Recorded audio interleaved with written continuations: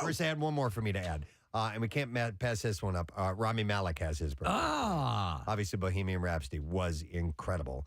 But also Night at the Museum. He's in James Bond, No Time to Die. Good villain. Mr. Robot. And he is 41 years old today. But his turn as Freddie Mercury is absolutely astounding. So happy birthday, everybody, on this day. All right, what state is nicknamed the Beehive State? That's what we're going for. And it is Dave who gets to take a crack at it. Yo, Dave, good morning. Hey, good morning, guys. How you doing? Good. All right, Dave, Beehive State, do you know? It is Utah. You got it. Hang on, my man. Got yourself a pair of MM Pit tickets Saturday, May 21st, a week from this Saturday. So pitted. At the formerly named Waterfront Music Pavilion. It's got a new name. I have it written down somewhere. It's Freedom Mortgage. Freedom Mortgage? Yeah. Pavilion? Yeah. Sure. Or Freedom Mortgage Thing? They need to name it, and then whoever the sponsor is that buys it every couple of years, that goes first. So you know what I mean? Right. Maybe it's called the Pavilion, and now it's the Freedom Mortgage Pavilion. Right. It's the so-and-so Pavilion, whatever. But they need to stick to something so we know what the hell we're talking about. But they just released yesterday that it's got a new... so it is called officially, I have it here. The Tweeter Center. The Freedom Mortgage Pavilion. There it is. Okay, so there it is. So it is Pavilion. Can we just call it the Pavilion? That's I like the Pavilion. See? Like Kathy's Isn't that a good saying? idea? Yeah, It's a good one. Over at the Pavilion. I like that. Everybody at Freedom Mortgage is banging their heads against the wall. Whatever, man. We've had, Yes. I love it. It's mean, gonna how happen. many things has it been? How I've many got it names? written down. I've Oh, got you all. do? Yeah, we'll get to All that later on if we get a chance. So anyway, the show is coming up at the Freedom Mortgage Pavilion, at the Pavilion. 8 bands plus the Preston and Steve side stage featuring Froggy, live band karaoke, and Sidearm and Jackie Bam Bam Party Deck DJ set. Tickets start at just $25. Complete details, WMMR.com, including a chance for you to vote on our karaoke audition video. So you can let us know who you like, and we'll take that into consideration. All right, some entertainment news stories. Andy Dick was arrested again. Oh, boy. This time for felony sexual battery, and the footage was live streamed. The actor was caught being dragged out of the RV that he is currently living in by cops while in handcuffs. He lives with these live streamers. I think it's a thing they're doing. They're paying him. Andy Dick was arrested for sexual battery. He was dragged out of the RV, and it was they had him in handcuffs, and it was live streamed. Orange County, California is where it happened, and it was after a trailer he was residing in at the time was surrounded by police. Officials put the actor in handcuffs, carried him away, all of which was broadcast live. Like I said, he is now in custody.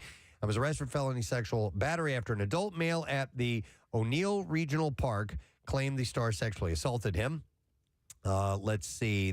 It was played on the RV YouTube channel's live stream. There's an RV YouTube channel. The footage from the Captain Contents RV showed several Orange County Sheriff's deputies speaking with Andy before walking him to their vehicles.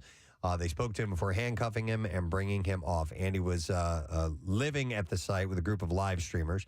Sheriff's deputy then entered his trailer and searched it after he was taken away. They also were asked to collect the male victim's pants as evidence.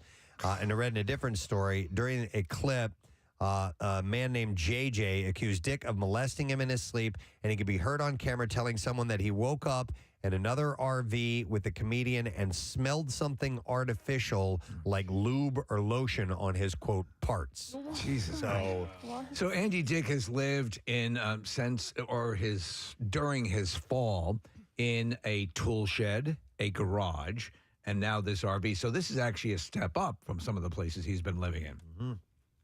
So arrested again, and we'll see what this means for him as far as going to jail. All right. Amy Schumer reflected on her recent hysterectomy and liposuction procedure in an Instagram post. She posed in a black corset bodysuit and wrote yesterday, C-section, hysterectomy, lipo. This summer is about letting the love in.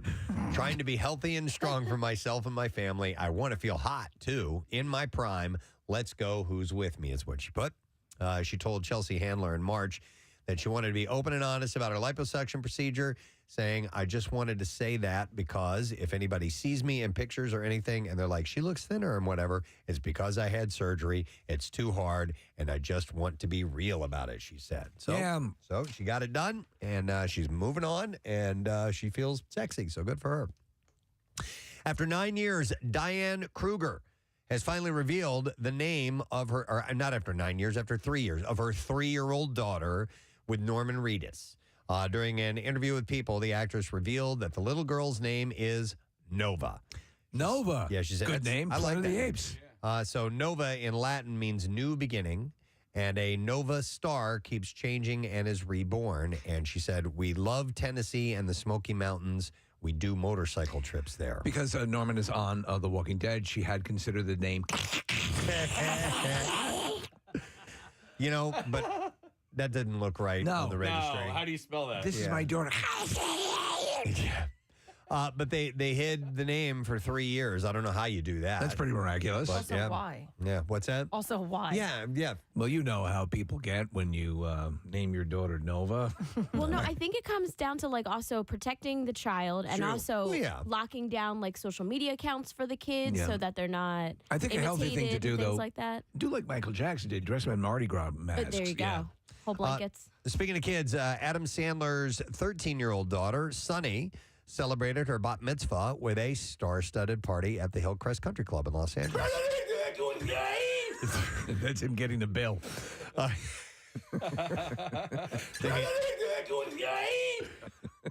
So video posted by TikTok or to TikTok by user Lila Newkirk shows celebrities like Jennifer Aniston, Halsey, Taylor Lautner, and Charlie Puth enjoying the candy-themed event.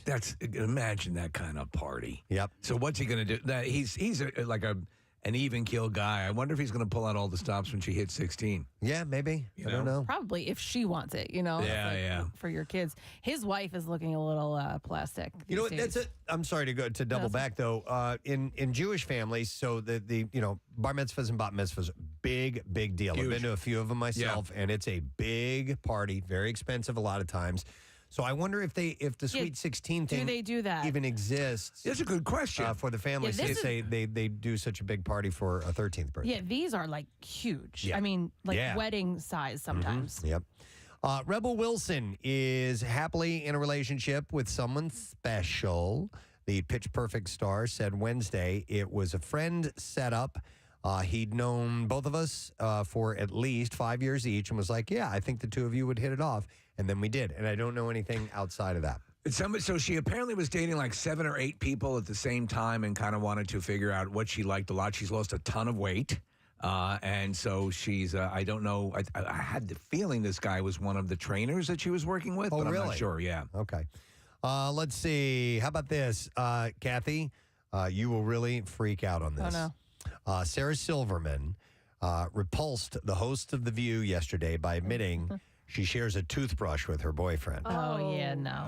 Sorry. No. I'm out, Sarah. No. The 51-year-old comedian said that she and her boyfriend, Roy Albanese, have, quote, never not shared a toothbrush. That's crazy. It's not okay. Silverman, who has dated Albanese since 2020, seemed alarmed by the surprise reaction she got from the host and added, why is that so gross? We kiss each other where we pee.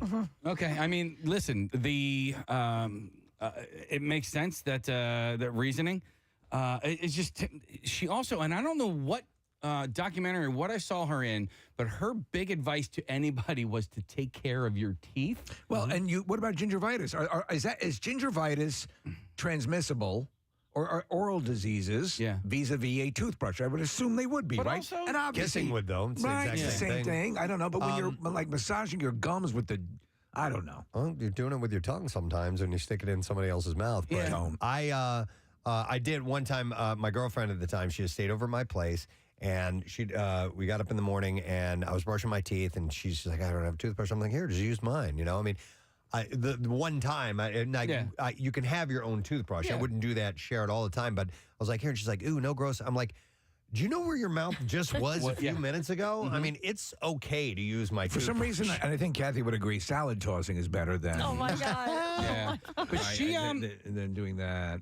I think she can afford more than one toothbrush, right? Yeah, like why? Yeah. That's the point. Like, okay, is he even if he's like not a live-in, if he just comes over and stays a lot, like why would you not have another toothbrush? There's some cute things like for example, Claire and I will double up on nozzles when we take an enema. Sure, yeah. Those are fun. I you know. have- We got what they call the love nozzle. I have extra toothbrushes. I always have an extra toothbrush at Wait my a house minute. in case anybody is there or staying there and needs a toothbrush. Like, it just doesn't make sense why she wouldn't have at least two. No, I hear you. Love nozzle is a band. Is nozzle spelled Nozel or Nozzle? ZZ? Yeah. The fancy I spelling. gotta rewrite it. It's like Basel, but with Love with an So- Nozzle. We have Claire keeps a basket in our bathroom that Yeah. has multiple. That's what I have. Right, used toothbrush. right. Yeah, but Oh I my God! Toothbrushes I have and- so many just from going to the dentist alone. Yeah. You know, because they give you free Yes. Right. toothbrushes and toothpaste. I've got bags of that stuff Hey, sitting you're around. staying over, here you go. Here's the toothbrush. Yeah, but don't I had know. a boyfriend who every time we would go on vacation, he would never bring a toothbrush because he shared mine. Oh. It was it was his I'm glad thing. you guys broke up. Yeah. Was this the one who'd wear your bra too? No, Steve, not that one. It was a Okay. different one. Hang on, let me go to a dentist. Eric is a dentist. He's on the line. Eric, good morning. Good morning. Sorry to bother you guys at work. Nah, we want to find what can you weigh in about using someone else's toothbrush? You could definitely transmit diseases, both dental diseases and other diseases, by using somebody else's toothbrush. Okay, so if you are at some level of intimacy where you French kiss and so on and so forth, or whatever you're doing, is it riskier to use a toothbrush? Not that much, but it still is a little bit. It is a little bit more risky. Okay, all right. So you'd advise as a professional, Don't kiss anyone. don't kiss anyone. No, don't No. use your own toothbrush. Use your own toothbrush, but make sure that the person that you're kissing has excellent oral hygiene. There There you we go. go. In a pinch, though, if you needed to, you could use someone else's toothbrush and, for that day if you wanted to. You wouldn't know about docking, would you? No. Thanks, Eric. Is that safe? I don't know. All right, I have a pretty heavy story here, but I wanted to pass this along. Selma Blair has been an open book in recent years when it comes to discussing her multiple sclerosis diagnosis, but she shares even more about her life battles in her new memoir, which is called Mean Baby. People magazine debuted excerpts from the book in which she revealed that her alcohol addiction developed after she started drinking at 7 years Seven. Come on. 7. Now, here's the deal. She's been sober since 2016, but she said the first time I got drunk, it was a revelation. I always liked Passover. As I took small sips of the Manischewitz, I was allowed throughout the Seder. A light flooded through me, filling me up with the warmth of God. But the year I was 7, when we basically had Manischewitz on tap and no one paying attention to my consumption level, I put it together. The feeling was not God, but fermentation. I thought, well, this is a huge disappointment, but since it turns out I can get the warmth of the Lord from a bottle, thank God there's one right here. And I got drunk that night. Wow. Very drunk. Eventually, I was put in my sister Katie's bed with her. In the morning, I didn't remember how I'd gotten there. Listen, I was, raised Catholic, and I understand that the wine is the blood of Christ. I just disagree with it because I saw a kid at the first communion taking a sip out of the chalice. And I said I'm like, you let him do that? She's like, it's not wine, it's the blood of Christ. I'm like, no, it's wine. it's wine. It is wine. You know And why by the I way, did- Manischewitz tastes like candy. Man. really? It's like Okay. super duper sweet. I Yeah. never took the wine at church. You know why? Because you're Germs. sharing the glasses. Yep. With, Right. Yep. Yeah. 100%. What you do is you dip your toothbrush in it. Sorry, I'm just going to. I remember as a kid, like it grossing me out. I'm like, why would I want to sip that after the 30 people in front of me just sipped In it? all the years, and we used to have, I remember for the first many years of going to church, at least in my life, it was a straight up Latin mass. And that wine sipping thing was never a part of it. It was just the Eucharist. We were I never did the wine thing. She reveals her alcoholism worsened as a young adult and writes about being raped after a day of binge drinking while on spring break from college. Like, she's had a few incidents like this happen. She writes that she had been raped multiple times because she was too drunk to say the words, "Please stop." Only that one time was violent. She said, I came out of each event quiet and ashamed. Oh. And then she had another sexual assault that took place, and this was at a boarding school. And it was like her principal that my did this. God. Holy Or- hell. It was either It a was an principal administrator, I or, think. or an administrator. I'm sorry. They Yeah. didn't specifically say whether it was the principal or not. So her memoir called Mean Baby is set to publish on May 17th. I follow her on Instagram, and it's a ton of really sort of inspiring and wonderful stuff for her getting together with friends. She gets together with Sarah Michelle Gellar a lot. They're Yeah. really good friends, and I love to see that. Yep. All right. This is kind of fun. A few people, well, what they did was fun, but it's a serious reason behind it. But a few people seemed to be stunned Wednesday when Goop posted that it was planning to sell a high-end disposable baby diaper. The Instagram post reads, "Meet the diaper," with a little accent mark over the E. Our new disposable diaper line with virgin alpaca wool and fastened with amber gemstones, known for their ancient emotional cleansing properties, infused with the scent of jasmine and bergamot for a revitalized baby, dropping tomorrow at 11 a.m., $120 for a pack of 12. But on Wednesday evening, Goop revealed that it was all a PR stunt, and Paltrow says in a video that was uploaded to Goop's Instagram account just a few hours after the fake product was, she said, Goop launched a luxury disposable diaper at $120 for a pack of 12, and there was a lot of outrage. And then she said, good. It was designed to piss us off because if treating diapers like a luxury makes you mad, so should taxing them like a luxury. The diaper is a fake product meant to shine a light on a real problem. Are diapers taxed? Well, yeah, so there's Is there an additional diaper tax? Yes, there is. In 33 states, they aren't treated as an essential item, and they're taxed as a luxury good. Diapers? Yeah. Huh. So that's why she's pointing it out. Despite the absolute necessity of diapers, she said in 33 states, they aren't treated as an essential item. They are taxed as a luxury good depending on the state. This tax, the sales tax can have between 1.5% and 7% to their cost.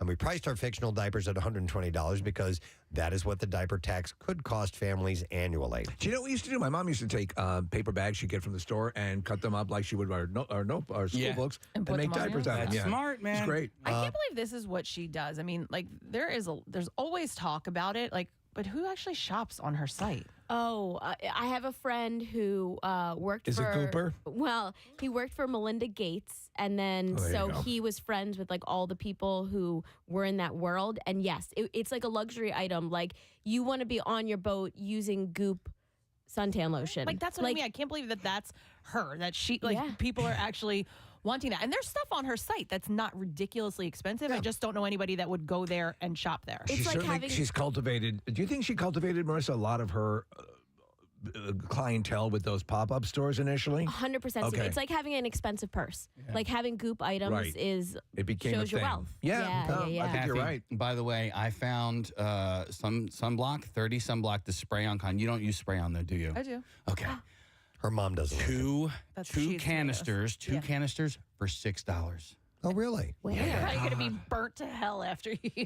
No, and I checked the expiration date just to make sure that they weren't, selling, and it doesn't expire until next summer. I don't want to say it on air because I'm going to go back and buy more. You just I want did. to buy all of them. No, I don't want to say where I found them. All right, you can write me a note. Yeah. Ask me a note. Now you've pissed off people who want cheap sunblock. I go out with diapers on my head. That's that keeps- it's going to be good Yeah. for your head, The UV dude. protection's awesome. Yeah. And then there's a little like adhesive strap under my chin. Yep. I would pay good money to see that. I'll wear a Actually, I diaper have hat. a picture of me with a diaper on my head at home. yeah. I used to do that with me and my sons when they were little babies. They're kind of already formed to fit your head. Yeah. That's why I did it. I'm like, that looks like that would fit. All right. Joel McHale is returning to E! for the celebrity competition chef show Celebrity Beef. The network announced on Wednesday that the former host of The Soup will helm the show, which is set to premiere this summer. According to the show's description, it says each week 2 celebrities will go head-to-head in a lighthearted face-off, knives in hand and spices on the rack, ready to cook the best dish this side of the Hollywood Hills. This could be interesting because you could have people like Dave Grohl on and other people who love to, in fact, there was a video up yesterday of Henry Cavill, Superman and The Witcher. Yeah. He has one of those case Sequoia souls and they look like a big egg. Oh, yeah. He was barbecuing on that and showing all his chops. It's pretty. Food Network has done some celebrity face-offs before. I think they're fun. And I think they are too. Yeah, this could do well. So a new made-for-TV movie from South Park will drop on Paramount Plus this spring. According to the Hollywood Reporter, South Park: The Streaming Wars will drop on the streaming service on June 1st, and it is the third of 14 films that Trey and Matt agreed to when they signed their $900 million Viacom CBS deal last year. Come on. Man, oh Do you have man. Paramount Plus? I believe so. Yeah. I haven't watched anything in a while, streaming at all. So I'm watching The Offer and a few other things on, Strange New Worlds, the Star Trek series. okay. So there's some good stuff on it. The MTV Movie and TV Awards announced their nominations yesterday, and Spider-Man: No Way Home is the most nominated project at the award show with 7 total nominations. Where do the ballots appear? Do we know how they solicit? Is it? It's a good question. Yeah. I've never looked into that. No. Followed by Euphoria with 6 nominations and The Batman with 4 nominations. The ceremony will take place June 5th, broadcast live from Barker Hangar. They say the big money, the good money, is on the Ken Adams, Ken Burns, Ben Franklin. Oh, yeah. Oh, for the MTV Movie Awards? So this will be in Los Angeles. It'll be at 8 o'clock. All right, I think we can jump to the clips now. All right, a young girl tries to understand how she mysteriously gained the power to set things on fire with her mind in the 2022 rendition of Stephen King's Firestarter. And here, Zac Efron compliments the work of his 12-year-old co-star, Ryan Kira Armstrong. She's so professional and is such a strong actor that all of the things that I was kind of nervous about bringing to the table in terms of performance, she did so well that it was just very, very easy and really, really fun. Jelly donut. Firestarter is in theaters Friday, by the way. I like Zac Efron. I think he's going to be a good choice for this dad. The dad is a very likable character. Yes, Yeah. very much so. Yeah, he's just wants to protect his daughter, and they're on the run from this. By the way, Jelly Donut was supposed to be this, Preston.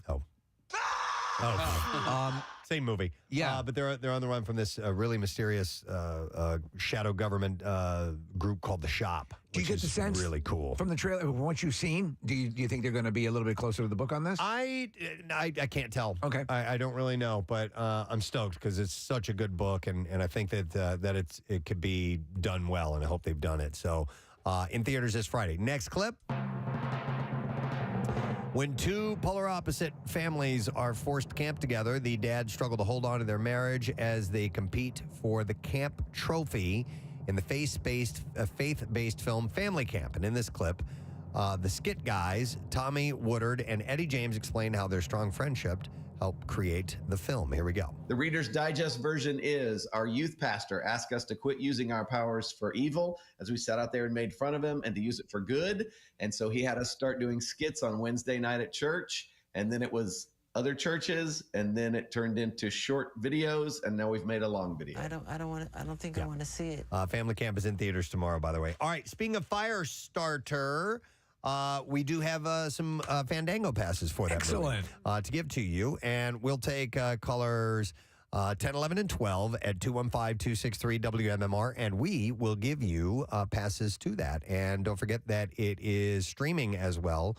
It says only on Peacock on Friday. So rated R, and come and get it. We will set you up with those. We're going to take a break. Don't forget MMR's Concert Cash this morning. We're winding down. Tomorrow's the last day. We got a couple of guests to tell you about that when we return. Stay with us. Preston and Steve. Video that was released from Pastor Jesse Duplantis. Our favorite, the jet and pastor. That is absolutely correct. And, he still wants his new private jet, but he wants to make it clear that he's not actually asking anybody for money. Listen to these verbal gymnastics that he's doing here. I think even he's surprised at how much this caught on because it just sort of swept across. It became a viral meme. And where these guys, it'd be easier to get away with this stuff maybe 10 years ago. And now it was just all over the place. It was on the national news. He was asking for his $54 million jet. Yeah. And we played audio of him walking down the hallway of his establishment there, his church, for whatever he calls it, pointing to the different jets he's owned. He has had 3 before. He needs this 4th $54 million jet that carries a lot of fuel, so he won't have to stop as he's spreading the word of the Lord. That's it. So here's a couple of clips, and let's see what he has to say about not actually asking for money. He didn't ask for money. Here we go. I'm not asking you to pay for my plane. The Lord said, I didn't ask you to pay for it. I asked you to believe for it. I don't dupe nobody. I've always been honest. 40 years I've been preaching this gospel, and I've never had a scandal. And this is not a scandal. I'm not discouraged. I'm not distressed. In fact, I am excited. I've never had this much press in my life. Well, that's negative. It don't make no difference. And it's negative. It don't make no difference. Don't make no difference. So he's asking. I am excited about all this negative press painting me as a money-sucking prick. Yeah. So he said, I asked you to believe for it. Believe for it. Not to pay for it. Now, if you happen, your method of believing involves your checkbook, I'm absolutely happy with that. He had said, I never raised money for the plane. I put it in our magazine and said, believe God with me. He said there's a vast difference between believe in God and asking for money. He's a Journey song, Preston. Don't stop believing. Yeah. In the earlier video, I'm just a small town preacher living in a lonely world. He could turn it around. Yeah, could turn it around. Yeah, he used to take the train everywhere. Yeah, but I took a 54 million jet going anywhere. So, without further ado, WMMR presents Bucksco versus Delco. Here we go, gang.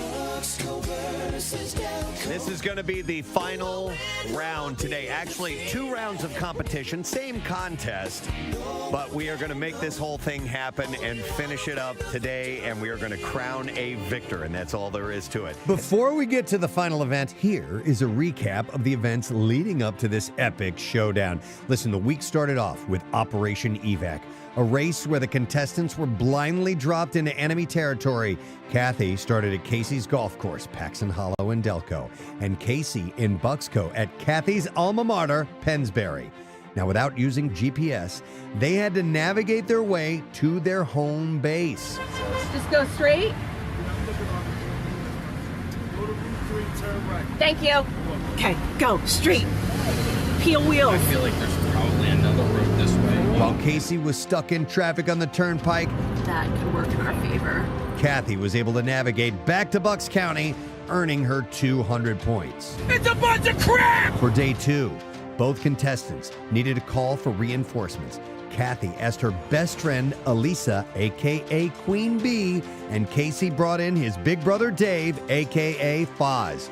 The contestants and their partners mind melded, then competed in a thrilling match of the Pyramid Game. All right, this is where the U.S. Open was? Oh, that's Aronimink. No. Oh, Marion. Sorry. That's the one you just said? Marion. No, the other one. Aronimink. In the end, Kathy got an even bigger lead with 430 points, but Casey was right at her heels with 320 points. Day 3 brought us into the skies. We blindfolded Kathy and Casey, flew them in a helicopter over an unidentified spot in their respective county, and they had 30 seconds to guess what town they were hovering over. Casey had some difficulty figuring it out, earning 200 points. I guess Knowlton is in media. That's correct! Yes, you got it! But Kathy got it on her first try, bringing in an additional 300 points. I'm going to say Ben Salem. That is absolutely correct. Day 4 was a doubleheader. Kathy and Casey went head-to-head in a county spelling bee, and then had to answer questions from Delco versus Bucksco from 5 years ago. Casey must have done his homework, because he was finally able to pull ahead. And so, the totals going into the final day: Kathy, 1,030. Casey, 1,170. Casey is leading in the competition so far. So I defer to Casey to decide who gets to go first. Ladies first. All right, So I will ladies go. first is what we're going to do. So Kathy, taking a look at the categories, which one would you like to begin with? Geography and transportation, sports, entertainment, schools and education, shopping, landmarks, history, or food and drink? I guess I'll go shopping. Shocker! I know. And how much would you care to wager in that particular category? I'm going to go 50 points. Kathy, what outdoor shopping area between New Hope and Doylestown hosts a place called Giggleberry Farm? New Hope and Doylestown. I'm going to say Peddler's Village. And that's correct for 50 points. I don't know what giggles whatever is, but Casey, it is your turn. What category do you want to go with next? Let's go sports. Sports. And I will go sports for 60. All right, sports for 60 points. Here we go. Casey, your question. In Newtown Square, a famous heir lived on a large piece of land where he hosted a wrestling camp for Olympic athletes. What is his name? DuPont. Yes, that is correct. Well done. okay, let's go schools and education for 50 points, Preston. All right. Schools and education for 50 points. All right.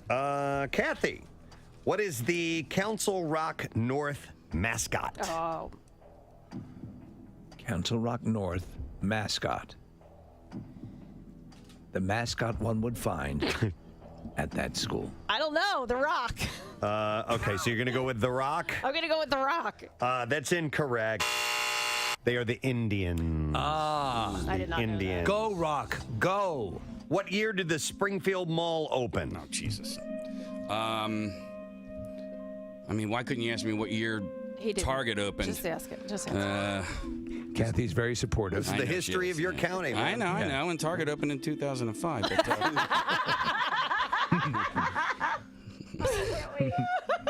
But, you know, Well, can you use that? to your- Wanamaker's closed in 95. Hex opened after that. You did study. You lied to me. No, my mom quizzed me last night. We were eating chili, and she asked me lots of trivia. Rude chili. Yeah. Meet you in the basement. I'm bringing a pen. I mean, the first Wawa opened in 1964. Okay, yeah, let's get to the I ball. will say. If you got this right. Yeah, I'm just going to throw out a number there. I'm going to go with the year I was born, 1975. Oh, my God. No, it was 74. Dude, you were so close. All right, Man. you call no fair on that because it was before you were born?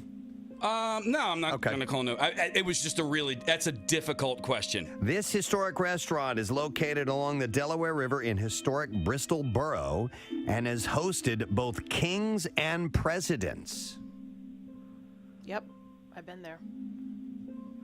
Once again, this historic restaurant located along the Delaware River in historic Bristol My mom is going to kill me. Borough That's a weird name for a restaurant. and has hosted both kings and Oh, my God. What is presidents. it called? No, go to your happy place. I know where it is. I know where I sat last time I was there. Kathy handles stress very well. She knows I love it when she yells. Oh, you got to be kidding me. Cracks me up. Mm-hmm.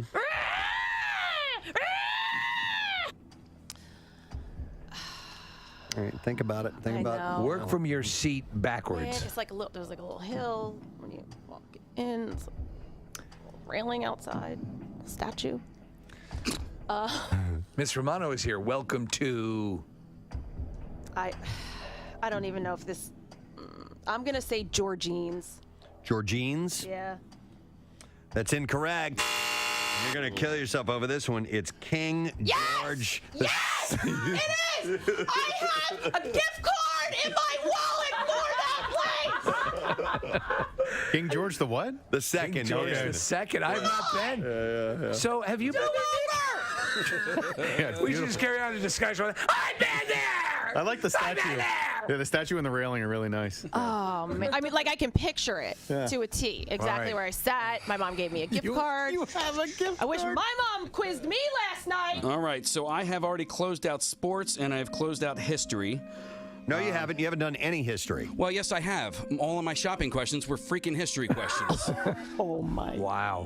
This Thank is you. what we've been Thank waiting you. for. Yes. Impugning the contest itself. Yeah. You knew it was gonna happen. It was good though, right?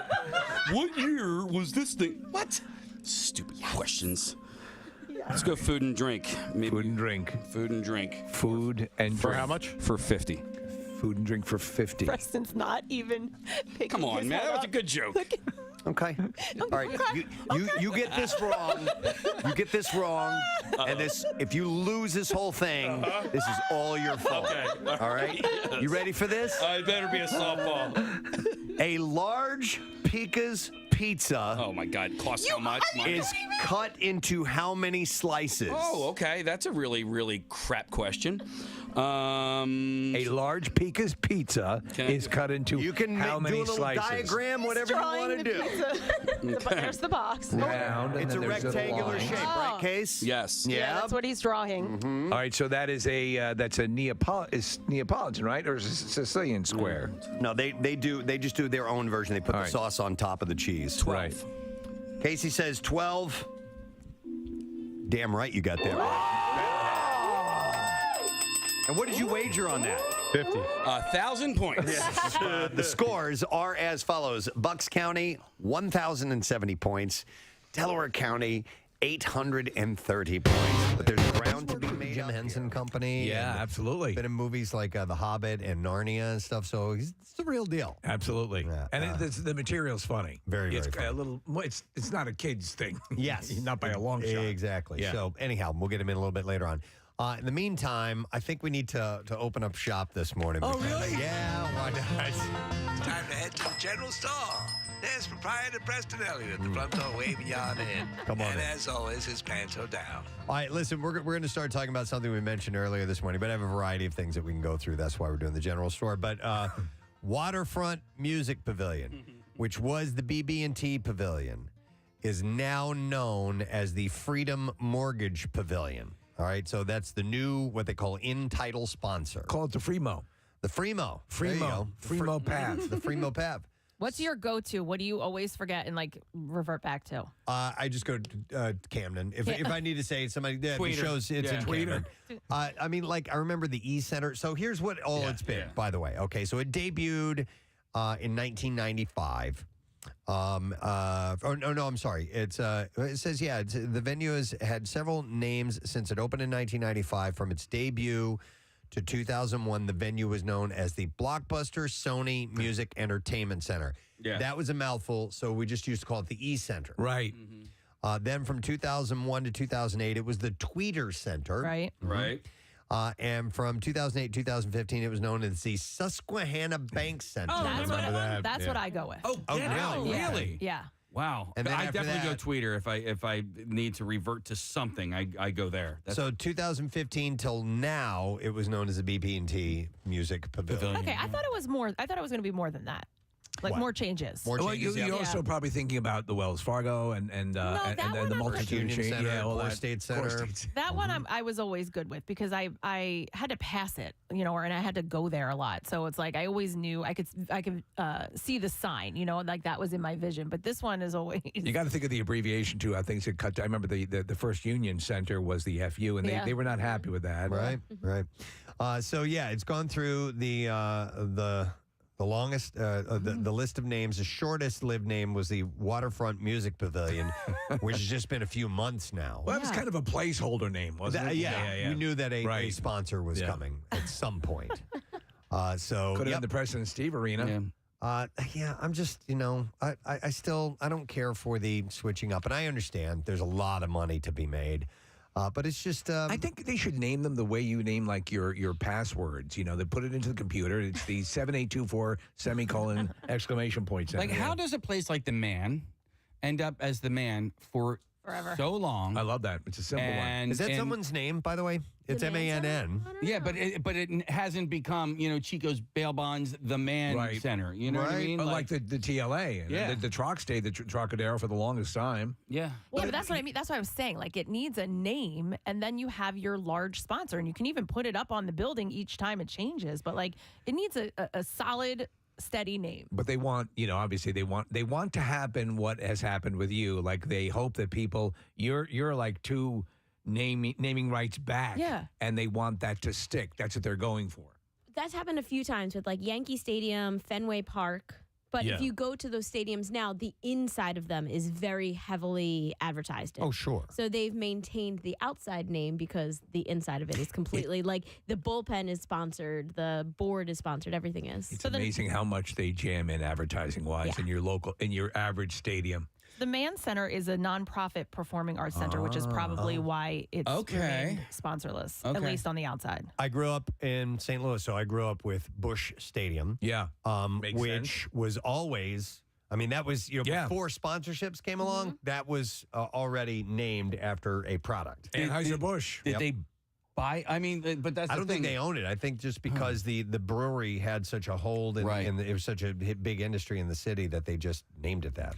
Marissa, I have a question for you because my son played rugby over in Edgeley Field. So when I come home from there is the Dell Center. Yeah, the Dell. Yeah. All right. So, and I remember hearing about it. Is that even open anymore? Press. Yeah. It's like a music pavilion that's over. It's on the other side of Kelly Drive. Okay. Strawberry Mansion. Strawberry Mansion. And so do bands perform big bands? Where is the Dell? Is it an amphitheater? What is it? You know what, Steve? You actually pass it on when you're on Kelly Drive. There's this little. I've never seen this place. There's a little street off of Kelly Drive where once in a while you'll see a car coming out of, and that's the backstage for the Dell. I've never seen this, Marissa. I would call What's happening? I would call it the equivalent of what was the waterfront venue that we had that just closed a few summers ago? It was right on the river. Yeah, right on Delaware Avenue. We had a whole bunch of shows. Seaport Museum, right? Yeah. How was that called? I've forgotten. I think it started with an A, if I remember correctly. It's been absorbed. They don't have any shows listed here, though. So they usually, it's kind of like mid-season shows. Connor Barwin had his first ukulele show there. Yes. He had his first Make the World Better shows there. Right. So it's kind of like the Union transfer to the Electric Factory. It's a little smaller. It looked like there were at least 3,000 seats there, though. It looked pretty good. I just didn't see decent parking there. And but when I was driving past, I was like, oh, that looks, the picture's up here. This looks pretty, I mean, that looks pretty formidable there. Yeah, so I guess whatever's behind you, that's Strawberry Mansion, it's like North Philly. We should do our show from there. But what you're facing is the Schuylkill River, where Kelly Drive, really, really gorgeous background. So, I mean, when you think about the Mann Center, you're just parking on a field. I mean, there's not technically parking lots. They just close off that road and say, park here. Are you talking about Festival Pier? Festival earlier? Pier, that's it. I was thinking of a different location. No, you were thinking of where we had the Yeah perform that's what I'm saying. for Y100. Yeah. Well, that used to be Festival Pier, and then they moved Festival Pier north, and north of the Ben Franklin Bridge, I guess, right? It's just basically to a giant parking lot. Yeah, so I would call the Dell Pavilion like the equivalent of that small stage to Festival Pier. So if the concert had ticketitis, they would move it down the street to the smaller venue. All right, I got you.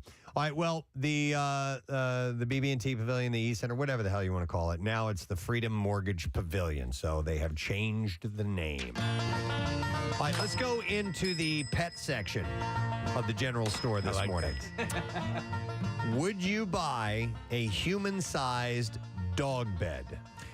Yes, I would. Yes. Because I love them. Sometimes I'll crawl into the bed with my dog. I do too. Yeah. We have a big, and our dogs aren't even that big, but we have a good sized dog bed. It is so comfortable. Well, it is so fluffy. How come it's crazy? No one ever seized upon this idea before because it's a cocoon-like experience. Well, they have a new. Oh, it's for humans? Yes. So it's a new product, and it's called. Now, this might be miswritten here. No, I think I saw the same article. It's designed. No. I'm saying the name of the product. Oh. It is called the Pluffle. That can't be right. No, that's when you fart from your private parts.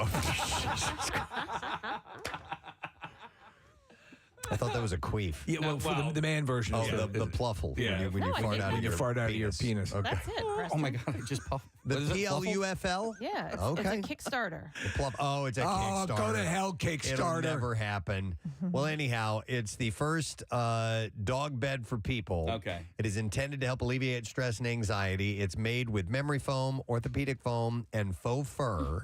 And it looks like a giant dog bed that is said to comfortably fit two people or a human and a dog. So fur is like a dick fur. Yes. Wait, what's a dick fur again? This looks just like what was the beanbag place in the King of Prussia Mall? Love sack. That's what it looks like. Similar, but this is different. At least what I saw. This is just lower down to the ground. And I'm down with that. By the way, we bought two of these giant bean bags. It's not from Lovesac. It's somewhere else. Rochelle would have to tell me. But it was on Shark Tank. And so you can open it up, you can unzip it, and the big pad that's inside of it, you can turn into a mattress. Oh. Yeah, You can lay so it out, and it's a queen size. I wanted to ask you about that. My wife told me, I guess yesterday, that you guys had this, and I had been lobbying for this for the longest time. It's pretty great. Is it? And it's Yeah. comfortable? Yeah. All It's right. comfortable as Now, a beanbag. too? I've not slept on it. I sit on the mat on the beanbag is great. It's great. Right. Okay. It's fantastic. Here's why I think so. For me, sometimes like in our house, I just want to stretch out in a different way. Yeah. And something I could pull out of the closet quickly and just put down on the floor would be great. The pluffle. The pluffle. Mm-hmm. Yeah. But now, Preston, so what I liked about what's the one at the mall? Love Sack, yeah. Is that they're high up, like it's higher because Yeah. normally beanbags are lower to the ground. Is yours lower to the ground or is it up high? It's the big one is up pretty high. Those, It is. those Okay. love sacks sit pretty high, actually. Yeah. Like the chairs and Yeah, stuff. that's what I was saying. That's yeah. what I liked about it. Marissa found this. Yeah. What's the product called? Corduroys. Yeah. Corduroys. That's it, exactly right. what I wanted to get. And they have like twin, they have queen, they have king size. So it is a beanbag that you take it out you of its unwrap, case. Right. and Yep. it turns into a bed. And so I don't necessarily care about how comfortable it is to sleep in, because my line of thinking was, if whoever's going to sleep on it is probably going to be like a kid or a teenager, right? I wouldn't stick an adult on that. The adult gets the bed. No, you don't use it as like a. No, I'm not getting out of my regular bed for this, but like when you're sitting and watching TV and you want to, just get a little bit more comfortable. To me, that's wonderful. Oh, these they're high, like the Yeah. love sacks. They're pretty big. Okay. And No, that's a corduroy. No, that's a nut No, sack. I know. I'm saying like the love sack. okay. That's what I was asking before because I like that. That they're bigger and they're higher up. how much? Because the love sacks, the thing about them is they are expensive. So it looks like the similar size for the corduroy looks like corduroy is about $300 and love sack's about $1,000. Yeah. Love sack they are expensive over there. They're comfy, yeah, though. people love it, but they're expensive. I do recommend the corduroy. We love it. And by the way, if it gets kind of misshapen, it's got a handle on the back, and you pick it up and you bounce it and you shake it, Really? and it reforms its shape. Yeah. How much are the balloon nuts? Oh my God. About the same as a pluffle. So anyhow, yes, this is a pluffle, and the fur covering is antimicrobial and machine washable, and the bed itself is portable. The product received over $379,000 of backing on Kickstarter. Yeah, good luck. But it will cost you about $400 for one of these pluffles if you want that. So I thought that was kind of interesting because I like the idea of a human-sized dog bed. So do I. They're so comfortable. Preston, I again, you're like me then. You get into the bed and I'll curl up next to Chelsea and it's I'm hanging out of it. Something that was a little bit bigger that could accommodate me. Yeah, I'd be down with that. Wait a minute. A pillow sack from Lovesack is $950? Yeah. A pillow. No, Well, no, no, it's a it's- sack. it's the They just- beanbag. Yeah, it's the beanbag. Oh, okay. It's like what you have. All right. Let's see Like what your else. sack. What else we have here? Let's remain in the pet section. A massive great white shark has been recorded swimming near the Jersey Shore. Kathy, get out your app. Wait, that's what they use. They use that app to Yep. track this, and this thing is enormous. Yeah, they called it Ironbound. That's its name. And it's named after an island near Nova Scotia where it was first spotted. It is 12 feet 4 inches long, weighs 998 pounds. 1,000-pound great white. Well, that's not uncommon. Cruising past Yeah. the Jersey Shore. Osage researchers reported that the male shark was swimming just off the New Jersey coast on April 28th before heading south near the coast of North Carolina, where he pinged on Monday. Researchers say Ironbound has traveled more than 13,400 miles You have to see his. since they began tracking him in 2019. They're very have to s- nomadic. But you have to see his path. Like he pretty much goes the same path all year long. Like he just goes up and down from Nova Scotia Yep. down to Florida. He's like down in the Keys and goes back and forth, back and forth. Is he on your app right now? If you were to call him up, Yeah, you'd be okay. yes. Yeah. And they said that so he's down near North Carolina, but that they're expecting him to return. based on his pattern to come back towards Jersey Shore. What they tend to do is they tend to follow the Gulf waters. Yeah. As they Yep. so Okay. they will. Though they're different than a lot of sharks because other sharks really will prefer the water warmer, and the great white isn't necessarily that concerned with that. But they did say he goes where there's warmer water. Well, He's juveniles, no it says, idiot. juveniles utilize Long Island's coastal ocean as nursery habitat. Oh, great. Throughout the warm season. Steve, it's right off of Montauk. This great white nursery is right off of Montauk. So when they have, we went out on after Jaws came out, we went out on a shark chartered a shark fishing expert guy named Captain Frank Mundus, who is basically the inspiration for Quint in the movie Jaws, and went out with this guy and didn't catch jack.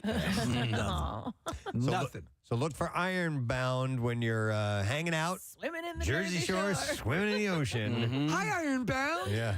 Did you guys Good to see you, folks. So they tracked this an eagle that was in and around like Europe. What do they call that? European eagle. Well, it was like Europe and Asia and stuff like that. And so they tracked this where this eagle had flown over the course of a couple of decades and stuff like that. And it's amazing, how far and where this thing goes. Look at the migratory patterns of birds in general. Yeah. And, flying out to islands way out in the middle of the Pacific. Yeah. And there's a whole thing that goes on. My morning commute's about 10 minutes.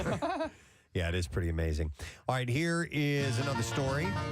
We got to pull down off the shelves here. Blow it off, a little dusty. Oh, do we have Casey? Where's our customer as he comes walking through there the he door is. sometimes?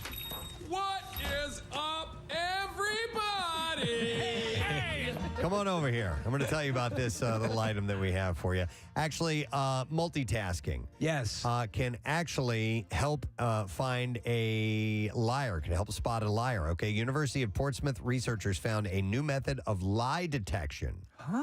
Shows that lie tellers who are made to multitask while being interviewed are easier to spot. So what probably happens is it distracts and it diminishes their abilities to fool the machine. Yeah. Right? It weakens their defenses. The data shows the extra brain power needed to concentrate on a secondary task other than lying was particularly challenging for lie tellers to muster up.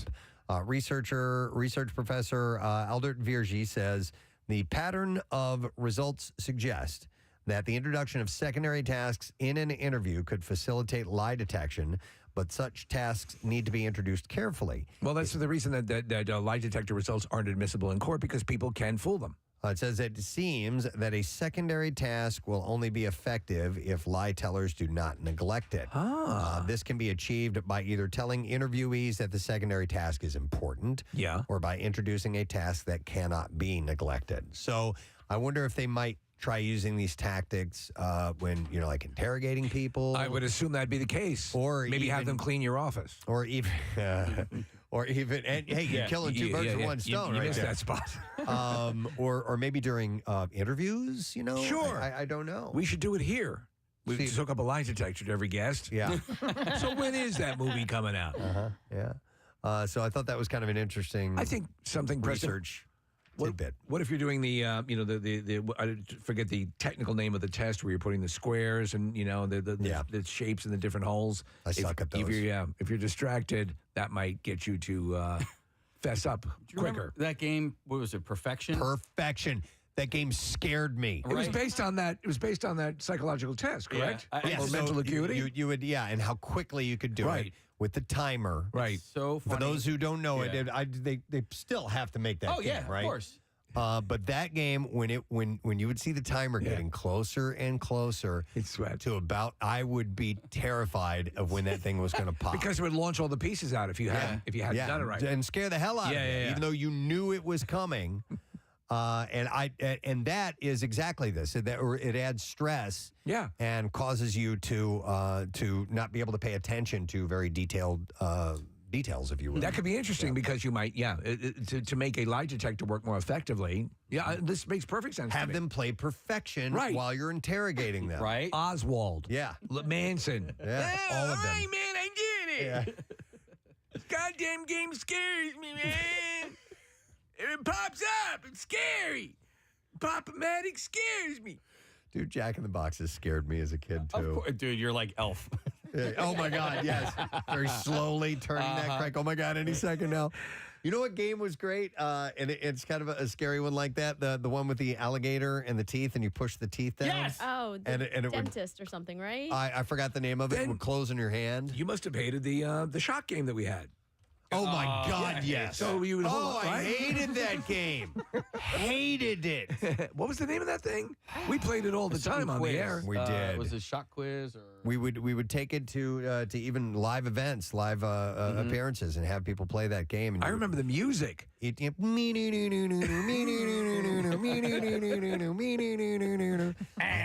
and then it would shock you.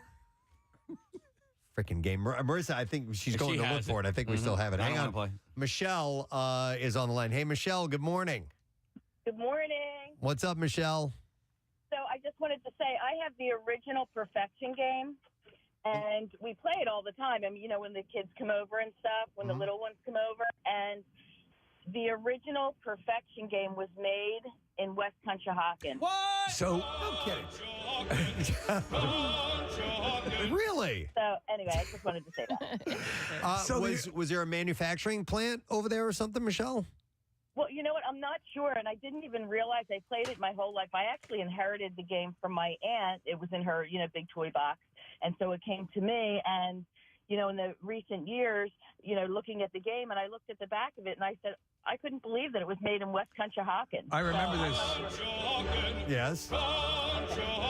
There was a factory in Conshohocken that manufactured the Perfection game, and if the workers did not complete their task by the end of the day, the roof would blow off. It would blow off of the whole building. Wow. Okay. All right, have a good day, guys. All right, you bye-bye. too. Thank you very much. It was a Milton Bradley game. It says a Perfection originally produced by the Pennsylvania company Reed Toys. How about that? Is a game So by the Reed Milton is Bradley probably company. So, in Conchi. yeah, I guess so. Wow, really cool. All right, so let me see. Marissa's looking for that game. Something else from the store? Yeah, please. I got a coupon. You'll like this. We're going into the footwear section. Ah, Kathy. Ooh. Luxury fashion house Balenciaga has unveiled a new campaign promoting a series of roughed-up sneakers with an eye-watering price tag. Oh, is this I what hate you these showed things. me? Yes. It's ridiculous. They're what they call distressed. They look like they've been worn for a long time, These right? ones For look years. like they're destroyed, Yeah, right? Yeah, so- like you got them out of the junkyard. Not junkyard, the trash. Casey, yard. it's the derelict collection. It's terrible. Exactly Yeah. what it is. The images shot by photographer Leopold Dechmin for the brand of severely tattered, distressed shoes have gone viral following Monday's launch of the couture brand's new Paris sneaker. This is it. This is so effing stupid. With outrage at the appearance of the high top swirling online. I'm a big fan. We're actually looking at ones right now. These are not even the really beat up ones. No. These are the less stressed ones. So the photos of the destroyed sneakers circulating on social media don't exactly tell the whole story. While they have courted the most controversy, the images are actually of exaggerated, limited edition versions of the sneakers that Balenciaga is selling. According to the fashion house, only 100 pairs of the, quote, extra destroyed sneakers will be available to buy for $1,850. $1,800. Meanwhile, sneakers. the non-limited edition and less roughed-up versions, which are ones we were kind of looking at here, are being sold on the Balenciaga website for $495 and $625. They show like the transition from like the regular sneaker to the destroyed sneaker, and that's like, I mean, that's all they're doing. They're just taking a sneaker and destroying it. One thing that was kind of cool, though, I had not seen before is the mod on the sneaker. Did you see that where it's sort of cut and turned into a flip-flop? Yeah, so that's the one that I saw, and I don't know if it's the same footwear maker, but so the one that you showed me yesterday, Preston, the one I saw was just. What did I do? No, Marissa found the toy. Okay. Found the game. The one that you showed me yesterday, the one I saw was just as distressed as that, but that you were talking about, that style, which is it's more of like a slide than a sneaker. flip-flop, yeah. But they cut the back part off and leave the heel. Yes, they also have a croc with that are heels. I think it's them. That are heels? Yeah. High heels? Hold on. Do they make stiletto Crocs? Wow. By the way, this isn't the first time they've done something like this. In 2017, Balenciaga bought a bag that cost $2,100, which was ridiculed for its similarities to IKEA's Frakta bag. At the time, the original IKEA bag could be purchased for 99 cents. They were charging $2,000 for it. Yeah, we're looking at the stiletto Crocs. That's so dumb. Speaking of, I have a different story, but it has to do with footwear. So we'll stay in this section of the store. Bucknell University. Too bad Nick's not here today. Yeah. Bucknell University researchers surveyed nearly 500 participants who were asked to rate a silhouette of a woman wearing high heels and another of a woman without high heels. And the majority of participants rated the women in the heels as being more sexually attractive, physically attractive. feminine and of higher status. Damn it. I know, it when sucks, the, right? When the heels go on, isn't that? I mean, when in general, when you're getting dressed up, will you be more inclined to head towards heels? Oh, yeah. Yeah. So I mean, that's Always. kind of the reinforcement there. It flexes the calf muscle, right? So Right. like Makes your booty pop. Yeah, but like I mean, essentially your lower part of your leg is flexed, and it looks. I don't know, more appealing. I had never put that together. Maybe that's why. Because I was curious. I'm wondering why. Because they look good. They look sexy. My wife can rock high heels like nobody's business. It's funny though. During the pandemic, she didn't wear them a lot, and her first return to high heels was like, we were at a wedding, and she's like, "Mother of God!" And and shoes that were, heels that were somewhat comfortable for me. Yeah. Became uncomfortable. I was at a party once and my mom goes, we left, and she goes, wow, did you see the calf muscles in there? And it was because all of the women had heels on, and that's what she was referring to. And I was like, oh, yeah, you're right. Yeah. So we're looking at this silhouette that they used in this study. And Casey, you're absolutely right. Look at the legs versus on the woman with the heels versus the woman without. The calf is more bulging at the bottom. I want to kiss you. On the one where she is not wearing heels, and when she's wearing heels, it looks more slender and a little bit higher. And look what it does too, though, to like her back and her butt. Like it pops it out a little bit. Yeah. And you'll probably have another study in a week or so that says that heels are bad for your body. But yeah, I'm sure they are. I'm sure they are. Yeah. But they make you look hot. Yeah.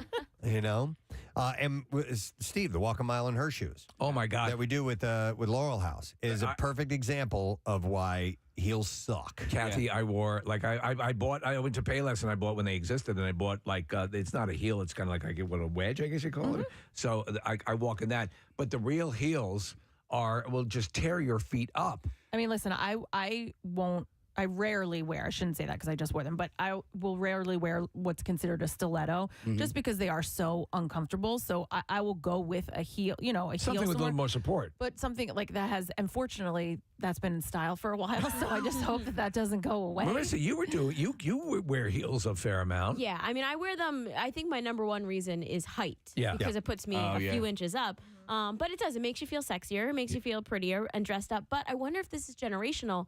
And now that everything's become a little more casual, if like the heel will kind of go away in a generation for a or two. while. So, Kathy, you don't wear heels at home when you're just hanging out? when you're but, doing the vacuuming. yeah. I actually remember seeing Casey's kid, your daughter Casey at, and it wasn't this year. It was a dance prior, and I was like, they're all wearing sneakers, and that's what they did. I think they're back to heels now, but there was a while where even when you were getting dressed up, they were wearing sneakers.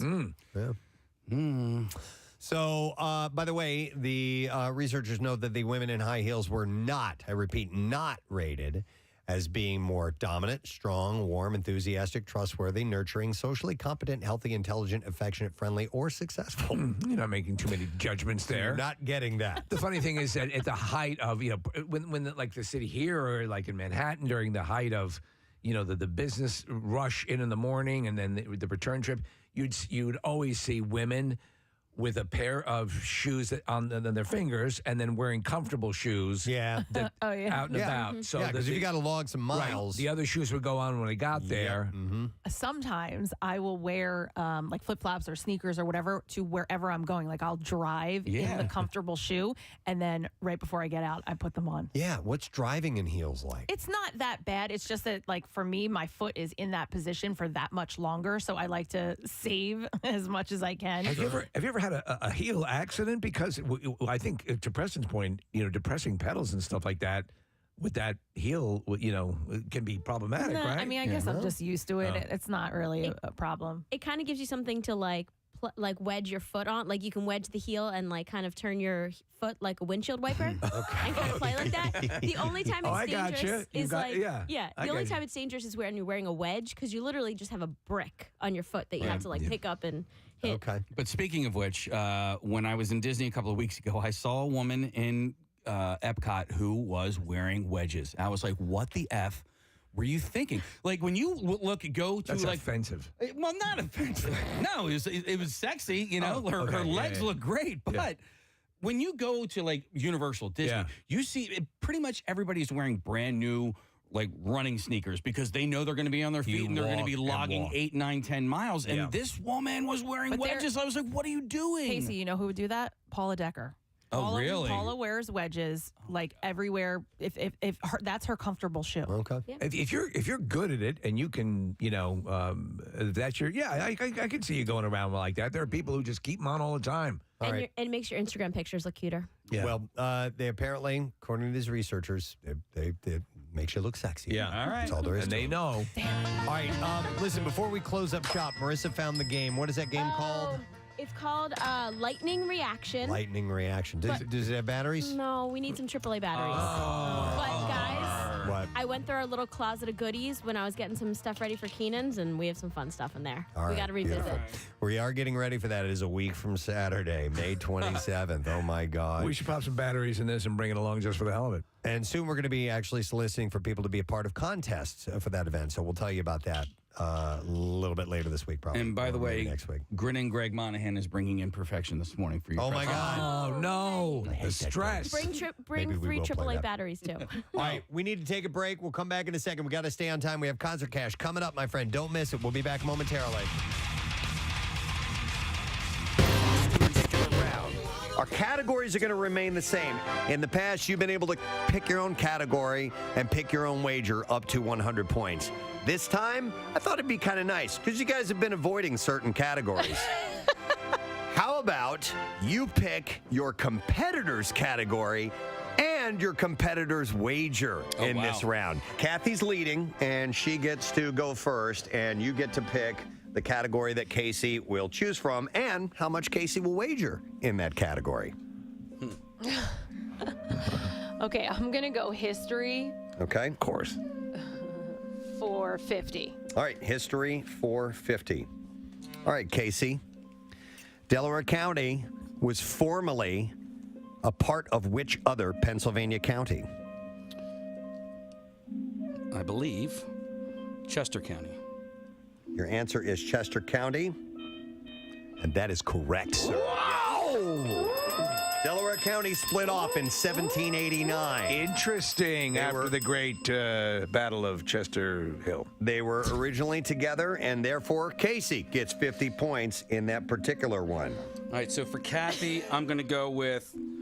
This is hard. I'll go with sports. Of course. For 100. Sports for 100. All right, So sweet. Kathy, here's your question. Yeah.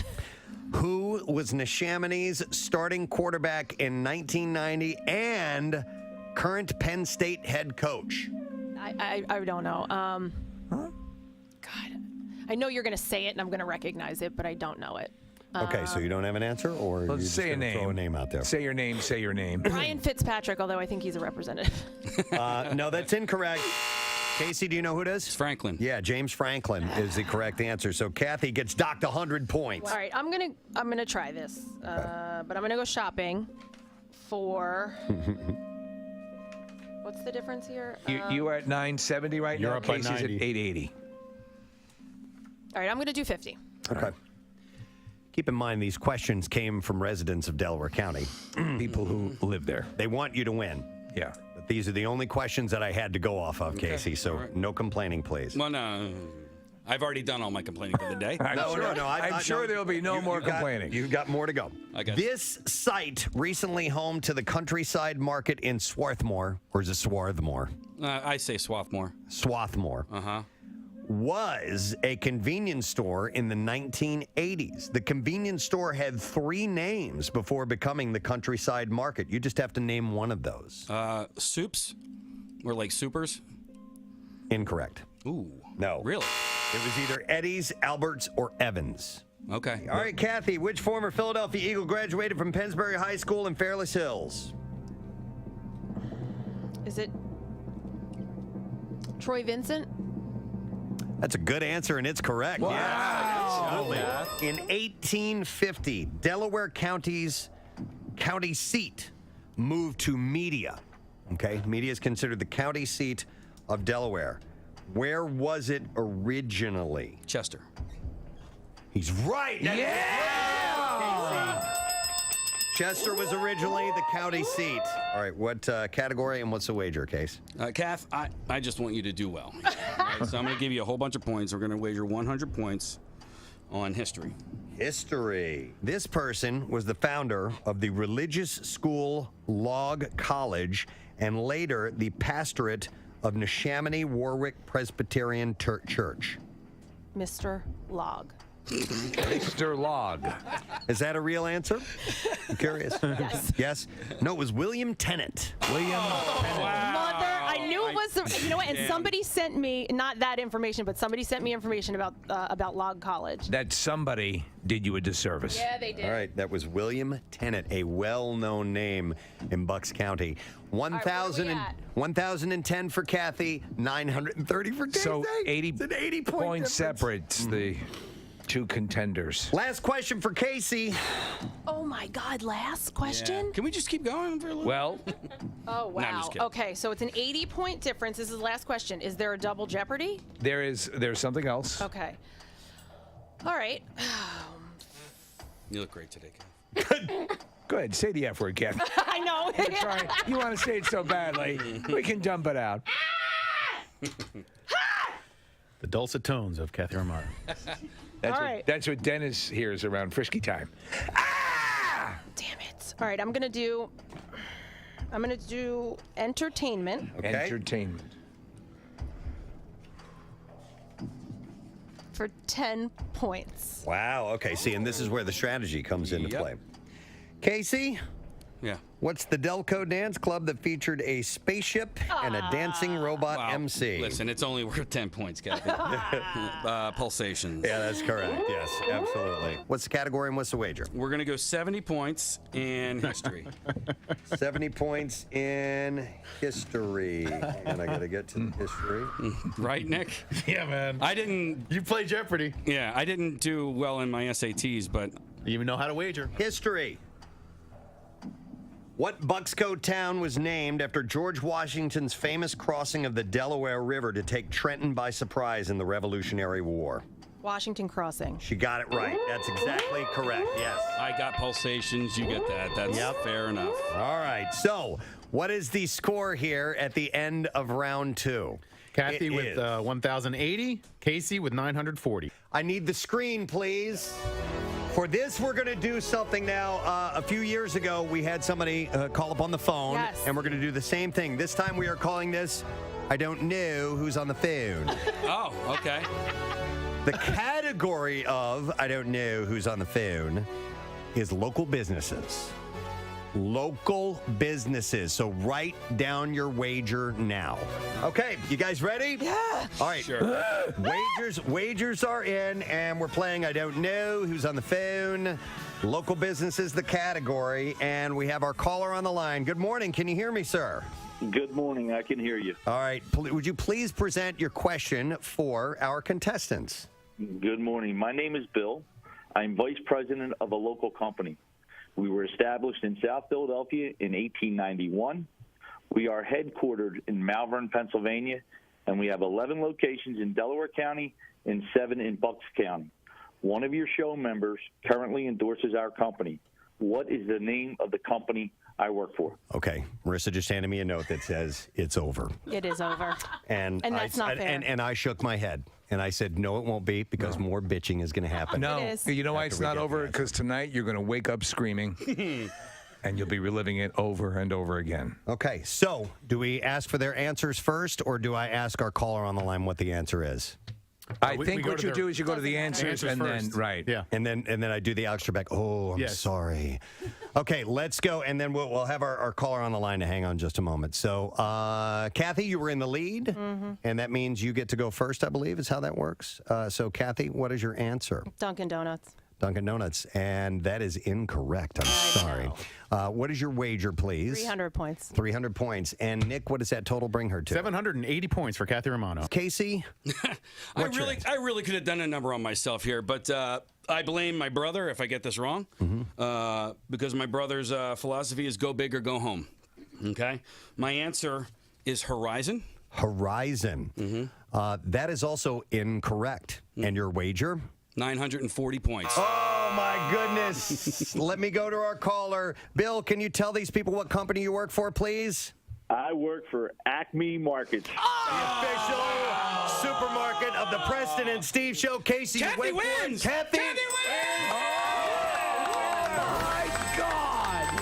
Oh my freaking God! Of Bucksco versus Delco. It was anybody's game to the very end. I actually, at the last few moments, was sure you had it, Casey. I did too. I was sure, because you're also, it looked as if you wrote a short word. I did. And you know what really stinks is he's the new president, so I don't know his name. Well, that's why we chose him, because if it was somebody that you knew by the sound of their voice, they weren't going to be able to. They weren't going to be able to be Let's focus on what's important. I won! Again! Where do you want to go to dinner, Casey? Well, whenever you want, girlfriend. Whenever you want. Nick, do me a favor. Remove that screen between so he those can two punch people. her. So Casey can punch her in the face. Oh, my God.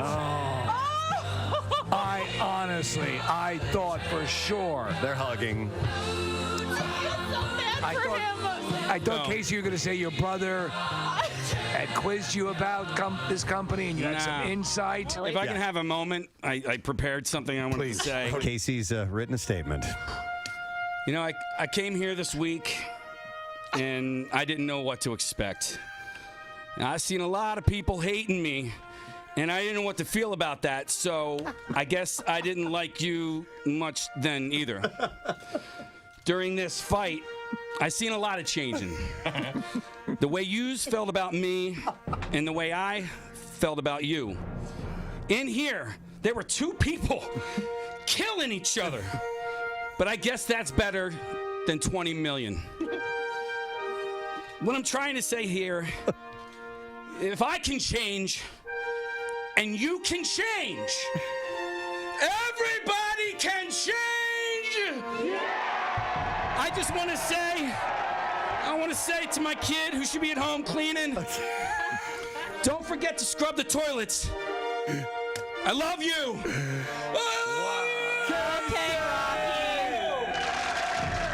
He's a champion anyway. Not really. Here's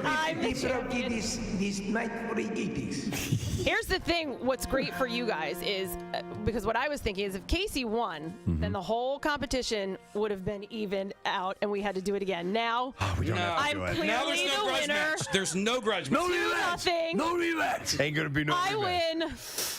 Thank you very much. I'm so glad that I didn't disappoint my Bucks County residents and friends. You honestly, you Mom, both Dad, I love played you. very well. Kathy, you played very well. You did. You and I mean, especially honestly in the trivia, you pulled some things out of the proverbial ass that I had no hope you would get, and you got it. Thank you so very amazing. much. Oh my God, this was so fun. Thank you guys. Of course it was fun. This No, was it great. sucked, I think, for What a fair everybody. contest you guys pulled off. Now watch us find out that Soups is actually the name of the place. Then I would have 100 points and I still lose. By the way, Kathy, you mentioned Dunkin' Donuts. Did you know that there's 33 Dunkin' Donuts locations Oh, in there's Delaware 26 in Bucks County. County? Yeah. Are you serious? Are you serious? Yeah. Because you did the Wawa question last year. Do you know how many swim clubs there are in Bucks County? Listen, you know what? I want to know. I don't know if we're going to do this now or not, but some of the questions that we didn't go over, because there was something that I was sure you guys were going to answer, and I really put a lot of time studying it. What was it? I have several other ones, and we don't have time to do it now. time. But Okay. maybe next week we can go through some of the questions because We'll do a question purge. I'm dying to know. So one of the big things in Bucks County, and specifically Levittown, was the LPRA pools, and I thought for sure you were going to ask questions about those. Nothing came up about that. So And because we were both lifeguards, I could have sworn there was going to be. There were a couple of things where I'm like, all right, what do Kathy and I both have in common? Dunkin' Donuts was obviously the one. And I thought about Acme, but I wasn't sure how many Acmes there were in Bucks County. Yeah. So I had to pick something that both counties had in common. I know. And I tried to see if there was maybe a famous person that was born in one county and went to school in another or lived in another, and I couldn't come up with anybody. How about this one? Okay. William Penn founded two towns on either side of Philadelphia, and he called them. Word we're looking for you to enter is great.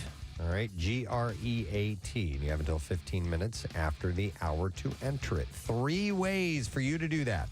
You can text it to the special contest short code number, which is 45911. But if you want to be entered for the $10,000 grand prize, enter it via the MMR app or at WMMR.com. And one random entry wins $500 in this company-wide contest. And all MMR winners receive 2 free tickets to the MM Barbecue. Winners will get a call from Beasley. Make sure that you answer your phone. Contest rules available at WMMR.com. So again, the word for you to enter is GREAT. GREAT. Good luck to you. We're going to take a look at traffic, see what's happening there. Kathy, what's up this morning? One of the major issues this morning is Route 73 northbound. To get to the Betsy Ross Bridge westbound, the off-ramp is shut down. It's late running construction. That's all they're saying right now. So that is shut down. You can't get to the Betsy Ross Bridge westbound side from Route 73 northbound. 295 northbound jams from 42 to 168. There's an accident off to the shoulder. 55 northbound jams Deptford to the 42 freeway.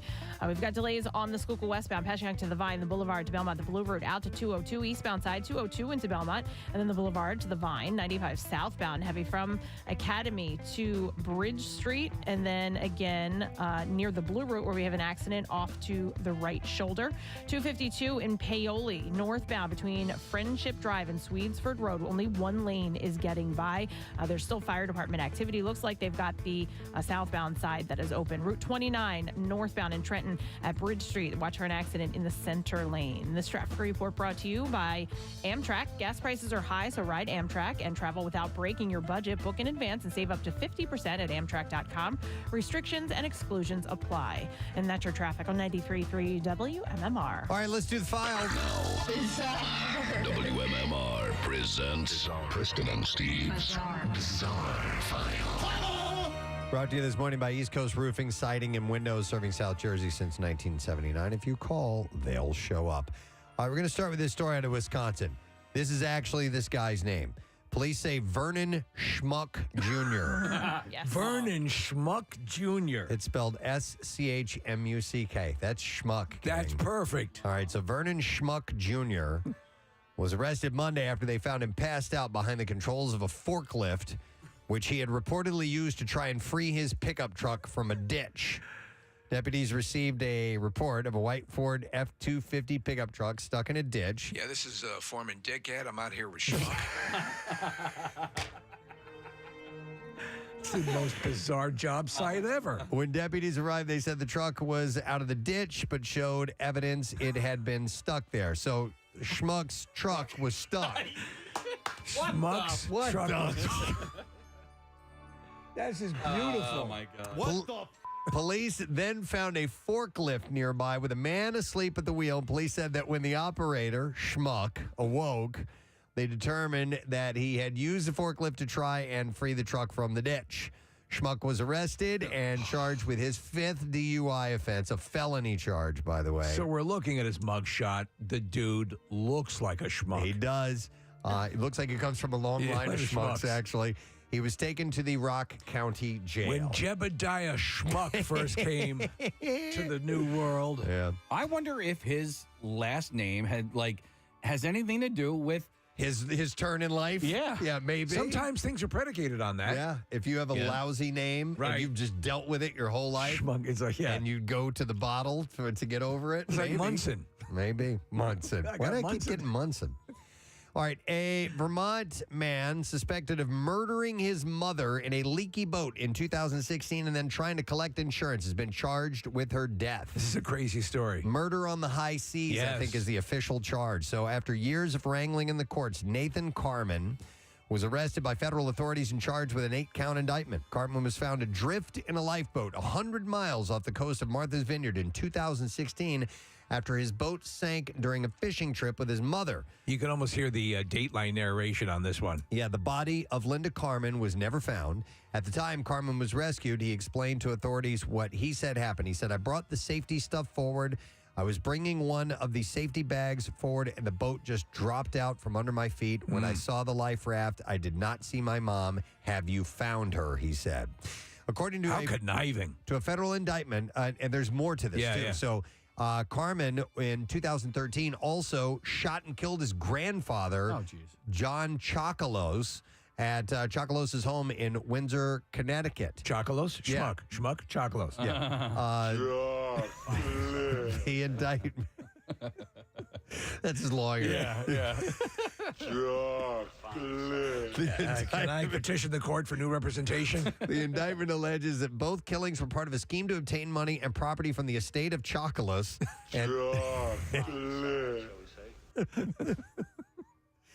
And defraud the company that insured his fishing boat.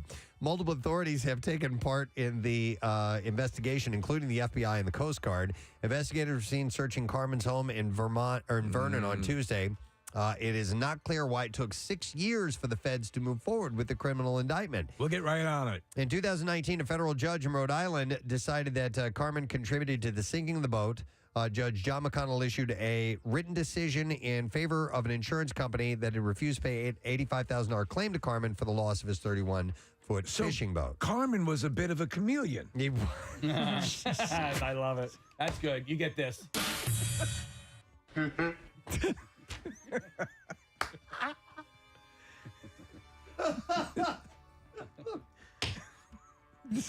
was not expecting the laugh from, what's his name? Sloth. From Sloth. Thank you.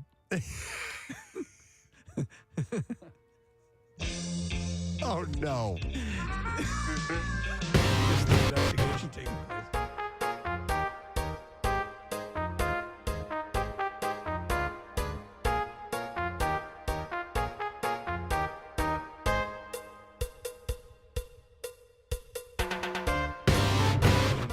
Probate court seeking to bar him from receiving any money from Chocolus's $29 million estate. So there's a lot of cash in there. a city of this big, we are the only three people enjoying this. Right?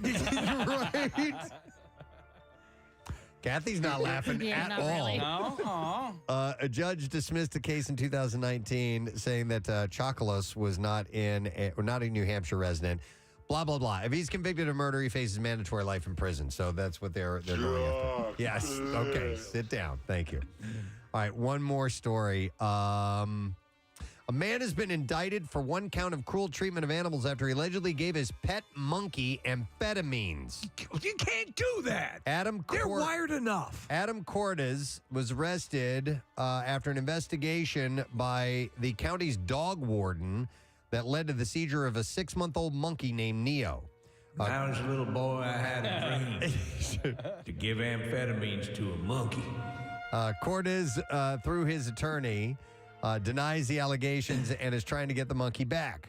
Attorney Lisa Rabanus said that the case is the result of a flawed investigation by Cincinnati Animal Care, which handles animal cruelty. Rabanus claims the nonprofit's dog warden staff improperly confiscated Neo and used the wrong Ohio statute to charge Cordes with a felony, 2 misdemeanors. But the monkey pointed him out in a lineup. Instead of using a statute that applies to wild animals, deputy dog wardens, charged Cordes under a companion animal law that applies to dogs and cats. Is that the one that did it? That's deputy dog. Is this the culprit? Rabanus said the capuchin monkey is a wild animal. Under that, the worst charge he could face is a misdemeanor, 2 for cruelty. That's basic law enforcement. They can't even get that right. That's the lawyer speaking. So they're considering a lawsuit on behalf of Cordes, who spent 4 days in jail following his arrest and is anxious to see Neo again.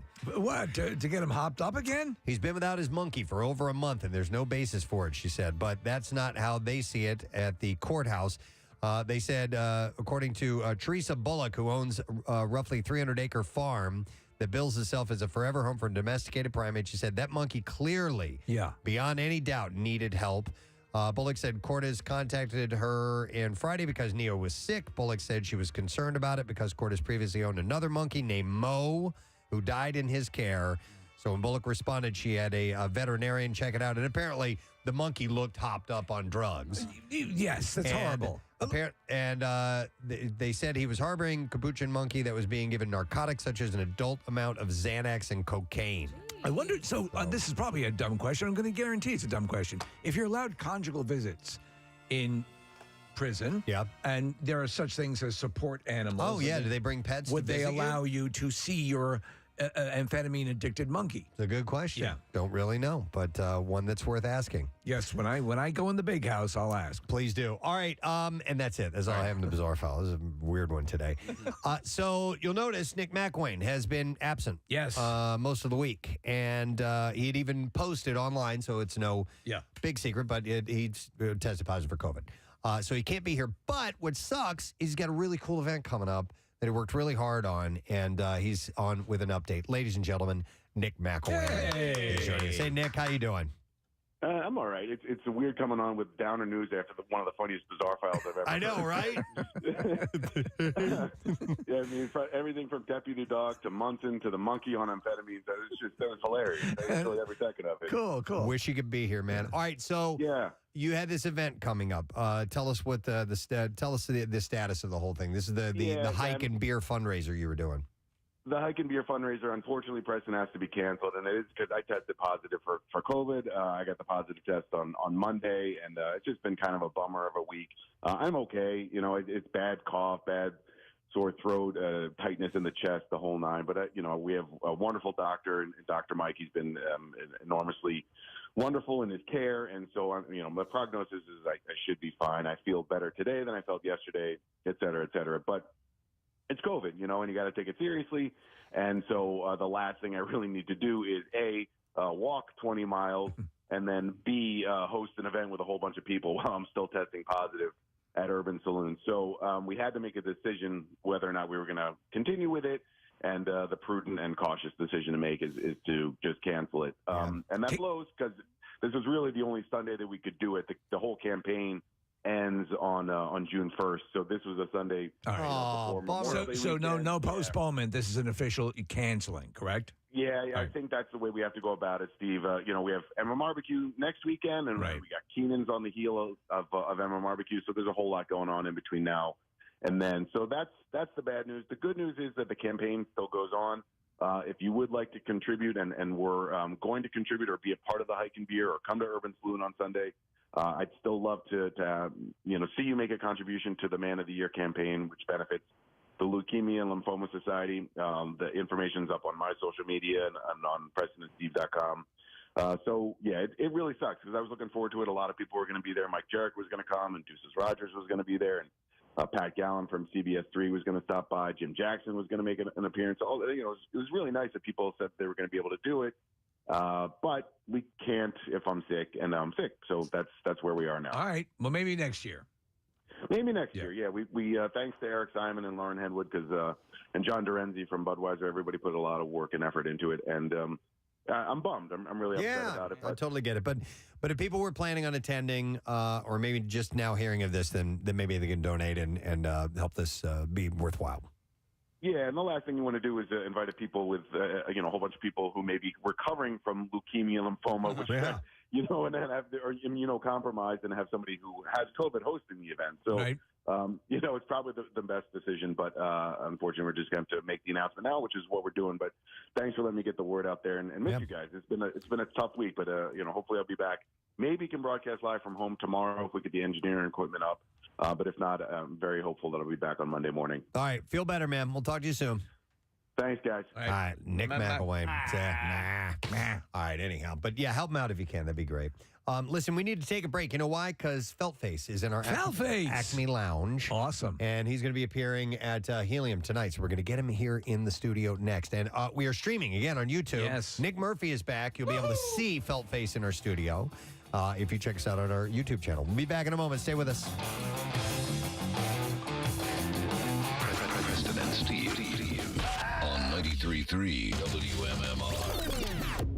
Heading down the shore, take MMR. Same question, different answers. So Interesting. Newtown, Delaware County was founded in 1681, and then you guys were like 1684 or something like that.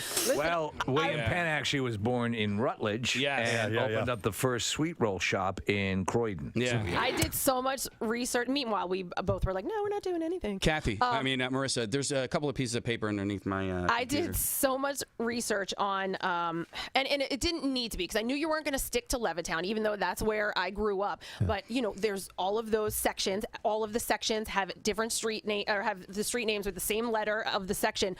So I memorized 3 street names for each section. In Jesus case you Christ. asked me the same question. Well, but then both of you were full of crap that you weren't studying. Dude. Listen, did and you it see my wasn't study until sheet here? Look at his study sheets. it there. wasn't until It last looks night. like his tax returns. Steve, I did it last night laying in bed. My cousin Katie texted me and she goes, if you're not studying, I'm going to be so angry. And I was like, oh no, Yeah. I'm studying, I promise. Yeah, so like shopping, I'm surprised you guys didn't ask me about the bazaar.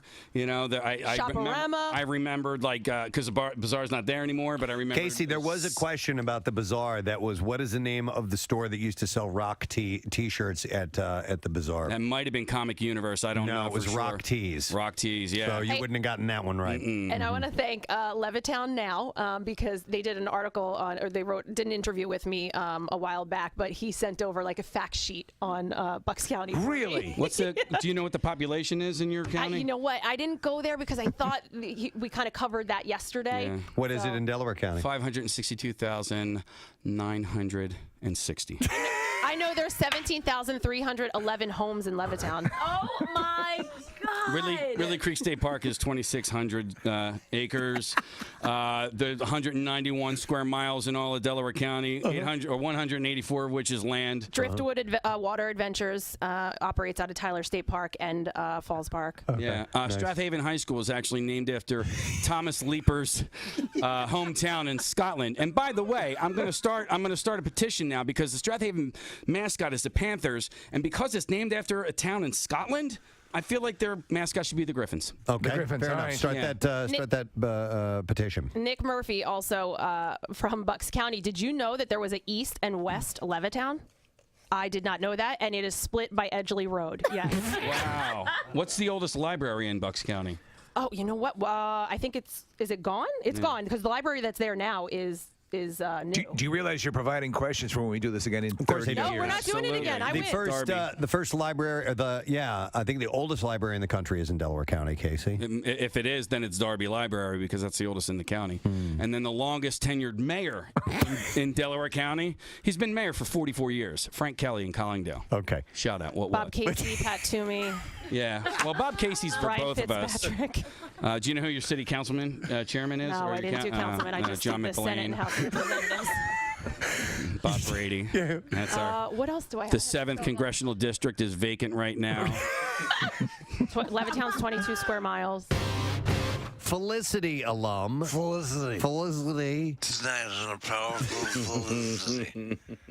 Felicity shows up late for a chemistry class. I'm sorry. I thought it was an 8. That's to go to detention. Go to detention. Felicity. Carrie Russell. Carrie Russell. Huh. She, formerly of the long locks, who killed her career by cutting her hair, but has now grown her hair back and is doing great things with the American. So Carrie Russell was Felicity. Sound like it's Carrie Russell's history. Presented by Rita that she grew her hair back and it was wonderful. Oh, she plays a commie bitch who pretends she's one of us. Those commies. In what? In The Americans. The Americans. You don't watch that? No, She's a spy. I don't watch that. It's like that John Travolta, Kelly Preston movie. Oh, yeah. You know, The Experts. The Experts. Mm-hmm. But she may join J.J. Abrams and Star Wars Episode 9. We forget that it was J.J. Abrams who created and wrote a number of the Felicity episodes. I did forget that, yeah. Yeah. No word yet on whether she'll tackle a hero or a villain in the epic franchise. The movie begins shooting in London this month, by the way. Unless we forget also that Carrie Russell won Mr. Skin's Best Butt Shot, I believe, in the Anatomy Awards. Get a nice pooper. No kidding. Casey says she's got a hell of a pooper. kind of butt you want to spend a weekend spelunking at, if you know what I'm saying. Yeah, we are back from vacation. We are. So the. Oh yeah, this is nice. It's good stuff. Look, there's some soccer players in there from Thailand. These are the kids. I'm gonna help you out. You guys all right? Wait, I see light from the badge. Oh, God. We can do this. Wow. It's a new survival story unlike any other. Walk this way, kids. We go. Is it a stalagmite or a stalactite? The tight or from the ceiling stalactite hang on top, and the mites are. You know that? Yeah, that's the old stalactite. It's tight. It hangs on, and stalagmite might make it to the ceiling if it keeps growing. So. And all of this is taking place in Felicity. In Felicity's butt. Okay, yeah. Text says, driving my kids to daycare, my 2-year-old is calling my 1-year-old a commie bitch. Thanks.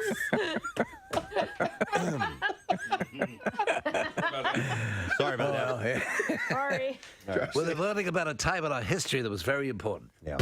Hey, I noticed a few things. Oh, my God. Yes! I did. I absolutely positively. He's back. Yeah. You know what he does? He notices things so you don't have to. Yeah. You're too busy sleeping 3 hours a day on your job. Yes, it's true. He's out there noticing. Hey, you know what I noticed?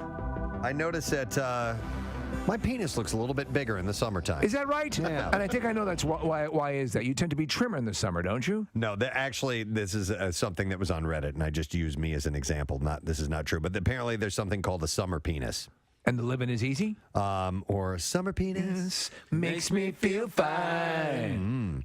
So on Reddit, one user asked if others experienced a, quote, bigger D in the summertime and smaller in winter. Bigger D. I'm paraphrasing.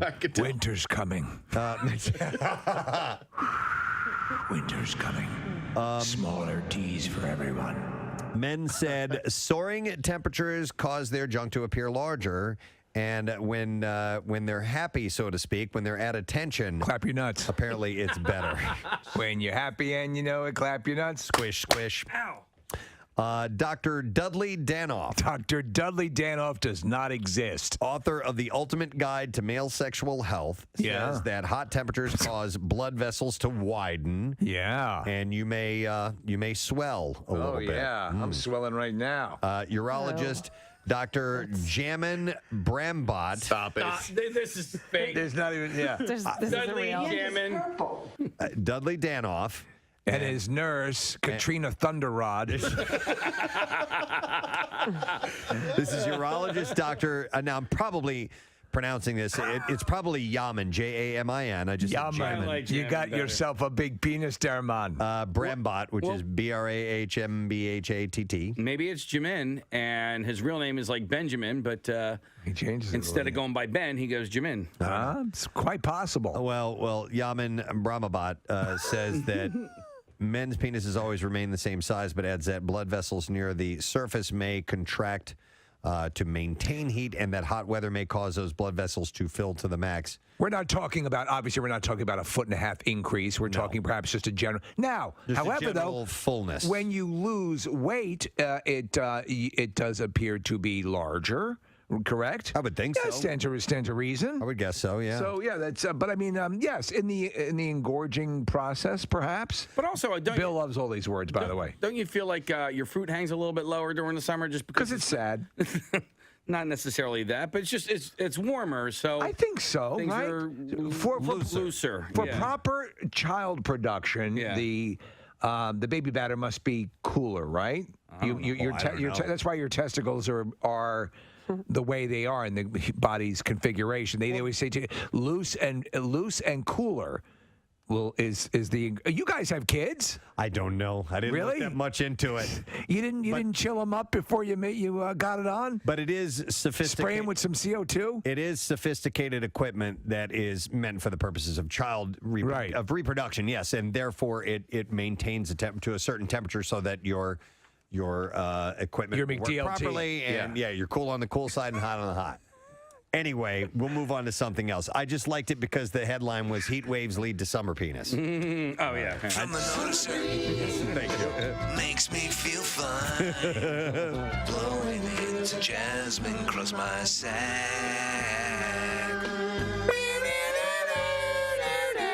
Love that song. Can't help it. I did notice something else. More from the noticer. He notices so you don't have to. I noticed across an empty field. down the dark alley. I do notice that I will use digital assistants from time to time. The two that I use are Your fingers? No. And your toes. Not those digital I'm assistants. sorry. Meaning Siri and Alexa. Those are the two that I use from time to time. Now, Okay. Alexa I mainly use for like a timer when I'm cooking or music to listen to real quick or something like that. In your kitchen, do you have the show, the Alexa show? Which has the screen on it? Oh. No. It's actually very cool, especially if you're doing recipes or things of that nature. Right. Yeah. So anyhow, there was a new study that finds which is the smartest of them all and in what order. This is Loop Ventures. They did a study that had researchers ask the 4 digital assistants 800 questions, and they found all assistants were great at understanding the questions. And they have determined who actually answered the most questions. I have them all, or have had them all. This sounds like I'm bragging about sexual conquest. But, yeah, so go through this. I'm curious to see if it lines up with what I experienced. So they found that the smartest of them all is Google Assistant. Okay, so that's what I learned, is that the ability to answer questions and questions contextually went to Google. I can't stand when I ask Siri a question and she just gives me a bunch of websites to go to. I'm like, I just give me do not like that. However, though, Google Assistant will most often default to Wikipedia. There are obviously silly, ridiculous things that you don't need it for, but you use it for anyway. I still do, yeah. What do you think for you is the most practical purpose for using any of these?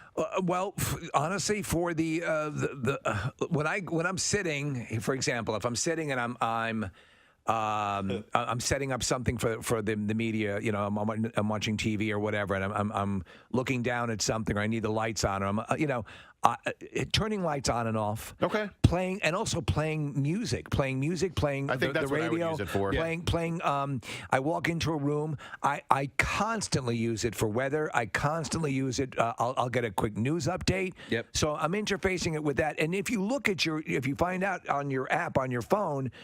It'll tell you your last 70 requests, and mine are always sort of the same thing. Okay, you know, I mean, it records everything, so you can find out every single request that you've asked. I am using them all the time throughout the day. But you know what? Like, you're busy, Steve. I know somebody, Nick, who can probably come over to your place, who I think is in between gigs right now. Gary Lauer is not doing anything right now. His house is closed. You know what? Honestly, you don't even need it. Our next guest is in our studio. If there was ever a time for you to watch us streaming on YouTube, it's today. Yeah, absolutely. You will want to see our guest in the flesh. The felt? In the felt. In the I think felt. that's better. Performing tonight live in the Felt at Helium Comedy Club, we have here in our studio, ladies and gentlemen, Felt Face. Hey, how we doing, folks? We all good? How exciting it is to be on your show this morning. I am definitely a visual medium, so tune in. This doesn't work as well on the radio. It's great to be here. I'm actually just here for my audition for the band. I want to be the singer of your karaoke barbecue band. Can you have anything you could present for us right now? Well, I feel like having listened to the kind of songs you play, it's got to be like a what? We've got to do the full. Yeah, we're doing rock and roll style. Right, we're rock station. Shut it now, that kind of vibe. Yeah, a lot of that. Yeah. What's your It's a bit early. It's a bit early for me to crank out a high note. But what's your favorite kind of music, Felt Face? Oh, I'm a metalhead from way back. So Are you really? I'm down for this station. This is my jam right here. So Yeah. you, like Midnight, obviously you have an Australian accent. We assume I you're do. from Australia. Yes. So Midnight Oil, perhaps? The oils, love the oils. Chisels, Yeah. bit of cold chisel. You'd be cranking some chisels on Wow. this. Yeah, no, not so much. AC/DC, obviously, one of Yes. the greatest Australian bands of all time. In Yeah. Excess was In Excess? Yeah, but we don't talk about them. They're not rock and roll enough for Okay. this station, All right. surely. Oh no, we will play them occasionally. Yeah. So Okay, all right, sweet. Sorry, I take that back. Don't sue me, please. Have you been to Philadelphia before? I have been to Philly. Last time I was here, I did some shit. Last time I was here was actually February 2020. Did I miss anything? What's happened in the meantime? What have you been up to? yeah, it's been a little. Now, do you call your home currently? I don't have a home You don't have currently. a home? Yeah, yes. Really? I'm just like an amphetamine-riddled monkey on a conjugal visit, just bouncing around the country.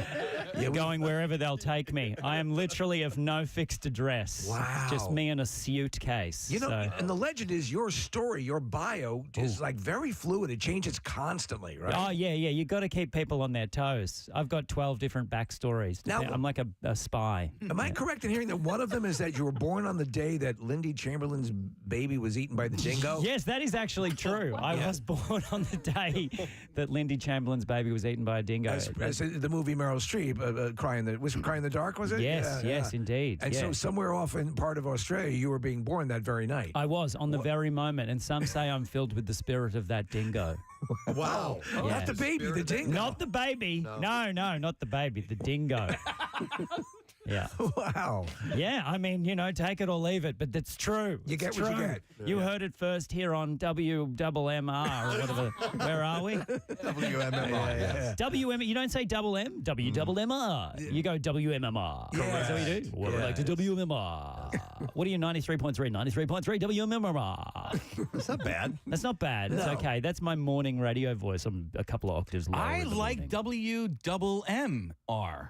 Well, let's have a meet. Let's get the staff in here for a snap staff meeting. We're changing the name of the station.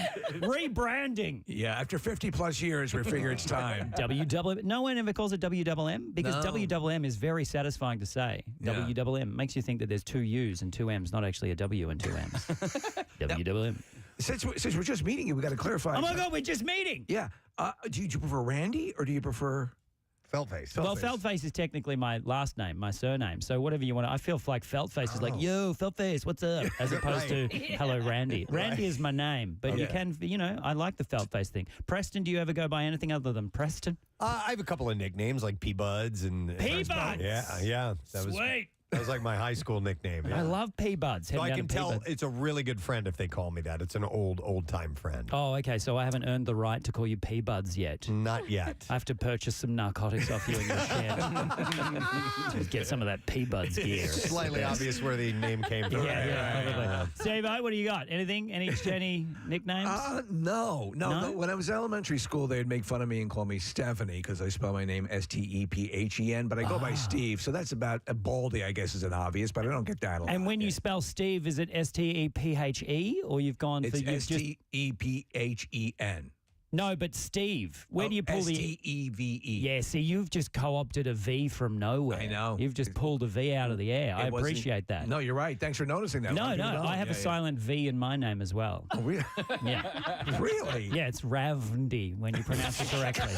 It's an Australian thing, By the way, now you've got me curious, Randy. I don't think I've ever asked our other cast members if they had long-time nicknames like Kathy. Did you have a nickname growing up? It was not growing up. It was like after college when I first started in TV, they gave me a nickname that just annoyed me. So that's why they called it K-Dog. K-Dog. Hey, K-Dog. Yeah. I'm like, yeah. The K-Dog. Well, now that you've said that on radio, that is now what everyone is going to call you. K-Dog, what's up? K-Dog. Me and P-Buds are kicking it down at the shed. Let's hit it. What about How about you, Marissa? I went by Mags in high school. Okay. It was Mags. My brother was Mags. I was Little Mags. And then once he went to college, I became Mags. Okay. And then my mom and like two other people in my life call me Riss. Riss. Marissa. Yeah. Rissa. Okay, I gotcha. And then we know that Casey was Fozzie. Well, no, my brother was Foz. I was Little Foz. But the one that I probably got the most that was not a hand-me-down in college, they call me Wiggles. And I love that name. Wiggles. Right. Yeah. That's a great nickname. Thank you. Okay, folks, we're doing a phone-in. If anybody wants to call in with their favourite nicknames on WMMR. Hit us up. Mine's Schmuck. Schmuck is a great once name. I tried to get my truck out of the ditch with a forklift. That's who I am Oh, now. my God. That's a callback to an earlier segment. If you weren't listening, it will make no sense. Randy, Preston, go ahead. I wanted to ask, you had a P-Buds. special that was out last year. You can call me P-Buds. Hit me. And it was called Purple Privilege. Correct. And what was that? What was the origin of that name, Purple Privilege? Well, that was my origin story. Well, I am quite purple. Yeah. You see what I mean? And I had to address the elephant in the room, the fact that I've managed to make it this far with this complexion. So it was kind of my origin story, that show. Okay. Yeah. But tonight at Philly, I'm doing all new stuff at Helium. This is a brand new. I'm actually taping the show tonight. Did they tell you that? No, is this It's a taping. Is it a fully intact special, or is it gonna be part of a special of different places you're playing. No, this is like a fully intact. I think I'm only going to make it a half-hour special. Wow. Because there's stuff that I want to hang on to for next time I come here, P-Buds. But yeah, it's going to be a helium special. That's exciting. I know, it's so exciting. Last night's show, I did a show last night, it was real good. So I'm excited about tonight. I think the Philly audiences are pretty great. You've been around for a long time, and you have a very loyal fan base. People say if they hear, this is a weird thing here, you got to know that what you're going to hear is like a very sharp adult material. Yes. Yeah. Yes, I need people. My face looks like I'm for children, but I'm definitely not. Please don't bring your children. It'll ruin the taping. Considering your face, too, what technically are you? What do you classify it as? Just some dude. Just some dude. Just some dude with a felty face. I tend not to go into what I actually am. Okay. You know what I mean? It kind of ruins the magic. I get you. Yeah. But I don't know. I think you and we could be related in some distant land. If I was just purple, I think I'd be real close. Yeah. And then I guess it's some sort of thyroid thing with the eyes. It is it's an absolute thyroid thing. Hey, Preston. Just I never blink. I'm just always clenched. Preston, people are not calling in with their nicknames. Oh, fantastic. I knew it. We did it. Let's get him on the line. Caller 1, you're on the air. All right, we're gonna go to Stank. Hey, Stank. Good morning. Dude, what's going on? Yo, bud. All right, why do they call you Stank? Well, my last name's Stankwitz. It's pretty unfortunate. I'm actually the fifth, so everybody calls me Stank. You're the fifth Stank?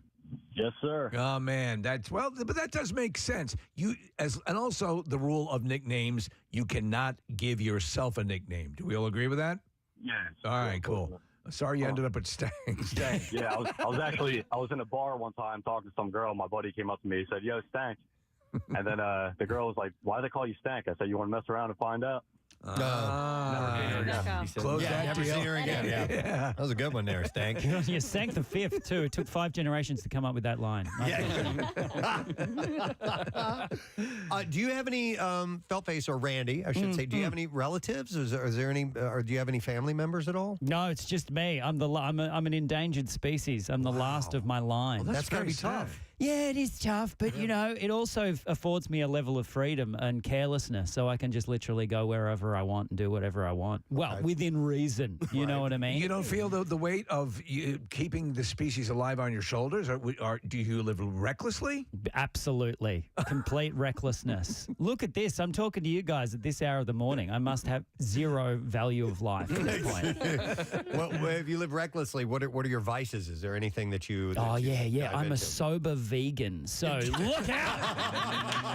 I'm into bird watching now. I just take my binoculars out and look at birds in the forest. So it's life in the fast lane over here. Very rock and roll. That's great. Yeah, it's good times. Good times on the road. But you mentioned with P-Buds and all of that stuff and the amped up monkey. Have you had your flings with with cannabis? Yes, I'm a sober vegan for a reason. Okay. I went pretty hard. I clocked it. I finished all the levels and then decided I'd see what it was like to look through eyes that weren't filtered through all sorts of shenanigans. And now I'm a clean living guy. Randy, did you hit rock bottom at a certain point and you decided you had to change your life and get cleaned up? Or Yeah. I was in a bar one time and I turned to my buddy and I said, "Hey, Stank." And then I was like, you know what? I don't want to live like this anymore, Stank. And I left the bar. No, not real. I didn't really have a rock bottom. I just realized that if I managed to get rid of all that stuff, I would have more time to concentrate on my hilarious comedy, which you can come and see tonight at Helium down there at wherever it is. You know how to market. Center City, Philadelphia. Oh, there you go. Thank you. Yes. Thank you. I'm just walking around Philly going, where am I? I saw the Liberty Bell. So that was good. Well, you know, there's like a door at the front.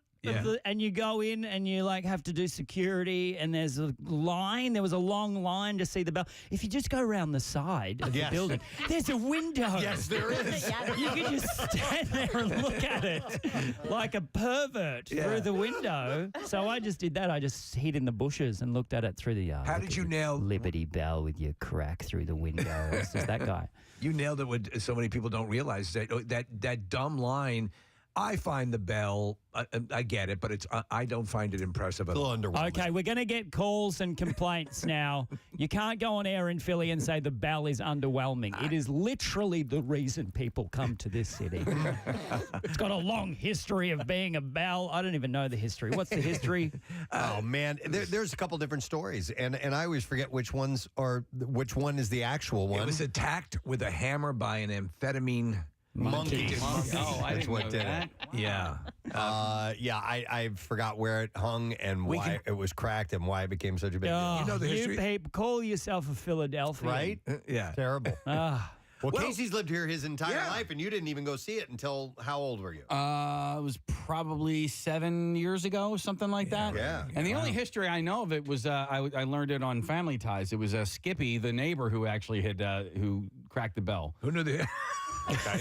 I don't think that's legit. It's not, but there was an episode where apparently they had gone back and, they do those special episodes where everybody's playing a different part, and Skippy the neighbor was the reason why the Liberty Bell got cracked. All right, so you That's don't know all the real I know. history. So- all right. I like that history better. Also, I didn't realize I was going to get like a Family Ties backstory this morning. You got any other Family Ties trivia? You've got phone in this morning with your Family Ties trivia on. Well, I wanted to ask you, Randy, what part of Australia you hail from? I'm from Melbourne. Okay, so from Melbourne. From the cool city. The first thing that pops into my mind, well, no, that's Sydney is the opera house. Yeah, nice. That's good. Man. That's good. Oh, yeah, man. Yeah. Why don't- What then I what don't does know Melbourne anything. have? Nothing. Terrible beaches and rain. That's what Melbourne? we've got. Yeah. Really? But we've got the best music scene in the city. There's a lot of punk bars, a lot of rock and roll clubs. So Okay, well, we for many years, the segment you heard earlier was a bizarre file, and it's just odd stories, strange stories, weird things, and a majority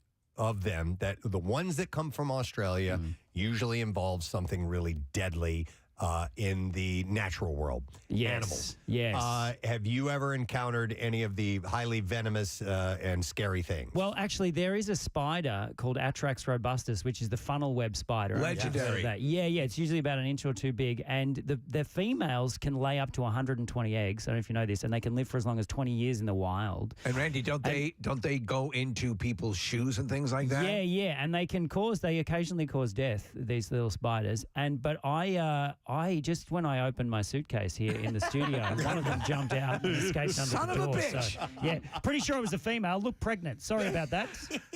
What is it? What about the kookaburra? Is that one that they have the big? The kookaburra? No, the cassowary. Cassowary. Oh, the Has the cassowary. big talon that'll rip your... they're amazing. They are proper dinosaurs. They only live in a very specific area of far north Queensland, though. Okay. So you're not going up there unless you want to see someone along the lines of stanks. Lately, there's Wild been stank. a lot of stories, and they're not really dangerous, but the huntsman spiders are terrifying. They're just big. They're not. gigantic. You can have them crawl across your hand, and they won't do anything. You can. They are. Yeah. They are. They tend to. They're very handy to have in the house. The huntsman spider, because they've got very little fangs, so they can't actually bite you. But they get all the insects from. Okay. They clean house for you. Yeah, I'm not into those. I mean, obviously sometimes they'll goose it up to get clickbait, but they look like they're formidable, right? Yeah, Huge, I mean they're frightening if you wake up and there's one above you on the roof. There you can have a little ceiling moment of kind of thing. But no, I like the huntsman. I'm a big fan of the huntsman. Really? Yeah, they're a cool spider. Do you think you share similar genetics? No, I'm full dingo. Remember? That's right. Yeah, that's true. Yeah. By the way, if you're just tuning in, it is Randy Feldface who we're speaking to, and he's If you're just tuning in, what the hell is going on in here? That's right. Helium Comedy Club tonight at 8:00 and is taping a live special. How are you? Are you good at traveling? Are you pretty solid at that? I love it. Yeah. Yeah. I don't. There's a lot of delayed flights in this country, though. Yeah. There's too many planes, too many people, too many planes. So I've spent a lot of time in like Dallas and Chicago for no reason. You literally though live out of a suitcase, right? Yeah, literally and figuratively. Live in a suitcase. Yeah. Hey, Randy, do you know what an antipode is? Do you have any idea what that term means? Antipode. Someone who's Antipodean from that is I'm technically Antipodean. I am from that part of the world. No, like the antipode of Philadelphia is basically if you were to dig a hole straight through Earth, what would be on the other side? And Australia is the antipode, but I mean, it's the antipode of Philadelphia is Augusta, which is really far away from where Melbourne is, but but you're kind of like right now, if you were to look directly down, you can see your house. You can see your house from here. Yeah. Hi, everybody. Look at me now. Look at me. I'm on Preston and Steve. Now who's laughing? Sorry, I've got a lot of enemies down there. Speaking of which, are you divorced? Not well. Yeah, that was one of the backstories, but not technically. Not technically. No, Okay. never been married, never had children. Recently had a vasectomy. What a flex! Oh, wow. Yeah, a few of us are snipped here. Oh, I love the snip. All about the snip. Get the snip. Were you I did awake? freeze some sperm first, though. Oh, you did? Yeah, I'm not going to make a decision like that without first purchasing a couple of tickets to Disney on Ice. You know what I'm saying? You got to plan ahead. You got to plan ahead. I love that. Can I say that on the air? Well, I just did. Why not? Too late to hit the dump button now. Here we are. Were you awake or asleep? Very much awake, but they put the general area to sleep. Oh, yeah, which yeah, I was very grateful. Is that for. common? Do most people opt for that local? Well, most people do. I opted for they don't put you all the way out, but they give you propofol, and I don't remember any of it. Oh, that propofol stuff is amazing. It is. You just lose a chunk of time. Yep. No, I was just laying there on the table while they went about their business. Did it? I liked it. It was a good thing to do. Okay. Yeah, you smell the burning skin. What does the... Just sitting there smelling the fusing of my vas deferens. Yeah. Good times. Good times. It's good stuff. Yeah. Wow. You crave barbecue afterwards. It's a wonderful thing. Yeah, absolutely. So while you're here, are you going to get? You don't know about the. Am I going to get another vasectomy? Is that what we're going to? Are you going to reverse it? Yeah. You going to get a chance to take in a little bit more of the city, or? Well, I hope so. Today is my sort of day to do that. So what should I see? What am I going to do? Where am I going? What do I need to do? Come on, hit me. You do need to have a cheesesteak. Are you familiar with that? Well, again, vegan. So probs none. There are vegan cheesesteaks. Also, what even is the cheese? Is it just cheese and meat smashed together in some sort of horrific onions? And cheese, and obviously on a nice roll. But it's a pretty basic sandwich, but it's really good. Now there are vegan options. In fact, Wilson's secret sauce, their vegan cheesesteak is fantastic. It might not be vegan. It might be vegetarian. Yeah. No, he'll make it vegan, but he uses vegan cheese sometimes. He uses impossible meat and vegan cheese. It'll blow your mind, Randy. Wow. All right. Well, that's what I'm doing. I'm going to go and up the cholesterol level today. Eat some vegan cheesesteak. You might enjoy the is it Mutter or Muter? Mutter. Yeah, some people do pronounce it Muter. Museum, which is a medical anomalies. Oh, wow. Where's that? I'm totally into that. Let's do that. It's in the city. Yeah, right near we can tell you where to go. Oh, my gosh. Okay, great. Oh, it's near Helium? Yeah, 22nd and between Market and Chestnut. Okay, great. If anybody else has suggestions for my day off, please call in right now. WMMR. Let's get Randy's itinerary together. This is good. You're quite popular on YouTube. I know, isn't it weird? I'm big on TikTok too, which is very strange. Yeah, it's weird. Is it just are your TikTok videos from your shows, or do you do? Okay. Well, it started out with people, just random children lip syncing to my material, just finding bits online and mouthing along to the words. And so I developed a weird following that I didn't even know I had. And then I started posting on TikTok, and now people are like, "Oh my God, Randy! Oh my God!" Do Felt Face fans have like a name? You know, like there's Deadheads for the Grateful Dead. Someone actually asked me this last night, and I don't know. Someone came up with the term felties, felt heads, felt something, but I can't remember. But I'm open to call in right now if you want to name my fans on WMMR. What about face heads? Face heads? Face heads. Face heads. I like face heads. It's not bad. Face heads. Face heads not bad. Feltoids. Feltoids. Feltoids is okay. That could sounds work a little more science fiction-y. Yeah. Wow. Yep. All right. Well, listen, we do have to take a break, but we want you to enjoy your time in Philadelphia. And like you said, you've got a strong fan base here, so tonight's show should be pretty awesome. Yeah. It's going to be unreal. I'm very excited. And thanks for having me in the studio. What an absolute delight. It is a pleasure to meet you. I've seen your stuff online for years, and it's really cool to see you in person. So thank you for coming by. Well, you too. I've been following your progress as well, and you're doing very well for yourself, P-Buds. Thank you. Thank you. P-Buds, right? Yep, he got it right. Absolutely. Okay, tonight, heliumcomedy.com. That's how you get tickets to go to the show, live taping of Randy Feltface dancing at Helium. It's at 8 o'clock. He's dancing around. He's having a good time. So. Ready to go. Excellent. Thanks for being here, Randy. Thanks for having me. Let's hear it for Randy Feltface. With that, we're going to take a break, and we will be right back. Stay with us. Preston and Steve on 93.3 WMMR. Just have your own Gary. I'll turn it on for you. Lights on. All right. Hey, Gary, lights on. All right, 1 second. There you go. Gary, should I wear a sweater outside? I'll be right back. It's pretty chilly. Lauer. Lauer. Yeah, Lauer. That's what it would be. Yeah. Hey, Lauer. Yeah, because Gary would be too common. Hey, Lauer, play Allman Brothers.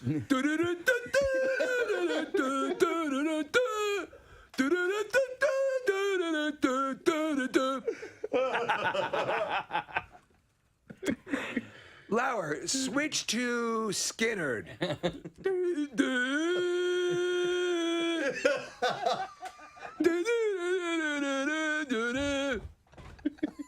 Hey, Lauer.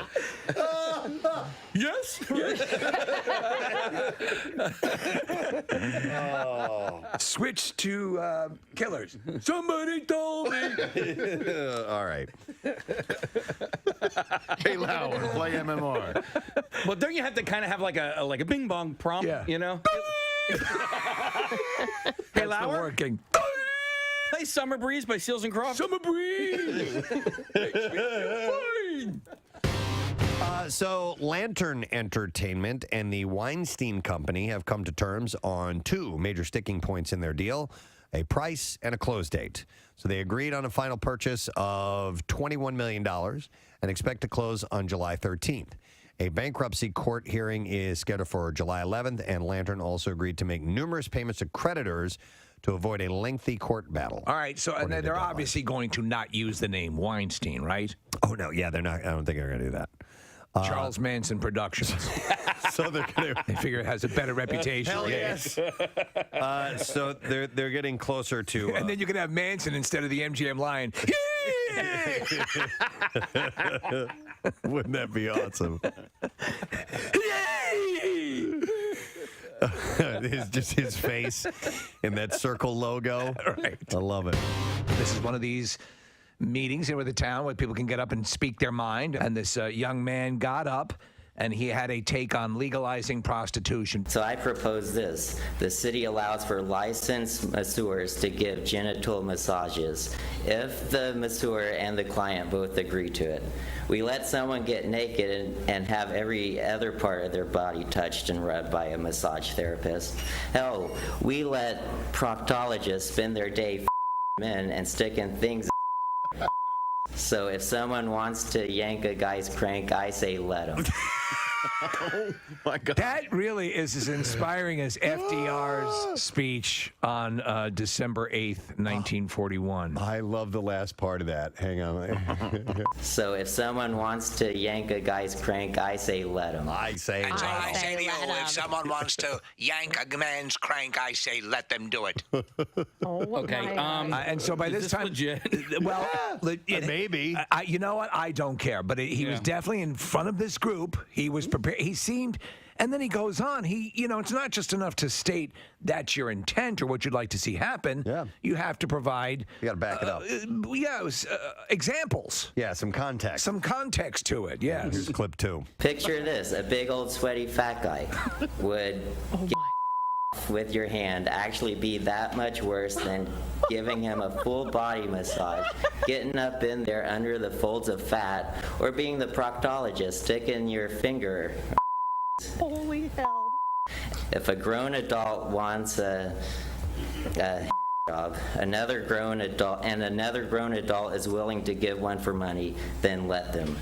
That would truly be a happy ending for everyone. Okay. Oh my God. The crowd loved it. There is, I think, legitimacy to his claim, by the way. Are we going there or are we not going there? I want to hear. What do you think? I like the way you. Casey started doing up like a velociraptor all of a sudden. His head was going left and right. Are we going here? Well, yeah. I mean, like, dude, why is that illegal? Rubbing tugs? Yeah.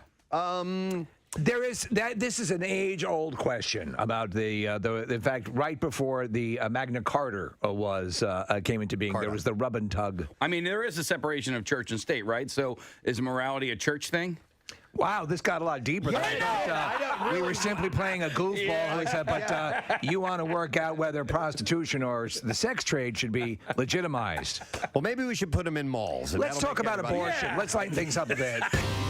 How do we want to proceed into the next thing that we're going to do? Well, I think we should. Where did Bill go? Oh, Bill, could I trouble you to come over here? I got to ask your opinion on the air about something. If you Bill Weston, man about town. He just goes, oh, boy. Oh, boy. Yes, well, the real reason we have rused you into this studio is to offer you our thanks and congratulations, and allow me to read the words of Kevin Gunn, if I may so attempt. You certainly may, sir. So, we call him the man about town. We kid him about his kitchen cleaning, dashing wardrobe, and how he presides over meeting after meeting after meeting after meeting. He's always open to ideas, but he often reminds us that, quote, this is not a democracy. Probably a good thing, too. Can you imagine if the Preston and Steve show, me, Jackie Bam Bam, Jackson, Brent, and the rest of the MMR staff were left unchecked to their own devices? Or if there was no one to say, let's think this through? Or have you considered what might happen if, or the building might not go for that? Or are you out of your freaking minds? You want to do what? But there it is. Bill Weston, the adult in the room. He is our leader through a business that is open 24/7, 365 days a year. He has to deal with the creative types, the executives, the sales staff, the accountants, the consultants, the concert promoters, the bands, their managers, countless live events, listener comments, office demolition and construction, and it is quite a job. He does all of this with a measured demeanor, self-effacing sense of humor, and a wealth of experience and wisdom. This year, he has also taken up the additional task of overseeing MMR's 50th anniversary celebration and has done so, might I say, with limitless energy and incredible savvy. So, in addition to being the man about town, Bill Weston is also the man about music, the man about programming, the man about administration, the man about meetings, the man about sometimes saying no. In short, the man who's all about this radio station. And that is why, and probably to his chagrin, we, his staff, award him the well-earned and long overdue recognition as the Rock of MMR.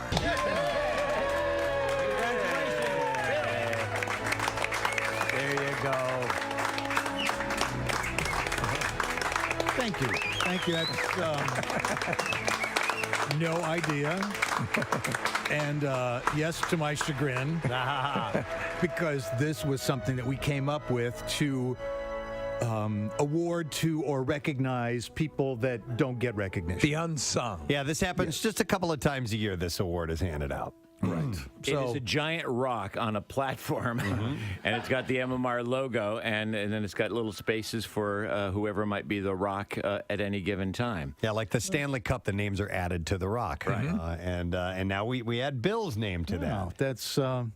I'm touched, and I really appreciate the sentiments expressed in your missive. Who wrote that? Kevin. Kevin wrote it. My Thank you, presentation, but entirely Kevin, who is a genius and brilliant and one of our great ones.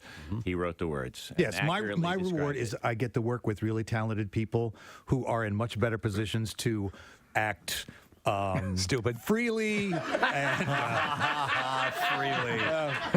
well, the idea, the words that Kevin put in there, you want to do what? Which mostly applies to you guys. Yes. You want to light a refrigerator on fire in the parking lot and then add 7 cars to the mix and see if we can cause a giant mechanical explosion? Yes. That's I mean, consider what we have done in the last 15 years. To just imagine what he has said no to. Oh yeah. Well, and then, but I mean, then tolerating a pony coming in. Yes. for Well, Daffy. he didn't know about that one. Yeah, though. never mind. Some things you beg for forgiveness. You just don't apprise him of. I thank you very, very much. That's like I said, my reward. I was just came back from a long motorcycle trip out in California. Right. Actually went through Petaluma, Pierre, and I was telling these guys that I was hanging with, just regular guys, retired cops and plumbers and whatever. I said, I still love my job.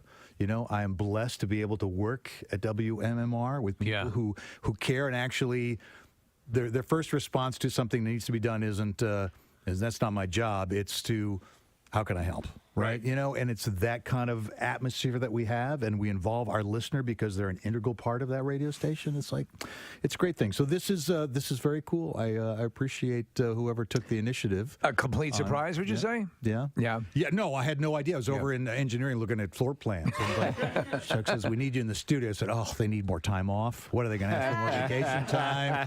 Preston's complaining about too many live reads. I'm like, oh my God, what is it? But the thing is, every one of us has worked for insane program directors at various times, and you know, and I think the nature of the job drives people over the edge, and for some reason it has not done so with you.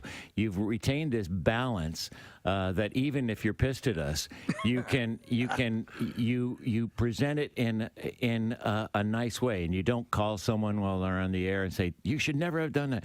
You wait until they're off, and then you take them in and have them strapped down. And you truly have this balance and this calmness that is in a frantic group of madmen and women that we are. You really are a father figure that you know, doles out a lollipop when needed and sends you to your room when needed, but does so in this balanced, calm, and reasonable and nice fashion. Thank you for saying that, Pierre. There's really something extraordinary about it. They say in teacher, you know, sometimes you teach what you cannot do. Right. You guys do something that I wish I could do. I started out as a disc jockey and was pretty mediocre at it, you know. So I respect and appreciate what everybody does and the talents in this room, on air and also in our programming and promotions department. I appreciate that. And you get a parking spot now, too. Yeah. That's right. It comes with a parking spot. And one other thing, he's worked so hard on this 50th anniversary. Yeah. Oh, yes. You know, he's pulled out, he's found archive selections I didn't even know we had, and I've been here for a long time. I mean, he found America singing A Horse with No Name. You know, he found... We had to steal that back from the guy who stole the tapes from us. Really? Yeah, oh, yeah. I mean, he's found so many cool things and you know, gotten, you know, really worked the Foo Fighters thing and the Bon Jovi thing for these special 50th parties that we've had, and U2 and all these other things, and he's just on this 50th alone, he's really and the fact that he forged on even after learning that it's the 49th. Right. Right. Yeah. Yeah. I mean, almost single-handedly ruined the Bon Jovi concert. I mean, I don't know anybody else that could do that. That gave us a great story, though, for on air. If you hadn't heard, we did a group photo right before the band took the stage, and they all have in-ear monitors and these little, what look like Walkman kind of thing attached to them, power pack. I was wearing this jacket, by the way, and it got hooked on the button on my coat, and it yanked it out of his ears, and he gave me the dirtiest look. They're seconds. I mean, he's in... Wasn't Bill's fault. No, it was nobody's fault. But they were like they were running on the stage, and they stopped to do a group photo. And then in one of those bizarre Spinal Tap, truly moments, John's wire that goes from his ear to this little backpack that they all have in their pockets caught on Bill's coat. Well, that's what you get for wearing a blazer to a rock concert. I know. That really was my fault. Thank you. Thank you very much. All right. All right. Thank you all. I really appreciate it. Thank you, Pierre. Bill Weston, the rock of MMR and Man About Town. He is the S. Yep, absolutely. The ESPYs are stupid, but I didn't see it. Marissa, you watched it. How did Danica Patrick look? She was hosting it, right? Thank you, Kathy. We got a couple of minutes before our next guest is going to be joining us, so I have some shout-outs I would like to mention. I wish I would have gotten to this one earlier because this event is today, and this is from Erin Parker. She says, I'm a deputy with the Bucks County Sheriff's Department. Ah, awesome. And that's how she wrote it, by the way.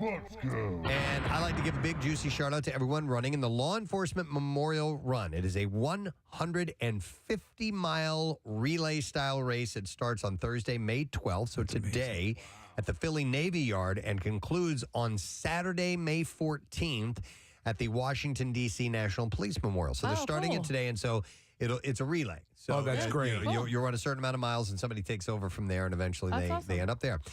She said, we run to honor law enforcement officers who gave the ultimate sacrifice while protecting their communities they serve and to also honor their survivors. I'd like to wish everyone good luck, and hopefully we don't shart in our pants while running. So a shart out, please. Let's give a big one, Case. Deputy Aaron Burr. Well, we got a lot to get to. Okay, go ahead.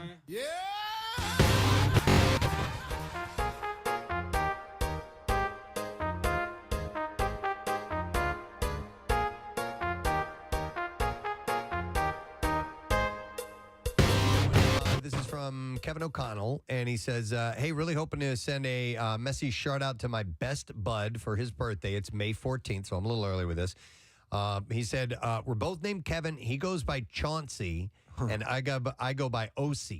Chauncey and OC. I guess so, OSE. And I live in NorCal, and he lives in Southern California, but we both listen regularly. Wow. Even if we are a day or two behind the live broadcast, we've been friends for nearly 30 years, and he's the best friend a guy could ask for and is immediately endearing to everyone he meets. Happy birthday, buddy. Don't shart your pants like you did at Justin's wedding. And he says, contact me for that shart story if you like. It's a good one. So there's a shart. Do they say if they're from the area or they just start It doesn't say. So if they've known each other for 30 years and he lives in Northern California and his buddy lives in Southern California, I think that's... seems like they're from there. Sounds like it's there from there, yeah. So how about that? Thank you, man. We appreciate that. Oh, this is a bit of a follow-up. This is from listener Amanda Kraft, who got in touch with me. Her son has ulcerative colitis. Thank you. I was marrying that with Crohn's. I almost said croritis. So anyway, your son is a crow. She found out she had sent me this great story about the fact that they call their kitchen buttholes now. Welcome to buttholes. Yeah. So anyhow, she got back to me. She said, I officially signed up for the Take Steps event today in honor of Liam's actual birthday, and we hope to get the opportunity to say hi to you there. Of course you will. You're going to be on my team. We're going to be walking together. And I want to mention, and thank you to Greg Monahan from our graphics department, we have created our team shirt. The artwork is finished, and we are called the Shart Breakers. And like Heartbreakers. Yep, exactly. Casey came up with the name, and I appreciate that because I'm not good at coming up with names. But I'm going to show you guys here in the studio. But if you sign up for my team, you make a donation and sign up, you get a shirt that looks with great. This on it, the Shart Breakers. The heart's made of turds. Yep. Isn't that awesome? Kathy loves it. So she didn't even look at it. I did. All right, the Shart Breakers with Team Preston WMMR. Awesome. If you send that to me, I can put it maybe on the, unless you want it to be a surprise day of. No, I want people to see this. I want them to see what they're getting. I want them to sign up and join me. So it's going to be Sunday, June 12th at Lincoln Financial Field. There's going to be food trucks, live music, photo stations. They always have mascots. It's at the link, so you can go on the field. The Eagles cheerleaders will be there. Swoop will be there. I'm being honored as the this year's media honored hero, they call it. And I'd like you to be on my Shart Breakers team. And first time in 2 years, right? Yes. They've had it full back and actually even better than it's ever been. Yes. That's pretty exciting. Awesome. Well, send me that, and I'll put it up on our websites, right on PrestonSteve.com, and you can visit that a little later today and see the artwork. Yep, and you can also sign up now if you want to go over there. But I would love to have you on my team. All right, here's another one that says, hey, I'd like to do a shout out for my husband, Chris. His 45th birthday is today. It's from his wife, Debbie, and kids, Kaylee and Danielle. Or is it Daniel? No, Daniel, D-A-N-I-E-L is Daniel, right? He listens all day long at work landscaping. He's a big fan and can't wait for the MM barbecue. Coming up soon, she said. So that's from Debbie. Here's a shout out for Chris. That's so cool. Here's one for tomorrow, but I'm going to do this now so I don't lose it. It says, hey, Preston, it's Friday, May 13th is our dad's 45th birthday. He's had us listen to you guys since he would drive us to elementary school. Oh, my gosh. Yeah. And he still listens to you guys religiously, even when he's taking a dump. We just want to let him know we love him, and what better way than a wet, juicy shart. That is from Cassie and Dalton Brown. So there's a shart for you, my man.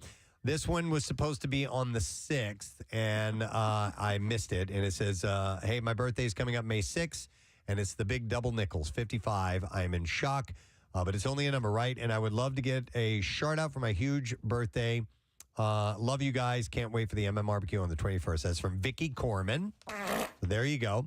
Here's another one that says, I'm trying to get through these because otherwise my sharts get backed up, and that's not healthy. It's bad that you get impacted and you're being rushed to the hospital. This one was, they had And the date. Listen, guys, if you want to get it on a specific date, I just can't promise. Just pick a general a bit of time. That's how it works. This one wanted. Okay, so they said on or around May 11th. So that's cool. This is for my amazing husband Jordan. He's been listening to Preston and Steve since Y100 Days, and he's got me hooked now too. The moment Jordan wakes up, he starts streaming a show. We're on vacation, on a beach, in the car. MMR is right there with us. That's so awesome. We are high school sweethearts. Have been through everything together, and you guys played a huge role in our inside jokes. I love you. On May 11th, Jordan turns 35, and I know it would make his day if you guys could fit this in and give him a nice, juicy shout out anytime around May 11th would be great. I know I'll be listening. Thanks so much. And that's from Brittany McGlone. So a shout out for you, and it looks like our guest is ready. There we go. Perfectly timed. Nice. We buttressed it right up. I have one more. Probably, if I don't get that today, I'll get to it tomorrow. So our next guest is, he's promoting The Neighborhood Season 4, which you can catch new episodes on Mondays on CBS at 8 o'clock. And he's great. We've had him on many times throughout the years. Please welcome the Cedric the Entertainer. Yeah. Cedric. Let's go. What's up? Nice. Hey, thanks for coming on, man. We appreciate it. Always great, man. Always great. How you guys doing? Good. Hey, is this next episode coming up your directorial debut for the show? Yes, exactly. Yeah, this is my first time directing an episode of The Neighborhood, man. We're in our fourth season. I've been, producing and starring on this show, so I had to get behind the camera and let actors know who's the real boss around here. All my co-stars. How is the vibe different for you when you step into that role, now that you've done this? I mean, the main thing is that my hours are a lot earlier. As a director, you got to be kind of the first one there and the last one to leave. Usually as an actor, I'm the last one there and the last one and the first one to leave. Yeah. So, no. Yeah, why not? Yeah. So with that, and I always found it a fascinating thing to kind of, because you have to have two tabs running. You're performing in it and you're directing it. And I've always seen like how film directors do it, and you've got to almost like split your mind, because what will work well for an actor is something that a director has to think of a whole other skill set. Yeah, no doubt. And that's why in this one I kind of asked that they limit my acting part as much as possible. Yeah. And then what I did was shoot most of my acting stuff one day, so it was over. Like, I shot me out, and then the next day I was just able to concentrate on all the other actors and just kind of get out of the episode what I wanted. So that was the way to do that, like, just take advantage of, like, making sure the schedule worked to my benefit. Hey, Cedric, but you're right. How did you do that? Because you do your show in front of a live audience. Yeah, well, we hadn't been, because of the COVID, so we hadn't actually been doing it in front of a live audience. So that really helped out that I was able to just kind of do it like what they call block shooting. I got you. We have, so that you're right. Normally that would be hard because I had to have the audience there, and they kind of come to see me. So, it was the one that I would have had to do at least scenes. I would have had to do at least 2 scenes for them, and then try to keep my director's hat going. Yeah. It would have been a little difficult. Cedric, listen, you've been around the block. You are a household name. You are a legend, and you've also worked with legends. And so your mother on the show is played by Patti LaBelle. And so I walked into a doctor's office one time, and I'm sitting in the waiting room, and there's this lady next to me, and I'm just like, God, that looks like Patti LaBelle, right? It's crazy, right? She had big sunglasses on. I'm like, it looks a lot like Patti LaBelle. And then sure enough, when she was leaving, the doctor was like, all right, I'll see you later, Patty. And I was like, oh, my God. Like, I felt like I was with the queen. Do you know what I mean? Like, do you feel that way around her? Man, she's so regal and classy and elegant. And she came to have a good time. So it was just a joy to have her on set. I was looking for somebody iconic to play my mom. On the show like this, you always looking for that big iconic personality. And I thought about her, and I just gave her a call. And she was like, "Yeah, I'll do it." She actually did a charity event for me a couple of years before, so I had access to be able to call it. And so that was perfect. And she was like, "Yes."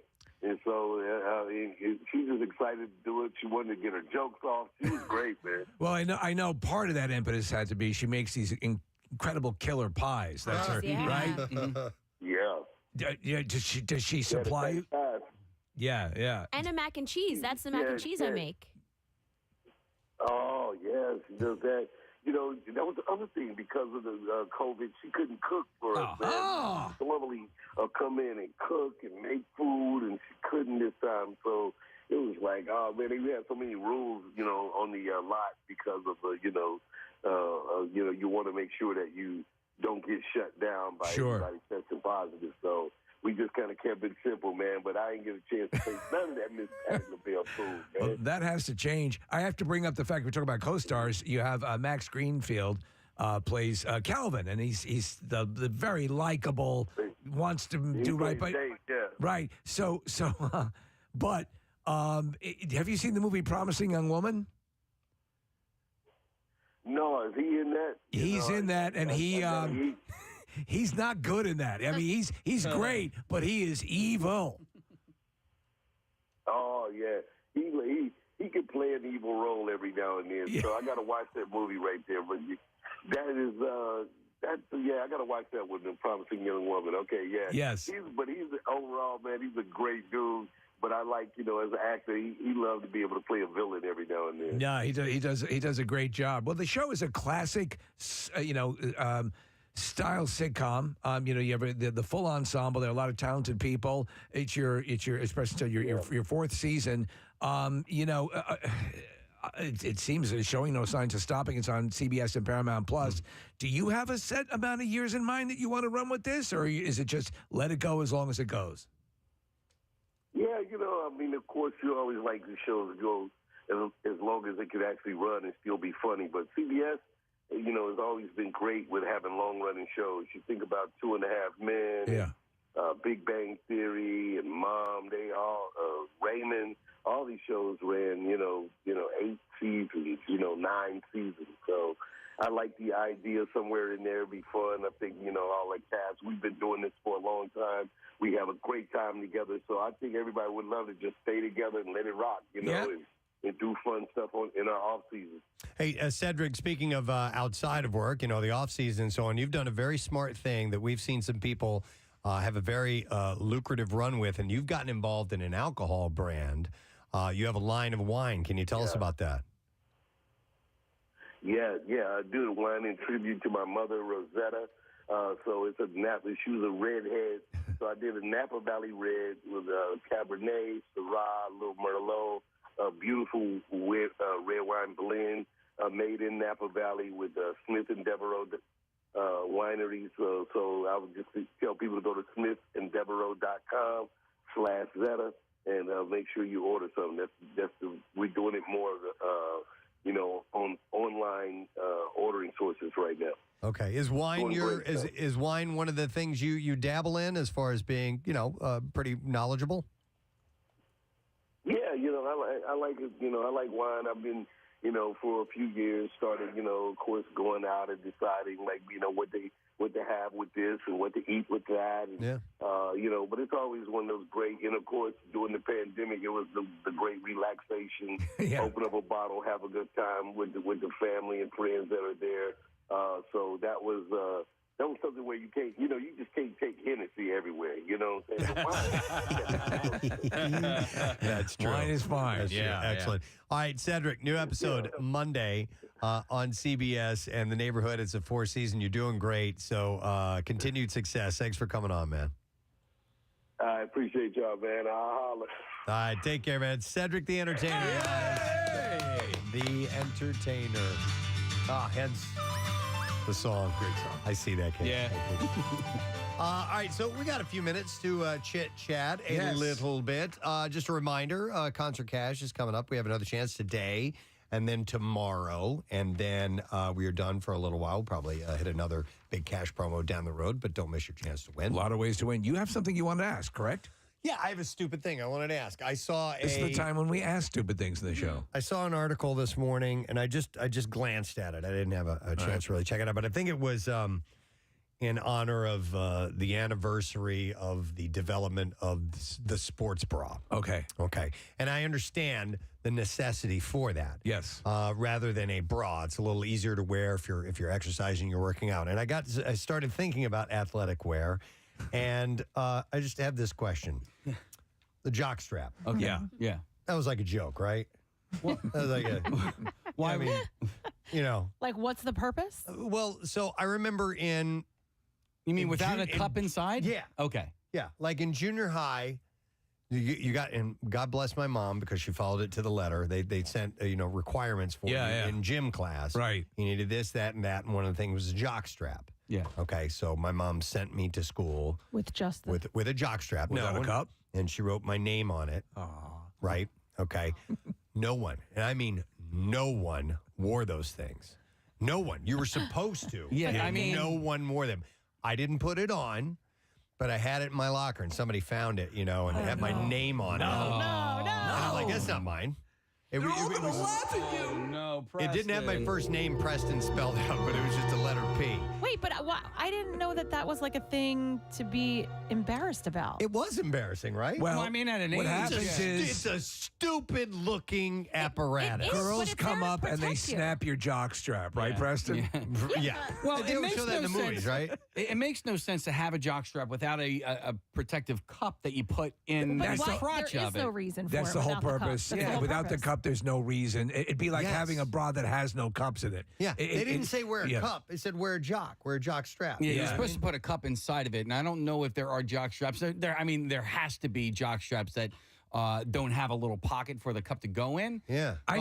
Did you wear one with any? Yeah, because I played football, baseball, and I was a catcher, so I definitely wore one as a catcher. Yeah. No Well, doubt. now they have just like the underwear that you pull on and they you put the make cup in that. like boxer briefs. Yes. Yeah. Which have a pocket in there for the cup. Correct. Now that I wore when I was doing martial arts training, when we would spar and things like that. Absolutely, You I wore didn't that. bust out your old jock strap. And break out the old jock strap. See, it says Preston. It's mine. There's a great scene in the original Bad News Bears when the kid won't wear it because he thinks it's contraception. Yes. Oh my God. Yeah, he was one of the He's a very, Mexican very, kids. yeah, very And religious. Really religious. There was my friends brought me as a joke. This thing is called the Duke. And it's like a fur-lined jock strap with a tail on it. Oh my God, that's amazing. Imagine if they found that in your locker. Look at Marissa. Look, the Duke jock strap. See if you can find that. And no, it doesn't.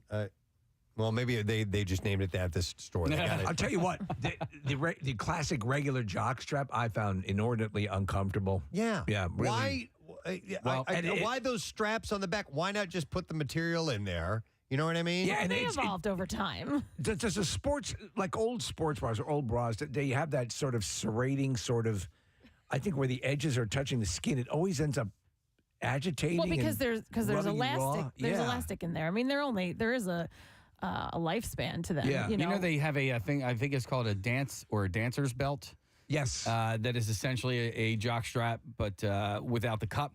Yeah. And so it's for, I guess, like ballet dancers, or if you're going to be wearing to tuck their stuff in. It's a carafe. Yeah. I wore one when I did the birthday video, You or did. when I did a cover of Breed from that's right, Nirvana. You And were in so the- I was reenacting the cover of that album of me naked in the pool, and so I wore a dancer's belt. Yeah. And that way it tucked my. Are they flesh colored? My junk. Yeah. back. Yeah, flesh yeah, colored. Yeah.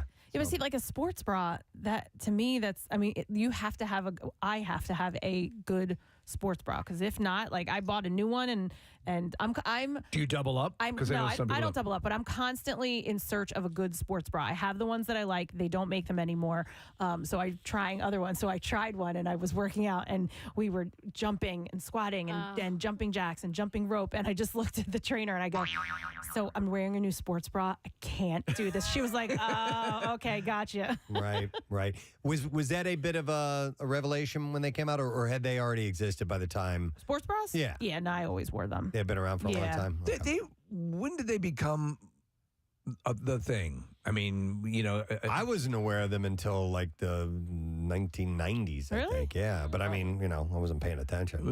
They found that sports bra mine in South America. Right, yes, they hit that vein of sports bras. I mean, like in playing sports in school as a kid, like that was required. You had to wear, like we had to wear that. We couldn't wear a regular bra. Okay. Probably because the boys were watching our boobs bounce around. Yeah. It was probably in response to that. That's why the jockstrap would suppress the boner. All right. Anyhow, that was just a dumb question that I had. We grow and learn as a group. We do. Yeah. But I do have a slightly traumatic memory. Yes. Of that. They're all going to laugh at you. Of that jockstrap being They're going to found. laugh at your jockstrap. That's not mine. It's got your name on it. No, that's not me. They're going to laugh soup. Yeah. Gym class. I hated gym class. Yes, Kathy. I was going to ask a dumb question. Are you moving on to something else? No, go ahead. This is a dumb question for him right now. Actually, In fact, if you have dumb questions, call him right now. 215-263-WMMR. Any kind of dumb question. It's actually not a dumb question. It's a legit question. I just don't know the answer to it. So I've been gardening, and I have grubs, and they're disgusting. They're awful. But I already planted flowers. So can I use like Grub-X and stuff like that or something like that, or will it kill my flowers? Oh, that's a good question. Is it too late? By the way, what are grubs? They're not slugs. No, they're like a little little different. white, disgusing things that turn into beetles. Okay. Oh, God. They're from Liverpool. Yeah, they're from Liverpool. Wait, they turn into beetles? Yeah, I believe so. It's a baby beetle or beetle larvae or Yes, Casey. So they're a client. I use them and I swear by them. A Natural Lawn comes by and they treat the yard, and we don't have that issue. So but they'll treat for grubs too. Yeah. Oh yeah. At the beginning of I think they spray a couple of times for it. They do the full deal. It reduces the mosquitoes, the grub, all of that sort of stuff.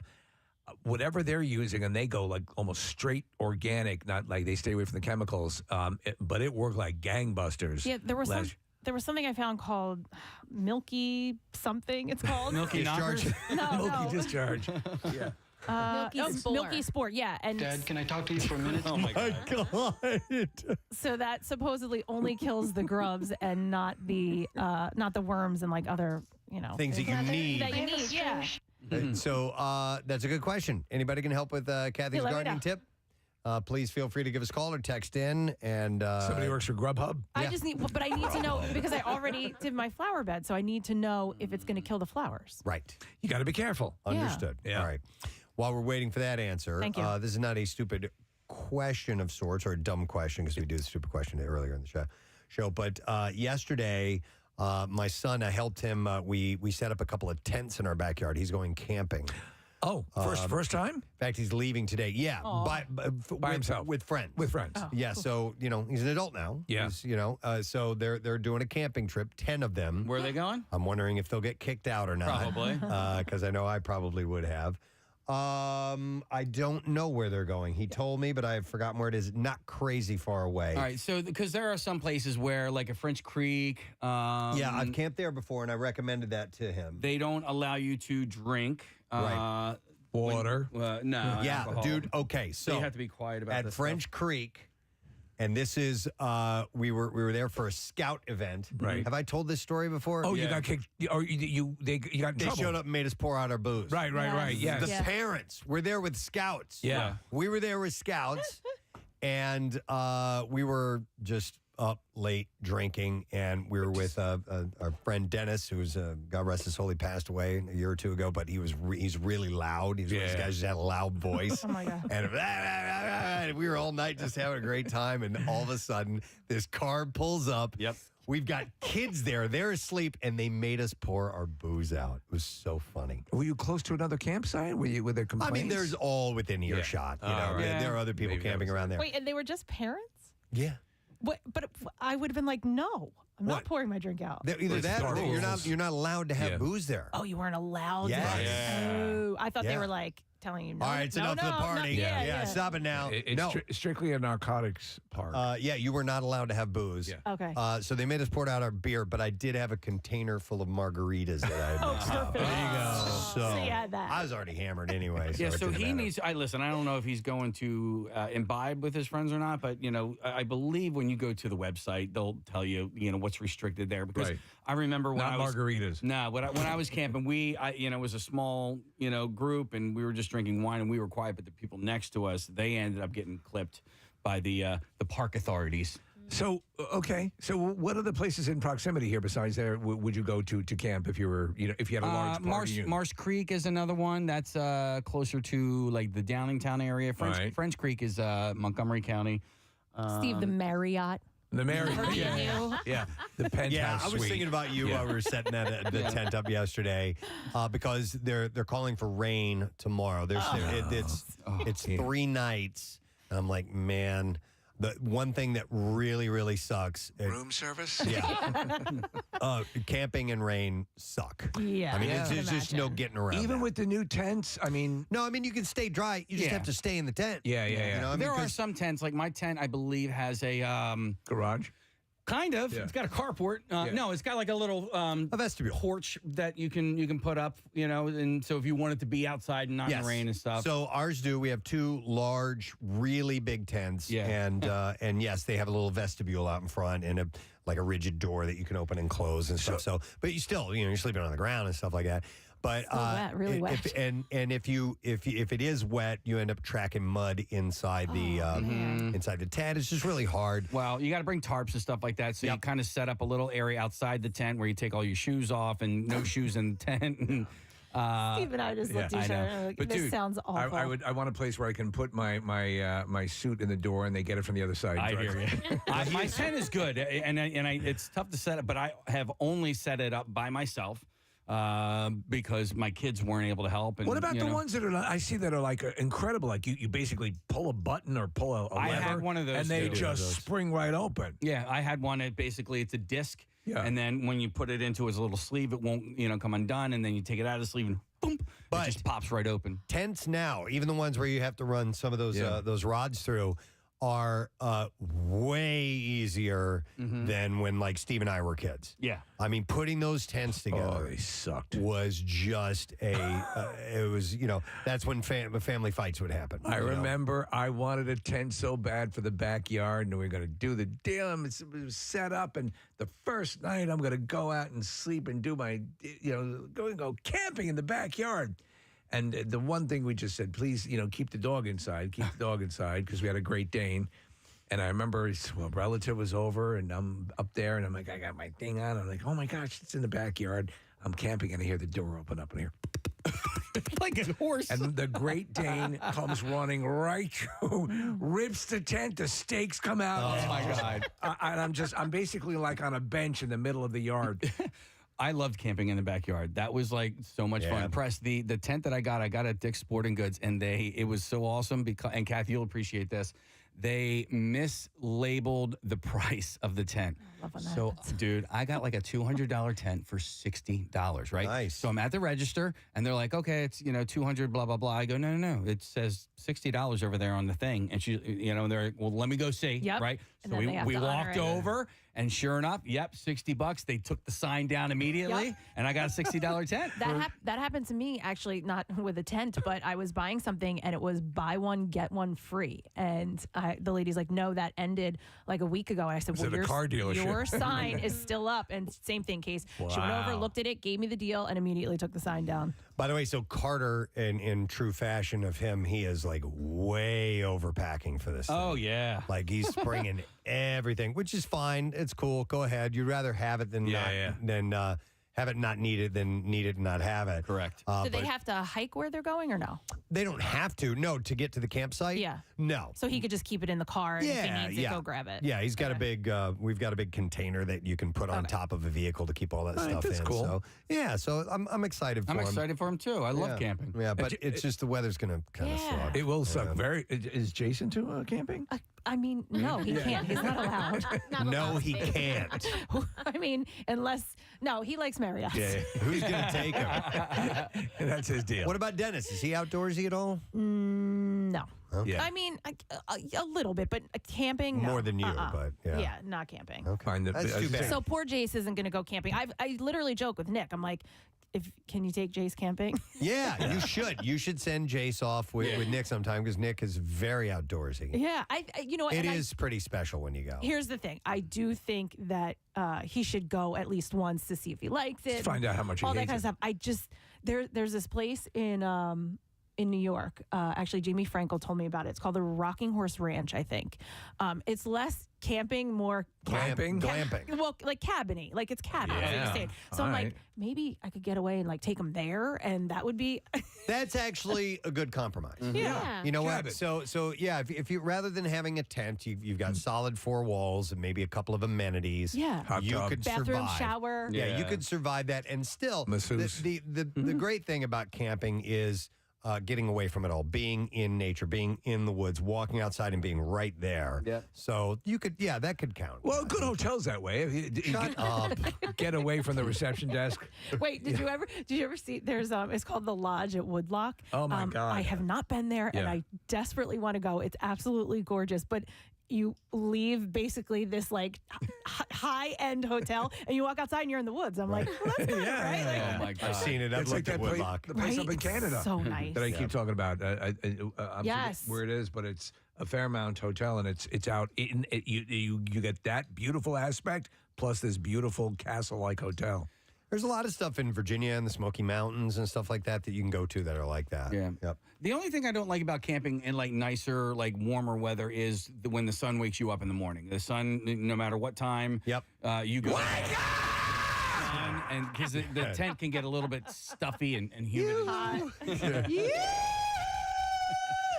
But also, Kath, you have to be worried. You have to be careful with cabins because sometimes they smell really, really bad. Do they? Yeah, Well, like when the moldy. raccoon dies in the fireplace. Mhm. I had the only time I ever camped in a cabin. I was in the Boy Scouts, and we camped at Delmont, and we had the big cabin for Father's Son weekend, and it smelled horrible in there. And then you would have to be in the cabin for 5 to 10 minutes before you For it like to before get you used to became it. You acclimate. nose blindness. Yeah. But I mean, the classic thing of like the big rug in front of the fireplace and something that's maintained nicely. Yes.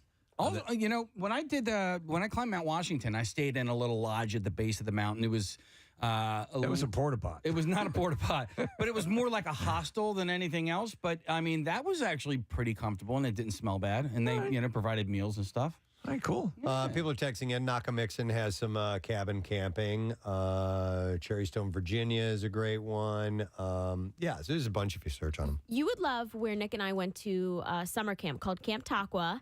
And here's why. Because the cabins are, some of the cabins are air conditioned. The ones where they have the little kids. Do you have to sleep with multiple Why are you hesitant on that? You're sitting there going, Because I had to go to one for cheerleading camp, and it was a terrible experience. I hated every bit of Cheer it. camp? It was very similar to where Marissa and Nick went. What did you hate about it? I hated every second. I don't know, the beds, the people, no. The cheeriness. No, it was You know just the what? atmosphere, right? Well, and here's the thing. I also, on top of not being into cabins and camping and all of that, I rarely slept away from home. So even though I was a senior in high school, like to be away for a full week, I was like, this is terrible. I want to go home to my own bed. Right. Yeah, I was like, I'm pretty homebound. Yeah. Right. Okay. Also, You're a like, homebody. Yeah. Cheer camp and camping don't mix. Like cheer camp. I don't know. Cheer camp was always in places like that. Oh, really? That's where you went to cheer camp. Yeah. The ones I went to were always at colleges. That's why I was. Yeah, I wanted like to do a sports diving camps. camp. There was Yeah. a diving camp at Clarion University. I never did it because it was too expensive, but I like that idea of going somewhere and sleeping in a dorm. Is there a camping camp? Probably. Camping camp? Camping camp. Where you go to a camp to learn how to camp? Yeah. Hang on a second. Let me go to Dan here real quick. Dan, you're on the air. Good morning. Hey, good morning, guys. Hey, what's up, buddy? Sorry to bother you at work. it's okay. Go ahead. Yeah, so I don't know if you guys have ever heard about it, but there's a place in Quarryville, Pennsylvania. It's called Yogi Bear's National Campground. Hey, does They have a lot of those. does what Yogi Bear National? Yeah, Campground? 'cause when my Doesn't, sister- Jimmy Pop's family own a Yogi Bear place? Maybe. I mean, my sister has or they used to have a fifth wheel, and they would almost exclusively camp at those places because they were so family friendly. How far away is Quarryville, Dan? From Philadelphia, it's maybe like an hour and a half. Oh, okay. We're looking at a video of it, and you know what? I've been there. Okay, It's like a Great Wolf Lodge outside. Well, they have activities, right? Yeah. Correct. Yeah. Yeah, they have like 3 different pools there, like an outside movie theater, mini golf. Yeah, I believe I went there. We're looking at video of it. I went there. We stayed in a cabin. They had this giant. It looks like a big yellow pillow. Yeah, the bounce pillow. Yeah. Absolutely. Okay. I wonder if they're owned by Hanna-Barbera, by the company. If it's tied to Yogi Bear. Yeah, this is owned by a different entity, but they've owned it for I don't know, when my kids were young. Okay. And they're in their 20s now, so like they've owned it for almost like 20 years, I think. Oh, okay. But yeah, it was my first paintball field that like I was associated with. Nice. So that's It does look This pretty might be interesting. Kathy's speed. And did they have like golf carts, things like that you can rent and stuff? They do. Yeah. Yeah, They have okay. like a little little cart track that the kids can run around on and stuff. Nice. All right. Thanks, Dan. We'll check that out. We'll send Kathy right away. Yeah, I could get by with this. This is like that. When is the sing-along? Yeah. No, this I could do. You think so? Yeah. Well, hopefully I will. I'll have a report. Yes. On how the camping thing goes. But right now, I want to play Perfection. Oh, you got it. Okay, you got it. Greg brought this in. All right, do it. And we can't just let it sit here. No. And you hate this game because it's too tense. Yep. Greg It's a Monahan teepee and a wigwam. brought this in, and you remember Classic Perfection. You know what? It honestly, maybe it's because I'm not a kid anymore. Yeah. But it looks like there are fewer Pieces, but just 3 pieces. no. Hang on a second here. How do you do this? They're always like Stop. 24. Turn it out. It's 60 seconds. Oh, we're going to do a whole minute? Yeah. Bill's going to have a heart attack. Well, it clicks. It makes that noise. I don't Okay. like hearing tickies. Yeah. All right. Should I do this? Yes. Absolutely. All right. All right, And I told you I'm terrible at, the square peg and a round hole Right. and stuff No, like that. I got you. I mess that stuff up all the time. Oh, so. so you're under pressure. Yep. So Here we let's, go. Let's see if it makes sound, if you can hear this. Oh, yeah, you can hear that. Okay. All right. Here we go. Here's a little half moon thing. Preston's looking at the half moon thing. I can't find it. He can't find it. Got one. He's got one. There's a circle. There's a circle. There's an S-shaped one, but it's backwards. Wait, there's another one? Oh, man. Okay, there we go. This is some kind of parallelogram. How many I so still far? can't find this one. Oh, there it is. 4. Here's that other S thingy. I think I'm gonna kill it, dude. I think it was just I was No, you got challenged 35 seconds left. as a child. What are you saying? What are you counting? She's now? counting the amount of pieces that you've gotten in. Okay.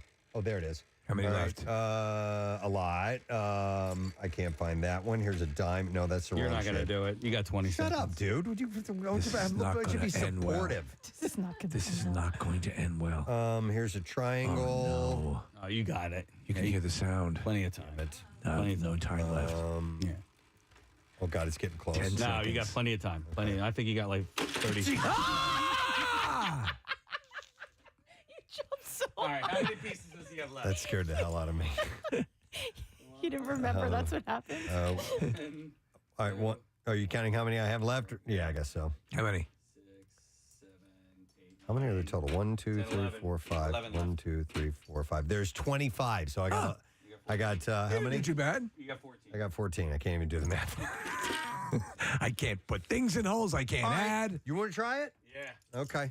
Yeah, I do. Yeah, gang. Yeah, I do. We're an award-winning radio show. And we're playing Perfection on the air. We had a puppet on, and now we're Yes, playing yes. Perfection. That's it. You're welcome. When is Philadelphia. story time? Well, right after face painting.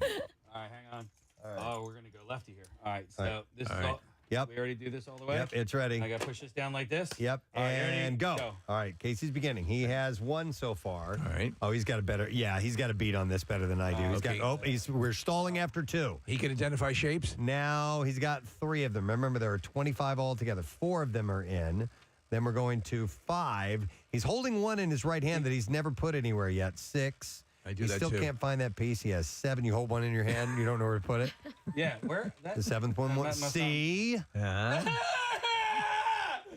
Okay, you have you're more than halfway through your time. I know. And then I there's finally a figure out circle. He got that in. Nope, that one doesn't fit there. There you go. All right, he's got like 8 or 9 of them so far, and he's got about 15 seconds left. You got another one in there. Yeah, those S's. There's a couple of them. That messed me up there. The S's are apparently a really pain in the ass. You have 10 seconds left, No, I Casey. don't. I got Yes, you more do. than that. I No. got No, you have 5 seconds. All right, now he's hitting his stride. Now it's much easier because they're eliminated as well. All right. Okay, how many do I got left? 2, 4, 6, 8, 9. Beat me by 2. Is that how the game is played? I mean, ostensibly, you're supposed to, in a perfect situation, you get them all in their spots, right? Yeah, and then you hit stop. And then how many seconds are left, like how quickly you can do it. But if you're remedial, like Casey and I, you just try to get them all in I'm there. terrible. I'm or not to good. get as many as I'm you not can. good in stress games. I buckle. So the square one, right? This is one that threw me off because it's a square. Yeah. But it's a diamond on shape in the thing. Do you know what I'm saying? Yeah, in the Lying square that bastards. the shape is in, it's got its angles. Do you want to play the electrocution game? Corners. No. Oh, you guys can play that. I'm not playing that Do damn you want to play game. Kathy? No? No, I think I never played. I think I didn't play. Marissa? I You think guys you're right. played. I think you were too I was scared to baby. play it. Yeah. I think she can do it. I have faith. Casey, you want to play? Or you, I am too scared. Okay. I'm glad I'm not the only one. What do you just when you just have two? I just hate getting shocked. It's the You worst. and Marissa can play. Yeah. Want to, but I don't want to leave Steve hanging. I'll play by myself. All right, we can each hold 2. Kathy, can you be in the middle? No, go Hold over between there. us? You can use my mic. Somebody asked when we're going to play with Legos next. After the single player. Preston. We'll do that. What? It's Lego. It's not plural. People get so mad when you add an S. Shut up. I know. I feel the same way. What is the idea again? Lego. Legos. There's 4 controllers, and then when we hit go, it's going to go around and around. It's like Simon Says, and then it's going to stop on one of them. And it shocks you. And it's shot. Oh, no. I thought you were supposed to hit a button. The last person to hit the button gets shocked. Yes, you have to. That's right. You have to hit the button when it stops, Marissa, when the light changes. And whoever hits the button last, it shocks. Oh. Yeah, and if you hit it too early, it shocks you like that. That's not fair. She was distracted by the instructions. If you hit it early, it shocks you. Maybe that's why I never played it right when we went out to events. It just goes around and around, and then when you hit the button. So that you didn't know. I didn't know that. All right. Yeah, so when the light changes, you have to hit the button. Last one to hit the button gets shocked. If you hit it too early, you get shocked. All right, I'm bored. And Casey's playing perfection at the same time. Okay. Got her. She's terrible. Steve is ready to go. She's like looking at things on the ceiling. Her thumbs are so far away from the button. No wonder you got shocked. These are those games that you find in Spencer's that are, Yep. you know. What's that called again? Lightning reaction? Or Yes. Okay. Yeah. It's like something you buy. Yeah, again, you buy at Spencer's. We've had that thing for a dozen years. This has got to be Longer. Yeah. Yeah, We've longer. had- I think we've 20 had it years. since the beginning of the show here. Do we still have the fake baby back there in the closet? The Oh, present? yeah. Yeah, we got that. I'm we doing had, better, Preston. All right. Well, listen, we got to take a break because it's 9:46. This is too fun to listen to. And we have concert cash, Wait, and I'm this about is too to- much. Oh! 3. You got 3. We'll keep playing. You hang out there, and we'll be back in a second. And when we return, we'll break out the magic mirror and see who's listening. We'll be right back. Preston and Steve. Why was she there? Yeah. Is she a wife of someone? Yeah. She presented, I don't know if she's promoting something maybe, but she presented Best Championship, I think, which went to like Best the Astros. championship. Best championship. That's a category. Steve and I got up close and personal to Kate Beckinsale when we were in Hawaii. She was promoting the movie Pearl Harbor, and she was at that time, Steve. I remember us going, "This is the most beautiful human being that I've ever been in close proximity You and I to." were like, like in Zoolander. We could not understand what is this thing? What is? We're just hitting things. I mean, it's like no human looks like that. And then you have the other end of the scale, 2 sloths like us. Oh my God.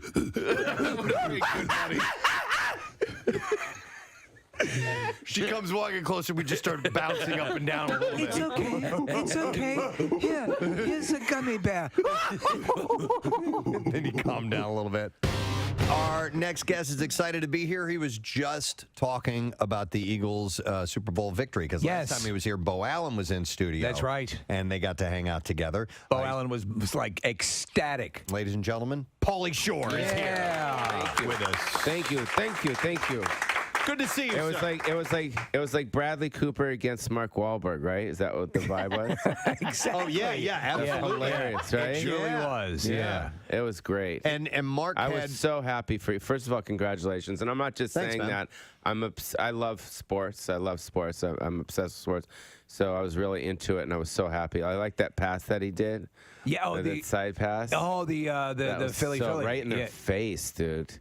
No, that was like straight up right in your face. Yeah, they pulled out a trick play there. And yeah, it was right freaked in their everybody face. out. Belichick's like, what? He starts sweating, and then the big Samoan guy threw his headphones on. This is crap. What's going on here? You know what I mean? Yeah. In LA, because here the sports celebrities they're the biggest celebrities. Yeah. It's like the sports guys, and then like your news anchors and stuff like that. Right. Like who's bigger out there? No, I was. It's funny. I was at the there's an exclusive club called the Soho House. Mm-hmm. Have you heard of the Soho? I have heard of it, yeah. So they're like in LA, New York. I was there and I saw. This was just 2 weeks ago. I saw Carmelo Anthony hanging out with Russell Westbrook, and they were just sitting there, and I freaked out. And I'm like, I love it. Do they notice you? I mean, because you is there any? Yeah, they're like, man, keep that guy away from me. It's scary. Man, that dude is scary. Keep him away from me. No, they all grew up with me. Yeah, that's because you're there's like a connection there. Your life actually from the MTV days and from the movies and from the access that you had. You talk about access and about celebrities and seeing celebrities and living out there in LA and on the Strip.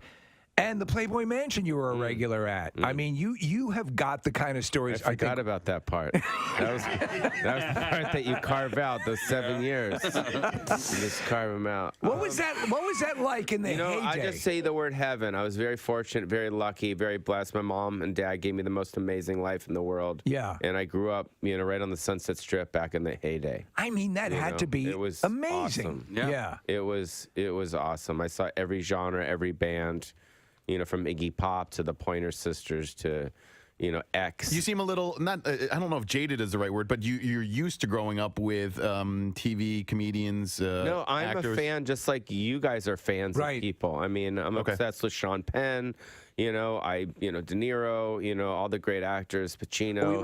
All these guys. Celebrities who sort of blow that off or try to act as if that's not a thing. If you saw me what people don't know, I'm just a normal guy, dude. You know what I mean? I just go home, I make my oatmeal.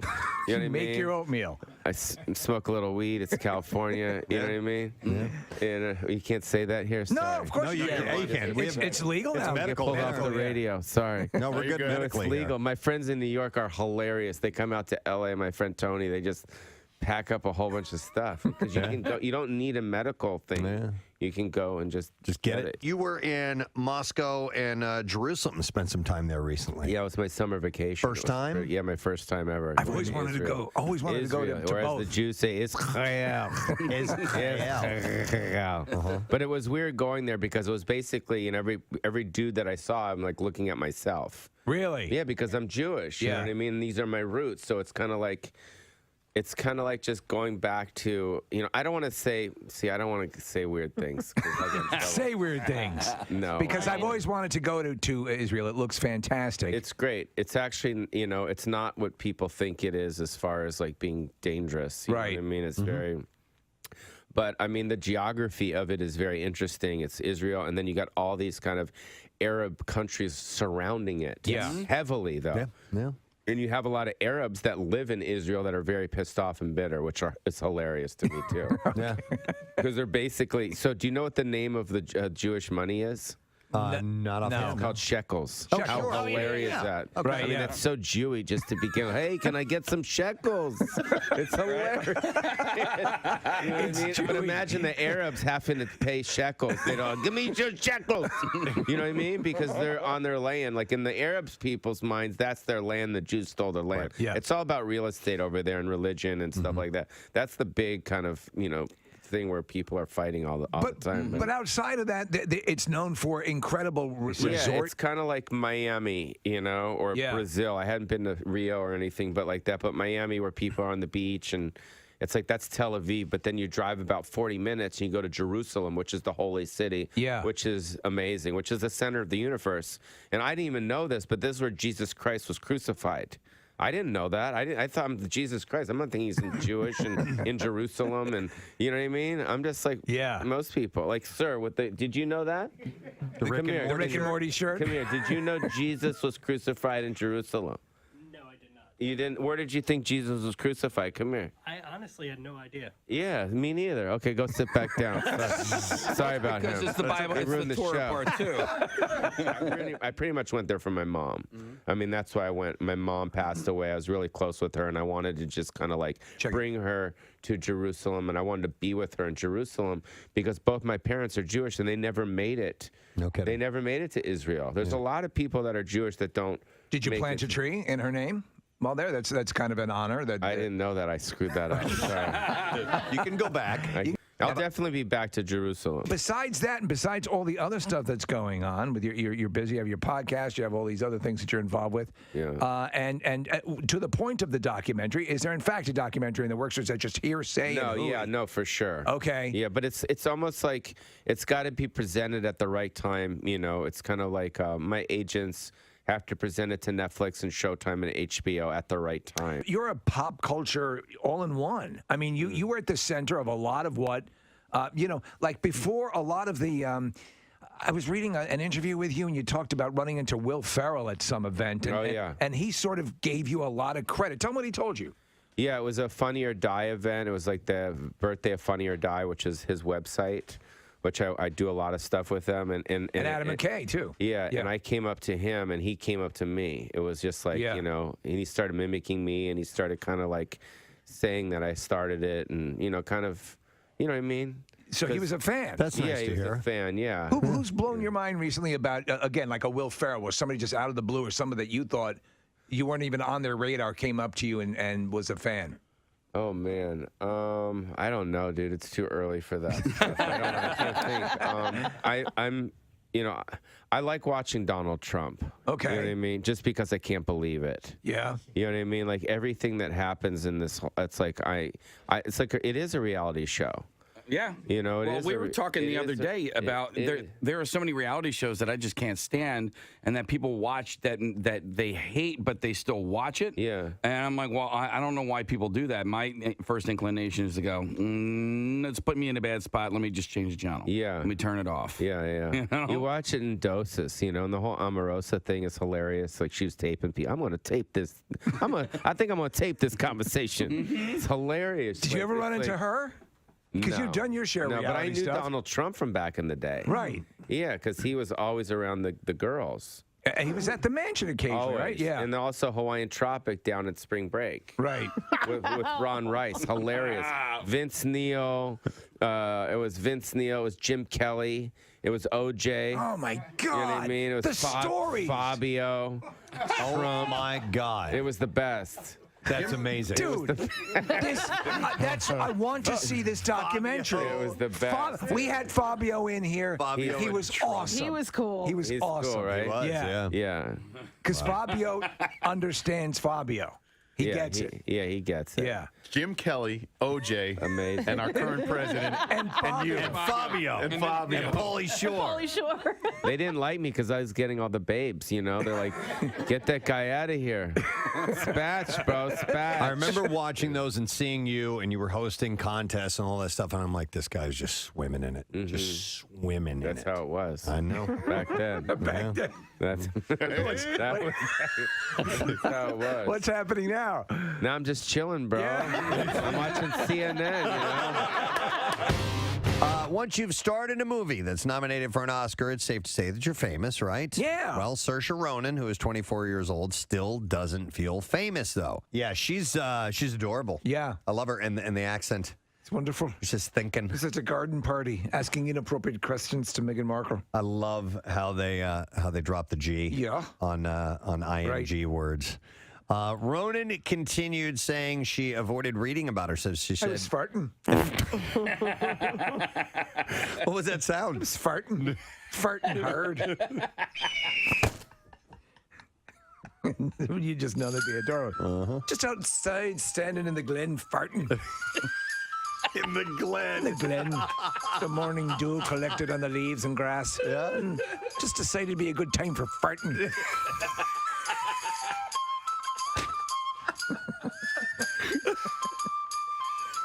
It does sound better, doesn't it? Oh, It does. oh, it needs to be a Where song. were you, Auntie Saoirse? I was outside farting, dear. Farting hard. There needs to be a song called "Farting in the Glen." Farting in the glen. You know what? I want to let Marissa vent for a moment because she posted something on Instagram yesterday. I got a lot of response. I thought it was kind of interesting. And there is a movement right now to phase out some plastics that we use in the world to maybe cut back on things that don't biodegrade, and they're clogging up, they're getting out in the water in the oceans, or they're filling up landfills and so on and so forth. I know they're actually in the UK, there's a big movement to get rid of the plastic tampon applicators. Oh. Yes. And going back to wood. No. Ow. Like George Washington's teeth. Martha Washington used wooden tampons. And they were not effective. Well, they were balsa. They were very They were absorbent. balls, a little absorbent. They left rings. But the applicators, I saw Alice Eve, because I follow her on Instagram, had posted a video of trying to end that. So they would go with like a cardboard or paper or something. My thing with these floating garbage farms that are in the oceans is that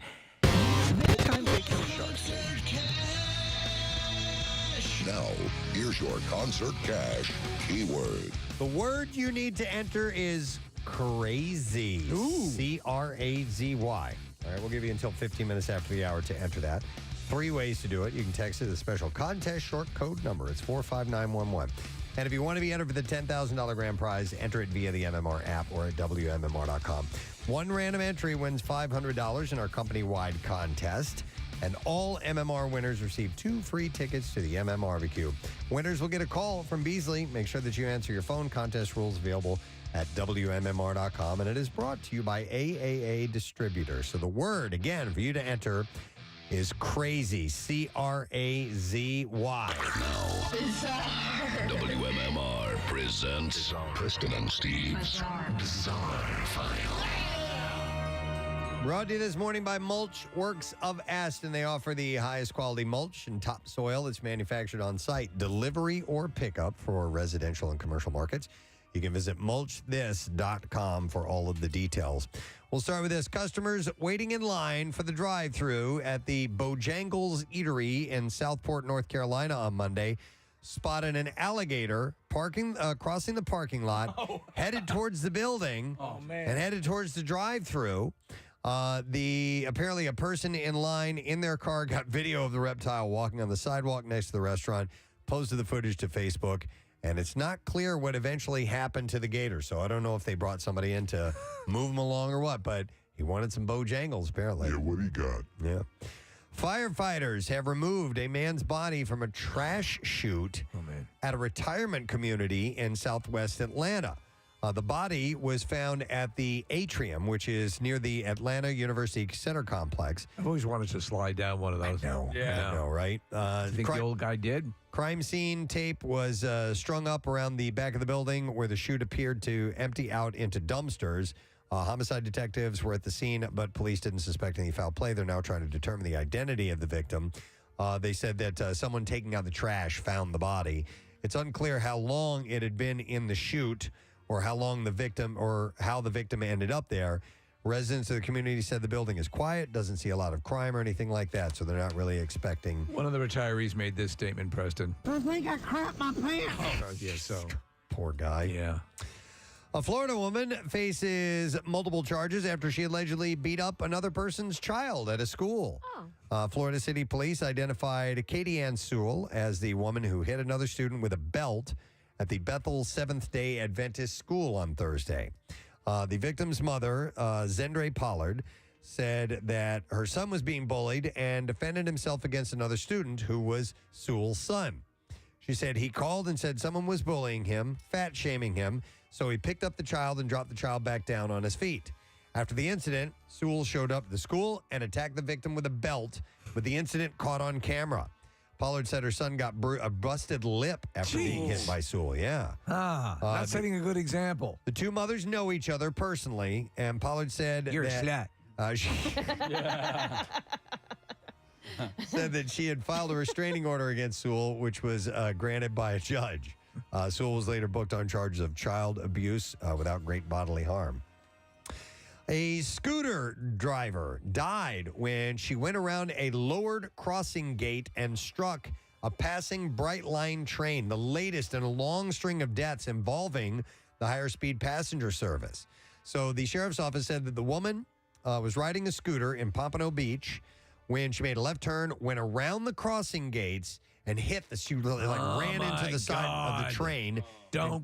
They're down, don't cross. She was pronounced dead at the scene. The woman was, listen to this, the 63rd person known to have died in a collision with a Bright Line train since it began operations in the mid-2017 range. So these suckers probably come screaming along, right? Yeah, I guess so. Yeah, it's not crazy fast, but it's faster than regular trains. So it is the worst per-mile fatality rate in the entire country. You'd think the scooter would protect them. Investigators have found none of the earlier deaths were the railroad's fault, determining that many were suicides or drivers or pedestrians that were trying to beat the trains. Yeah, that's a good game to play. The trains travel around 80 miles an hour through densely populated urban and southwestern areas along the 70 miles of track between Miami and West Palm Beach that Bright Line shares with the Florida East Coast Freight Line. Wouldn't have happened if she was wearing a helmet. Bright Line has increased its efforts to curb deaths, including installing cameras to alert crews if someone's lurking near the tracks and adding fencing and landscaping to make access to the tracks more difficult. But people still keep getting through there, like 63 people. I wonder how many statistically would qualify as like suicide by train, like where that is the intention to take your life. It's a good question, yeah. A member of a search team who located a missing teen's vehicle in the Snake River in, I think it was in Idaho. Isn't that where Evel Knievel jumped? That was Snake Canyon. Okay. But anyhow, or that was the Grand Canyon over Snake River. But anyhow, it stretches. It's a snake. It's a snake. It's a canyon. It's a thing. So anyhow, listen, they found this body. They found this vehicle, this missing teen's vehicle. And the search team member said that he has never worked the case before and found the car in 20 minutes. Doug Bishop is a lead diver and lead investigator with Adventures with a Purpose, a company based in Oregon.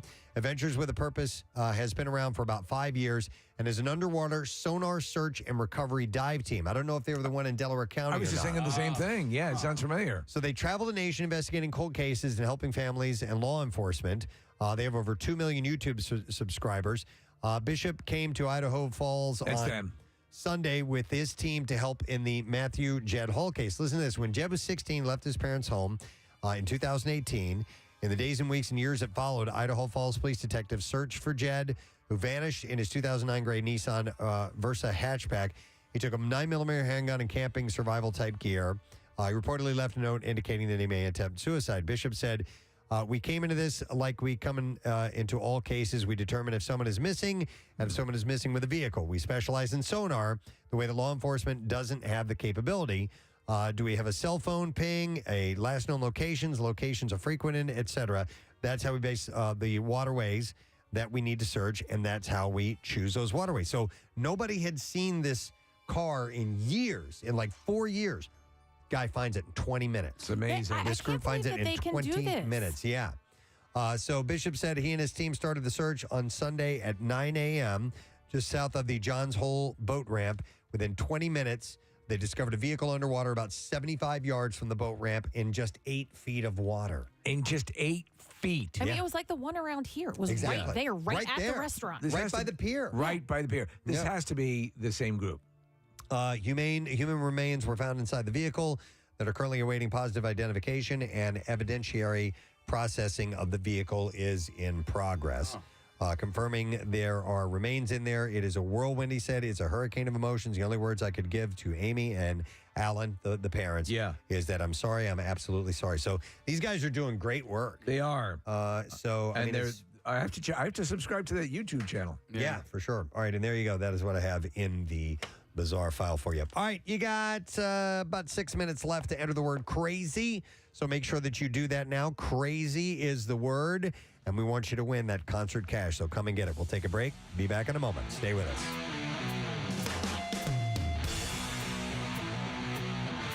Preston and Steve on 93.3 WMMR.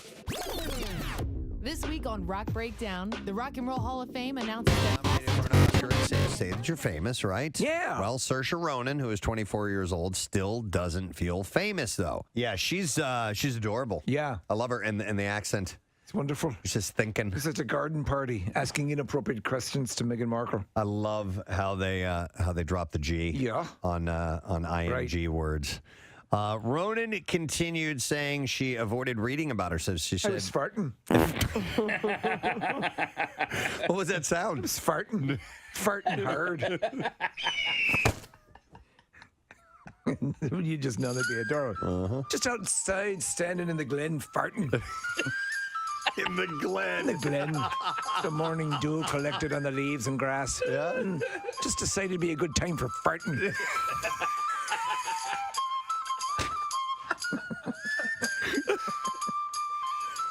It does sound better, doesn't it? Oh, It does. Oh, it needs to be a song. Where were you, Auntie Saoirse? I was outside farting, dear. Farting hard. There needs to be a song called Farting in the Glen. Farting in the Glen. You know what? I want to let Marissa vent for a moment because she posted something on Instagram yesterday. I got a lot of response. I thought it was kind of interesting. And there is a movement right now to phase out some plastics that we use in the world to maybe cut back on things that don't biodegrade, and they're clogging up, they're getting out in the water, in the oceans, or they're filling up landfills and so on and so forth. I know they're actually in the UK, there's a big movement to get rid of the plastic tampon applicator. Yes. And going back to wood. No. Ow. Like George Washington's teeth. Martha Washington used wooden tampons. And they were not effective. Well, they were balls, though. They were very They were balls, a little absorbent. They left rings. But the applicators, I saw Alice Eve, because I follow her on Instagram, had posted a video of trying to end that. So they would go with like a cardboard or paper or something. My thing with these floating garbage farms that are in the oceans is that many times they kill sharks, Case. So there's some good we might be overlooking. Okay. That's what they're trying to eliminate, stuff like that. And I can get it. Your thing sort of actually, believe it or not, Marissa, hit home to me because I think I have a level of passion about what you're talking about. All right. Since I was a little kid, I'm thinking second grade, because I was in school in the 90s and there was a big push to not have the refrigerator open for too long, to turn off lights, to make sure that you turn off water, to conserve water. Run, while you're brushing your teeth. I followed all this. It's stuck through my life. I walk whenever I can. I take public transportation. You're like a contestant on Who Wants to Be a Millionaire exactly. now. I will do anything to save the earth. It's just second nature to me. I don't even think twice. I recycle, I reuse. But when I drink a vodka water, I want to be able to mash the crap out of the lemon and lime that come in my drink. And with these gosh darn paper straws, they get destroyed. And then I have this mushy straw in my drink, and it pisses me off. So the gist of it is you do not like the paper straws because you do not believe they are resilient enough. No, they suck. Okay. Whoever's making them, they have no integrity and they fall apart, and I just want a plastic straw. I'm sorry. I love the turtles. Why not just use a Well, hang on. Yeah. Steve, I would. This is the only time I've ever asked to do this. Can I come over there and borrow your reverb for a moment? Yeah, please. Oh, my God. It's a pleasure. Hold on. Turn it off just a second. Ladies and gentlemen, to me, this sounds like a first world problem. Yes, it is. But we took a long journey to get to the point that Marissa doesn't like paper straws. I just had a realization, Preston. This is probably something that like I deal with 3 or 4 times a week. Is that more of a first world problem? Yeah.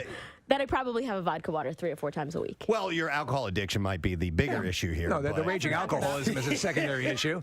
The waking up in alleyways and so I listen. We were errant at knife fights. Have you ever seen people drink sodas or anything that comes in a bottle out of a straw? You put the straw in the bottle. Yes. Yeah. I think part of the now. Do women sometimes, Marissa, opt to not drink out of a bottle or right out of a glass because of lipstick and a straw instead? Well, lipstick or staining your teeth, all of those things. Or my mother would never drink anything out of a bottle. Like that would, like, for me, like when you see a bride, vulgar? like, I don't know. There's just time and place for that, and I think. She'd take the bottle, go over to the windowsill. There we go. I love opening bottles that way. Yeah. Yes. There's a great scene in Overboard where Goldie Hawn comes Yes. back. That's exactly what I She's thought of. opening the beer that way. I try, that hurts your hand. Do you think guys would drink beer out of a bottle if the top of the bottle looked like a little? Wait, I probably shouldn't say it out loud. Okay, I was. You guys would drink it. I got a question. Yes, Casey? Something you want to tell the class? You think guys who drink stuff out of beer but look like a vagina? No. He's saying I the was other going male thing. part. If it Well, looked like were a- you? Opposite, every bachelorette party ever would buy those bottles of beer. Right? It's true. Yeah. I'm sure there are things that are similar, you know. But they, you know, people get picky about the taste of the stuff in the can and the bottle if it affects the taste. You know. Yeah. And straws are just one more step. Those are things you think about, huh? Oh, it's just what, you know. Dear diary, I wonder if men would drink out of bottles. Yeah, stop it. If it looked like penises. Somebody in this room had mentioned chocolate tampons earlier. Right? Yeah. So Well, I was trying to help the health industry. and there's an obvious cooperative between Hershey's and okay. Tampax. Well, Marissa has had it. I thought you would get more support on the phones, Marissa, to be Not a honest, one. on the paper straws, and it's not really happening. You're a complainer. I got a lot of hands up emojis on my Instagram, so I got. The hell does that mean? I don't know. People were Give like, up. praise. Yes, Give up. word. Put your hands up. Give up your stupid Give cause. it up. Bring Yeah. on the stuff. Praise. No, like word girl, we support you. Word girl. Yeah. Oh my God. It reminds me of Pat Boone's first day in Compton. Word girl. Word girl. Oh, I just hate these goddamn paper straws. They're so. That's it. Word girl. That's it. Word girl. Preach. Preach, girl. Where is the Q in Q-tip derived from? Oh, I don't know. I have no idea. It's technically a cotton swab. Right. So a C-tip. So I don't know where. No one wants to put a C-tip in their ear. I have no idea. And by the way, Q-tip, you've done something to your product. You've cut some corners. Are you talking directly to Yes, the Q-tip I am people? talking to you, Q-tip. You've cut some corners, and I have noticed. But fortunately for you, you're still the best product on the market. That's your fight song. That's my right? fight song. That's right. 1 second. And I have noticed. Wait a minute. What is this? Is the swab part smaller? No, the cardboard. Medicated. The cardboard is thinner. It's like they've shaved off a layer or two of the cardboard stick, and Why do you go like this with the I don't know. cardboard stick? I don't know. The hell is that? This part right here. Okay, but Yeah. this Holy is- crap, you have one. Oh, I have. Let me see. Oh, Nick, you don't see it. He sits here while we're in the middle of breaks, and he cleans his ears. You know what he's like, Preston? Yes, He's you like do. Hyman Roth sitting there. I itch my ears or scratch my ears because they get itchy, and I'm. Well, I don't care. Whatever. You're sticking that thing in your ear, and I turn over. my ear. I got a little got the thing in my Listen, man. There's usually something in one of his orifices when I turn and look at him. I got a bit of a boogie here in my Yes, nose and my exactly. ear. Pick an orifice. It stands for quality tip. We're Steve. bigger than U.S. Steel. Oh, did you hear that? What? It stands for quality tip. Oh, okay. Q-tip. All right. And so you've noticed a diminishment in the quality of the quality tip. Yes, this should be Less Q-tip, less quality. How about SB, SP, subpar? Mm-hmm. Everyone's trying to be environmentally friendly, so F maybe that. that's a part of it, like the cardboard straws. Oh, you know what? Here's a bit of trivia, and I did. I have heard this before. The original name of Q-tips were baby gays. Now you're talking. Oh, Jesus Christ. I know it. Can you get those delivered? Stop it. I noticed that there was another video that was released from Pastor Jesse Duplantis. Oh, our favorite, the jet and pastor. That is absolutely correct. And, he still wants his new private jet. But he wants to make it clear that he's not actually asking anybody for money. Listen to these verbal gymnastics that he's doing here. I think even he's surprised at how much this caught on because it just sort of swept across. It became a viral meme. And where these guys, it'd be easier to get away with this stuff maybe 10 years ago. And now it was just all over the place. It was on the national news. He was asking for his $54 million jet. Yeah. And we played audio of him walking down the hallway of his establishment there, his church, for whatever he calls it, pointing to the different jets he's owned. He has had three before. He needs this fourth $54 million jet that carries a lot of fuel so he won't have to stop as he's spreading the word of the Lord. That's it. So here's a couple of clips, and let's see what he has to say about not actually asking for money. He didn't ask for money. Here we go. I'm not asking you to pay for my plane. The Lord said, I didn't ask you to pay for it. I asked you to believe for it. I don't dupe nobody. I've always been honest. 40 years I've been preaching this gospel, and I've never had a scandal. And this is not a scandal. I'm not discouraged. I'm not distressed. In fact, I am excited. I've never had this much press in my life. Well, that's negative. It don't make no difference. And it's negative. It don't make no difference. Don't make no difference. So he's asking. I am excited about all this negative press painting me as a money-sucking prick. Yeah. So he said, I asked you to believe for it. Believe for it. Not to pay for it. Now, if you your method of believing involves your checkbook, I'm absolutely happy with that. He had said, I never raised money for the plane. I put it in our magazine and said, believe God with me. He said there's a vast difference between believe in God and asking for money. He's a Journey song, Preston. Don't stop believing. Yeah. In the earlier video, I'm just a small town preacher living in a lonely world. He could turn it around. Yeah, could turn it around. Yeah, he used to take the train everywhere. Yeah, but I took a $54 million jet going anywhere.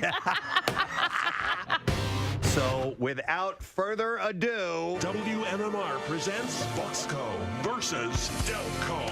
Here we go, gang.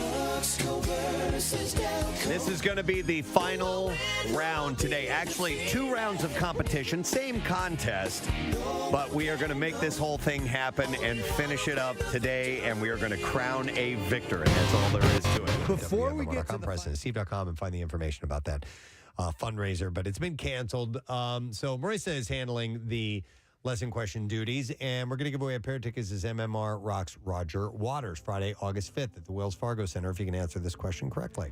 All right, there's a couple good ones, but I think I want to hear this answer. Diane Kruger and Norman Reedus ended up naming their son Nova.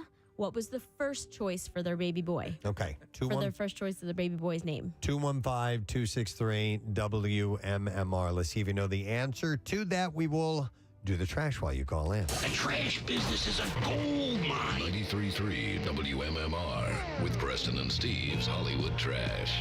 It is brought to you by Coors Light, the Preston and Steve Show, heading to Keenan's in North Wildwood Friday, May 27th, to officially open the Jersey Shore.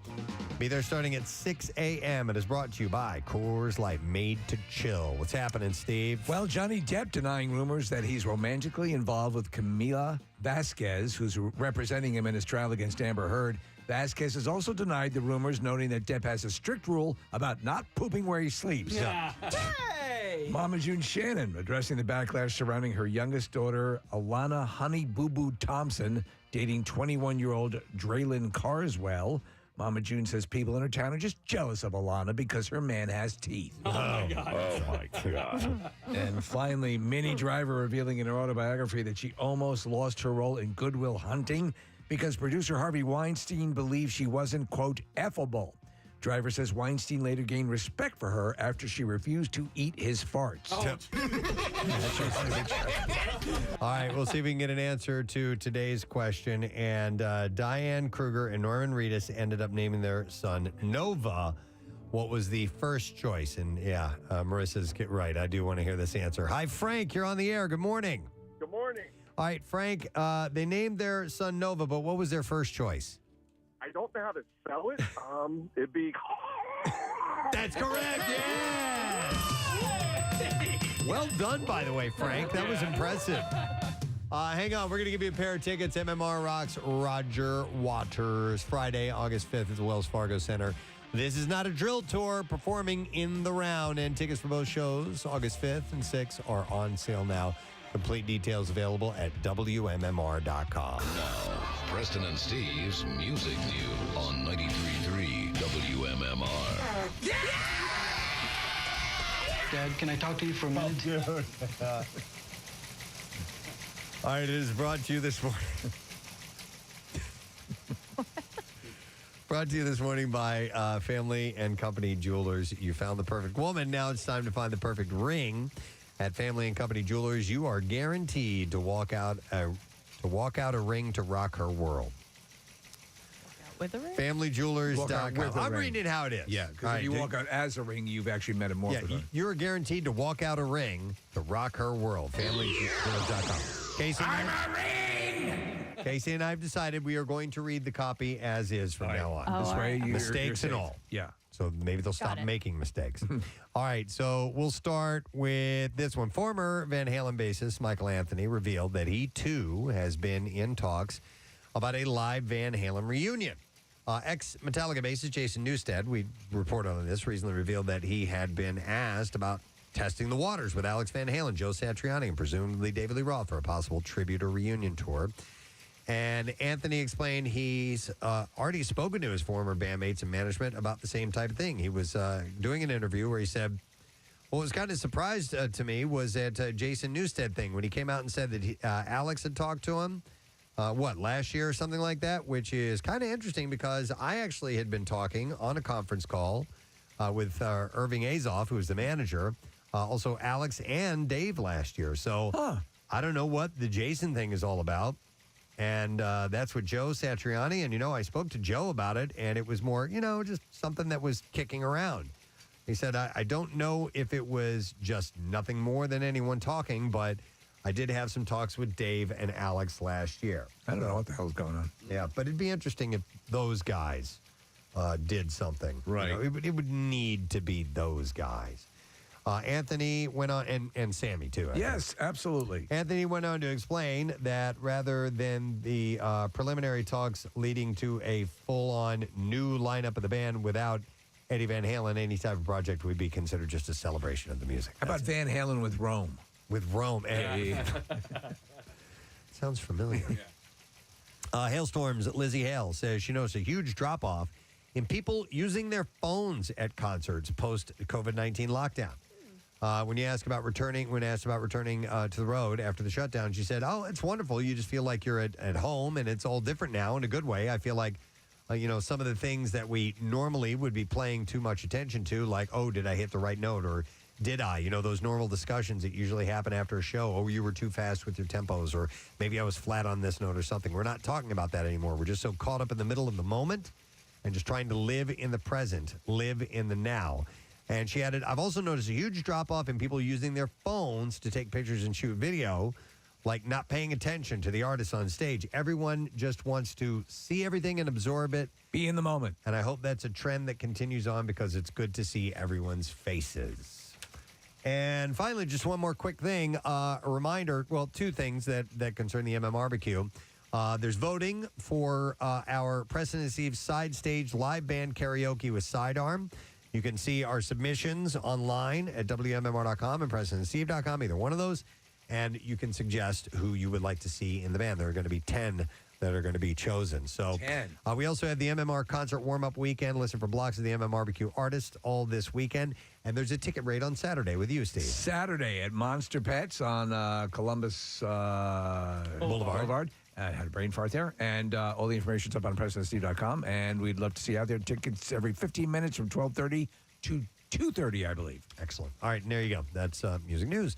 We have one more break to take, and as we do that, I'm going to give away 2 more pairs of passes for Firestarter, which is opening on Friday. So we'll take callers 8 and 9 at 215-263 WMMR. And the world will know her power, by the way, from Firestarter. It's from the mind of Stephen King and Blumhouse, producer of The Invisible Man. Universal Pictures presents Firestarter in theaters and streaming only on Peacock Friday, rated R. We're going to take a break. We'll be back in a second, wrapping it up when we get back, so stay with us. Preston and Steve on 93.3 WMMR. It's time to roll up your sleeves to help your neighbors in need of blood, that is. WMMR presents the 17th annual. Has a lot of experience with planes. We've seen, him and the other guy. There are 2 of these televangelists that are really big into their aircraft. They are really consumed with the level of aircraft that they own, and often the current plane they own is not good enough. It just ain't going to cut it. Because the Lord needs them to spread the gospel. We were blessed to have an airplane that it was a Vickers Viscount. A Vickers Viscount. And a man on our board of directors owned that airplane. And his financial situation had come to the place where, particularly after he got born again, and a lot I won't go into all that. No, I won't go into all that. That's the religious part, and it bogs things down. By the way, if we're all not clear at this point, not dime one is making its way to anybody who's poor. I just want to be clear on that. And I know I can say that to you, God bless you all, everyone sitting here right now, and it won't matter. You'll still gladly open up your wallets and put that money in the collection plate. All right, let me continue. But that airplane had been parked for several years. Mm-hmm. And it was a 4-engine turboprop. Jesus Christ, he sounds like he's talking about this. Sounds like you're at an air show. He's a preacher. He's a man of the Lord, ostensibly. Mm-hmm. Airliner. So this was back in the days when George first came along, and oh man, we had fun in that old airplane, didn't we? Oh my God. They had an older sort of navigation system on that. I know that many of you are going to remember that they didn't have the triple GPS coordination system that you find in the newer vehicles. Did I mention Jesus yet or anything? This is a sermon? Oh, yeah. Yeah. There's a particular fuel mixture that I'd like to talk about. And then, of course, why you shouldn't covet your neighbor's wife. Right. Yeah, this is in front of a group of his followers. This is in church. Or whatever. Televangelist. Airplane hangar. Yeah. All right. Well, we put that thing back in the service. We went through that airplane from head to from nose to tail, and they did X-rays of the fuselage and everything, looking for corrosion. And there was some. It wasn't all that bad, but there was the X-rays showed that there was some spots of corrosion. Okay, and he's saying, okay, how can I tie this back into what's my spiel? Yeah. Like the way your soul gets corroded. Right. Oh, good. Go with that. Yeah, good. Yeah. All right, so he takes big long pauses. Here we go. And so I was praying over it. Mm-hmm. And he's praying over the corrosion. Corrosion, in his he's praying over it. Yeah. Okay. All right. So instead of going out and earning money, I decided to return my faith to its upright position. Because the Lord's beverage cart had been stowed. Because we were coming in for a landing. Mm-hmm. And just as plain, listen to this. The Lord said to me. Okay, so this is God talking directly to him. No fumar. He's talking directly to him. Yeah. The Lord said to me, lay hands on it. I'll heal it. What? Listen to the people talking. What? And he says, what? What? Even he doesn't buy it. I never heard him. What do you... Well, he said, Kenneth. You're an idiot. You're an idiot. He said, Kenneth, you're an idiot. This is your thing. You're all about the freaking planes. Give it a try. He said, corrosion comes from the curse. Oh. Self-pleasuring. Yes. And listen to the people going, oh, yeah. Oh, yeah. Oh, yeah. Comes from the curse. Comes from the curse. He said, I provided that airplane for you, didn't I? I said, yes, sir. Yes, sir. He said, lay hands on it. Okay. Okay. And I started. Yeah, exactly. Wait, didn't he say that? All right, so this plane belonged to somebody else, and the Lord provided it for him at the... Lord didn't have much use for the previous owner. Yeah, the previous owner had previous come in a owner hard could have time. gone down in a ball of flames. The Lord would not have given a rat's ass. And I started praying in the Spirit, and the more I prayed in the Spirit, the happier I got. And so I just went, oh man, you talk about laying hands on that thing. I laid hands on it all over, and it's a big old airplane. It took a while to do it. I have to be honest with you, at a certain point, I put my pee-pee in a few holes. And it felt good. Because some of them have some of the rubber stoppers that feel like a woman's lady parts. It felt good. I mean, come on. I know. Who's sitting there? Who's sitting there listening to this? A group of people. And he has a very large following. The answer is enough people. Yeah. To pay for that beautiful aircraft. Not one listen, I don't know how big that crowd is. Not Are you out of your mind? Right? Laid hands on that thing, just laid hands on it all over and praised God and laid hands on that and commanded that corrosion to leave in Jesus' name. Seriously. Then I crawled up and I kind of hunched my back and started gyrating like, who's your daddy? Who's your daddy? Who's your daddy? He's serious. And I saw that corrosion disappear. Then I exploded. Come on. They did more x-rays and came back. There was just one little old spot there. I said, Lord, what? No, he said, I want to remind you. I said, what are you reminding me of? He said, they could have said maybe the x-rays were wrong.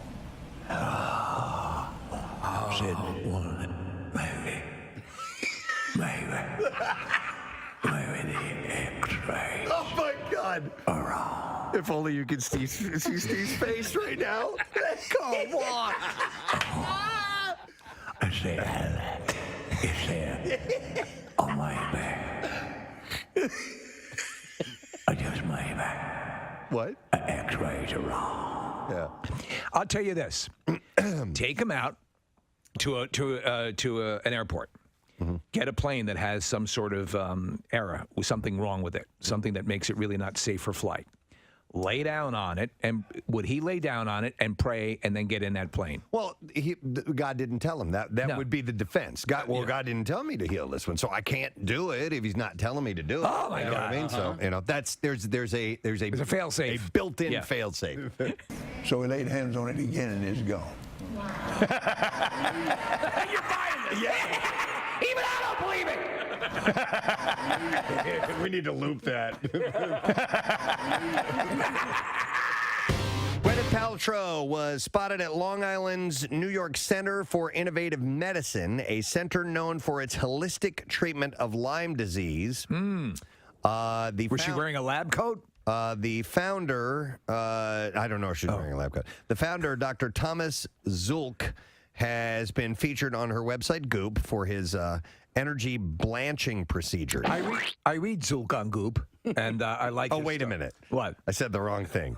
Not energy blanching. Energy balancing.